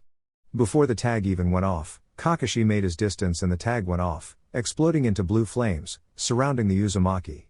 From his safe distance, Kakashi watched as Naruto burst out of the flames with his hands folded around his upper body for protection. When he landed the ground with slight burns on his clothes, Naruto turned his eyes straight at the smiling Jonin. Was that payback? Who knows? Kakashi said with a shrug. I think it was, and as punishment, Naruto said, taking out a familiar orange book. I'm shredding this. Kakashi widened his eyes when the book in Naruto's hand was shredded into pieces. His hands moved speedily to his pockets to feel if it was his book. The moment alone was enough to close the distance between them. The blonde appeared inches away from the Jonin before grabbing him by the face. He used brute strength to lift the Jonin into the air before mercilessly slamming him into the ground. When the blonde attempted to slam his foot on Kakashi's chest, the Jonin flipped to the side, avoiding Naruto's foot. Kakashi's right foot swept through the ground, hitting Naruto head-on. There was enough power to sweep Naruto off the ground. The Uzumaki started falling backwards and slammed into the ground with his back. When he slammed down, he sensed movement beneath him and tried to jump up by using both his hands to force the movement. Before he could even go further, Kakashi's hands burst from the ground, grabbing the blonde's shoulders before slamming him down. Naruto's head got buried into the ground.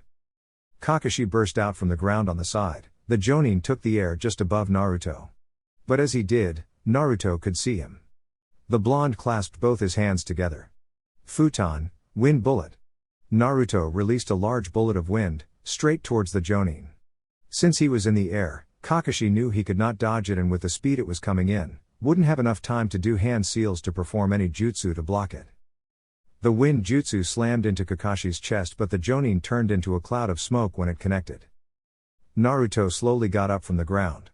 When he straightened himself, he caught Kakashi dashing towards him in great speed. When the Jonin stopped close as he tried to attack, Naruto transformed into a red-headed, petite, naked and with a large bust young woman. The Jonin halted at the unexpected events. Wasn't she like the girl Yuchan from Icha Icha Para? You damned pervert. Naruto cut off the Jonin's thoughts with a heavy and brutal punch on Jonin's forehead. The punch didn't connect with speed, it just had the power to shake the Jonin's entire body, making him feel slightly disoriented. With the Jonin still feeling those effects, Naruto slammed another right punch on Kakashi's guts. When it connected, the Jonin bent forward a little as pain shot through his body before he coughed up a mouthful of saliva. Naruto followed up by twisting clockwise, his right foot going into the air. It slammed straight on Kakashi's face, sending the Jonin flying backwards. Kakashi slammed into a tree before cursing slightly as pain erupted from his back. He cursed once more, seeing Naruto lunge towards him with his invisible sword. The Uzumaki swung his sword with speed and power. The sword cleaved through the air before cutting Kakashi through the waist. When he felt nothing, Naruto halted. Genjutsu? The moment he cancelled the jutsu, Naruto heard birds chirping. He knew he didn't have the time to twist around to face the Jonin. Kakashi suddenly halted his movements, sensing something from Yamato. He dispersed his jutsu. An Anbu dropped into the battlefield. Hokage-sama is calling? The Jonin asked quietly. The Anbu nodded before disappearing from existence. I guess I got saved by the bell, Naruto said after releasing a long sigh of relief. I didn't think that kind of jutsu would work though. It has worked on many shinobi, but I thought you'd be familiar with it enough to keep your guard. Jiraiya-sama is familiar with it, yet he still falls for it every day. Kakashi defended himself. Besides, I didn't think you'd pull it off. I guess I shouldn't be surprised after that stunt you pulled earlier. He meant the shredding on his book. Naruto shrugged. I wanted to amuse myself. You've always been fond of those books. People who read those books are very protective of them and always keep them wherever they are. I noticed it with the Sandaime Hokage. He was a fan, but he always kept his book hidden and never let anyone touch it if caught reading it. I don't know, it has always seemed like some sort of a holy grail. The blonde waved his hands. A nice touch, wouldn't you say? It's cruel, Kakashi said, massaging his book, as if to give it some comfort. You have really improved your techniques and movements. You are also showing the use to strategy in battle. Although they are cheap tricks, they do get the job done. How many shinobi has he seen shinobi falling for the jutsu repeatedly? It was especially bad when the blonde used the harem version. Raw power doesn't always win you a fight. Besides that, not every opponent you fight will be weaker than you. To be able to fight opponents stronger than you need to have the mind to be able to think ahead of them and think strategically, Naruto said. What does the Godime want from us? Kakashi shook his head, he really didn't know. He thought perhaps it had something to do with things of Danzo, otherwise, why would Tsunade summon them like this? Although the Anbu had simply disappeared after delivering the message, it could not be said that the woman wasn't serious about needing them in her office. Minutes later. Hokage Tower, Tsunade's office. Tsunade raised an eyebrow seeing the bruises around Kakashi and Naruto's bodies. She shook her head thinking that the two had been sparring. Well, she just hoped that they would be able to recover their energy soon because they had to set out in a couple of hours. Naruto also raised an eyebrow seeing Sakura and Neji already present within the office. He realized quickly that they were being brought here for a mission. If it was something else, Tsunade wouldn't have called them here like this. He sighed, he wasn't expecting to be out on a mission so soon after Jiraiya said that it would be dangerous for him to leave the village with the Akatsuki possibly looking for him. But for the moment, he was still a Konoha shinobi, he had to move when Tsunade said so. If she wanted him on a mission, he simply could not just say no. I brought you here because I have an important mission for Team 7, Tsunade said.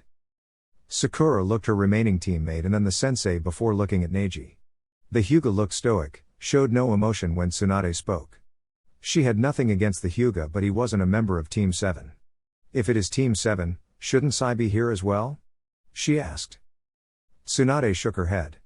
Sai is no longer a member of Team 7. At Beast, Team 7 will remain with just 3 members until Sasuke is convinced to return to the Leaf. She said those last words for Sakura's mindset. Neji will be joining the team because the Byakugan will be useful during the mission. What kind of a mission is it? Kakashi asked. Tsunade took out a scroll and handed it to the former Anbu captain. Jiraiya brought information about Sasuke's latest location. I don't know if he is still within the place, but you are to leave by afternoon and infiltrate one of Orochimaru's hideouts within the Sound. Your mission is to retrieve Sasuke, by force should he refuse. You can get any information you can get your hands on about Orochimaru's activities. Jiraiya says it has been reported that he isn't moving around a lot since the time has come for him to change hosts. Sasuke will be his next target, we must get Sasuke before Orochimaru gets him. Sakura smiled pleasantly upon hearing all that. News about her dear Sasuke has been rare. Whenever she had asked her master about it, the woman has always said she doesn't have anything new to tell because Orochimaru wasn't an easy person to track down. She had gotten the idea that Tsunade was not actually pulling all the strings in an attempt to find her teammate. She wouldn't even be surprised if there was no team that was assigned specifically for that purpose. In any case, she was happy that they now had a chance to get Sasuke back to the village. She could even show him much she has grown. He had often called her a dead weight and useless, something she accused Naruto of being when the blonde contributed to the success of their team as much or perhaps even more than Sasuke. Sakura looked towards Naruto. The blonde Uzumaki showed no reaction to this, there was nothing in his face that he was as excited as she was. That was just wrong, right? Although she may not admit it to anyone, Naruto and Sasuke had been close. She had envied their relationship at times. So, she expected the blonde to be happy about this information. Kakashi turned to the pinkette and gave her his famous eye smile. The Jonin addressed his team. I recommend that you prepare yourself for a long journey. We don't know much time this will take. Say your goodbyes and prepare everything for the mission. We will meet in 3 hours by the gates. Sakura nodded before sending a glare at her sensei. You better not be late, sensei. Kakashi looked surprised. Where did that come from, Sakura? You used to make us wait for hours. Ma. The Jonin waved it off dismissively. I always had a good reason. Yeah. Like you stopped to help an old lady, Sakura said, her tone dripping with sarcasm. She said nothing further before walking away from the office to go prepare. Neji followed the medic shortly. Everyone else left, leaving just Naruto and the Godime Hokage.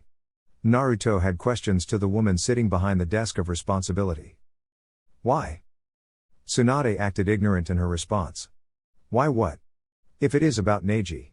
I have already explained. Yamato? He was just a stand-in since Kakashi was always busy. Besides, this is a personal matter for Team 7. If there are people who can convince Sasuke to return to the Leaf, it is you guys. Naruto shook his head. He understood those reasons. Sasuke wasn't connected to anyone outside of Team 7. Hell, the Uchiha had been a lone wolf. Even some members of the Konoha 11 can't call him a friend. Perhaps sometimes it was because he was an ass. Why am I being sent out when Jiraiya just told me that it would be dangerous for me to leave the village because there is a gang of criminals that is potentially targeting Jinchurikis? It made no sense to simply send him out after learning of this. Unless the Godime had plans in hand, this was a risky move. But he could understand the need for Team 7 for be the one to take the mission. It was nevertheless a surprise and curious why Tsunade would allow him out, especially when there was Danzo. I have taken precautionary measures in case they appear. You don't need to worry about it, your focus should be on Sasuke, Tsunade said before changing the subject. I know you were out drinking with your perverted sensei last night. And now this, she said pointing at the bruises around the blonde. Are you going to be fine? Naruto nodded. I didn't drink too much. Unlike sensei, I know my limits. Tsunade nodded. That is at least good. She paused, eyeing her fellow blonde carefully. So, you like women older than you, huh? That was awkward. Naruto shook his head, getting over his surprise over that statement from the Godime. You are way too old for me, Grandma. Tsunade formed a tick mark on her forehead before throwing a stack of papers towards Naruto's face. Naruto laughed. Don't worry, Butchin. I won't be turning out like Jiraiya. Besides, girls my age don't hang out in such places. They probably go to fancy places on dates. I'm afraid I have never considered something like that. The blonde said before disappearing without another word. Kakashi's place. The Jonin had already packed up his things. He was sitting by the window, looking at the old photo of Team 7. He was really happy that he could get the chance to try to convince Sasuke to return to the Hidden Leaf. The kids had tried last time out and had failed. But Kakashi knew that it was Naruto's growth that had scared Sasuke away. Orochimaru's offer for more power hadn't helped matters. Sasuke had always been power hungry. He has always craved for more power to kill his brother for what he did to their clan. Kakashi had known this, but the Uchiha had been turning a new leaf. He had almost died trying to protect Naruto, and honestly, he had appeared happy in Team 7. Perhaps one thing that made him a little closer to Naruto, even though they constantly bickered, was because they could relate in their loneliness. He really hoped that they could meet Sasuke once more and bring him back to the village. There was a lot of darkness, but the Uchiha has shown that he can be good. He just didn't know how things would go with Naruto. The Jonin looked up the tree, creating a shade over the window. Jiraiya was sitting there, wearing a serious expression on his face. I was going to look for you to ask a couple of questions. The Jonin said. I know it is good. The mission, but it seems convenient to me that you'd only choose to reveal this information when preparations are being made for Danzo. Not to mention the risk of taking Naruto of the village. Kakashi was certain that there was something behind the scenes at work. It could even be that they wanted Naruto out of the village whilst they carry out Danzo's elimination. But it would bring questions because last time he checked, Tsunade was happy with Naruto taking part in the mission. So what could have changed? How was your sparring session with Naruto? Jiraiya asked, opting to ignore Kakashi's question. I was taking him seriously, Kakashi said. His speed has increased and his movements are no longer wasted. He still doesn't have a definitive taijutsu style, but his movements are refined. But I guess it works for him given his large chakra reserves and never-ending stamina. He didn't seem to drop a sweat in our session. Then again, the blonde has always been a stamina freak. Being a Jinchuriki helps matters, and there is the Uzumaki gene to factor in. Jiraiya nodded, smiling, at least happy that Naruto was able to give Kakashi a run for his money. The brat trained as if he was training for war. I swear when necessary, he can fight for the whole day without running out of chakra. If he continues to train the way he was, his body will be a battle-trained machine that can take any damage it receives in his prime years. The Sannin shook his head. To answer your question, I have decided that Naruto shouldn't be involved in the mission. It would pose a major threat to his mental stability. He is exhibiting some indifferent signs that need to be dealt with before he takes on anything serious.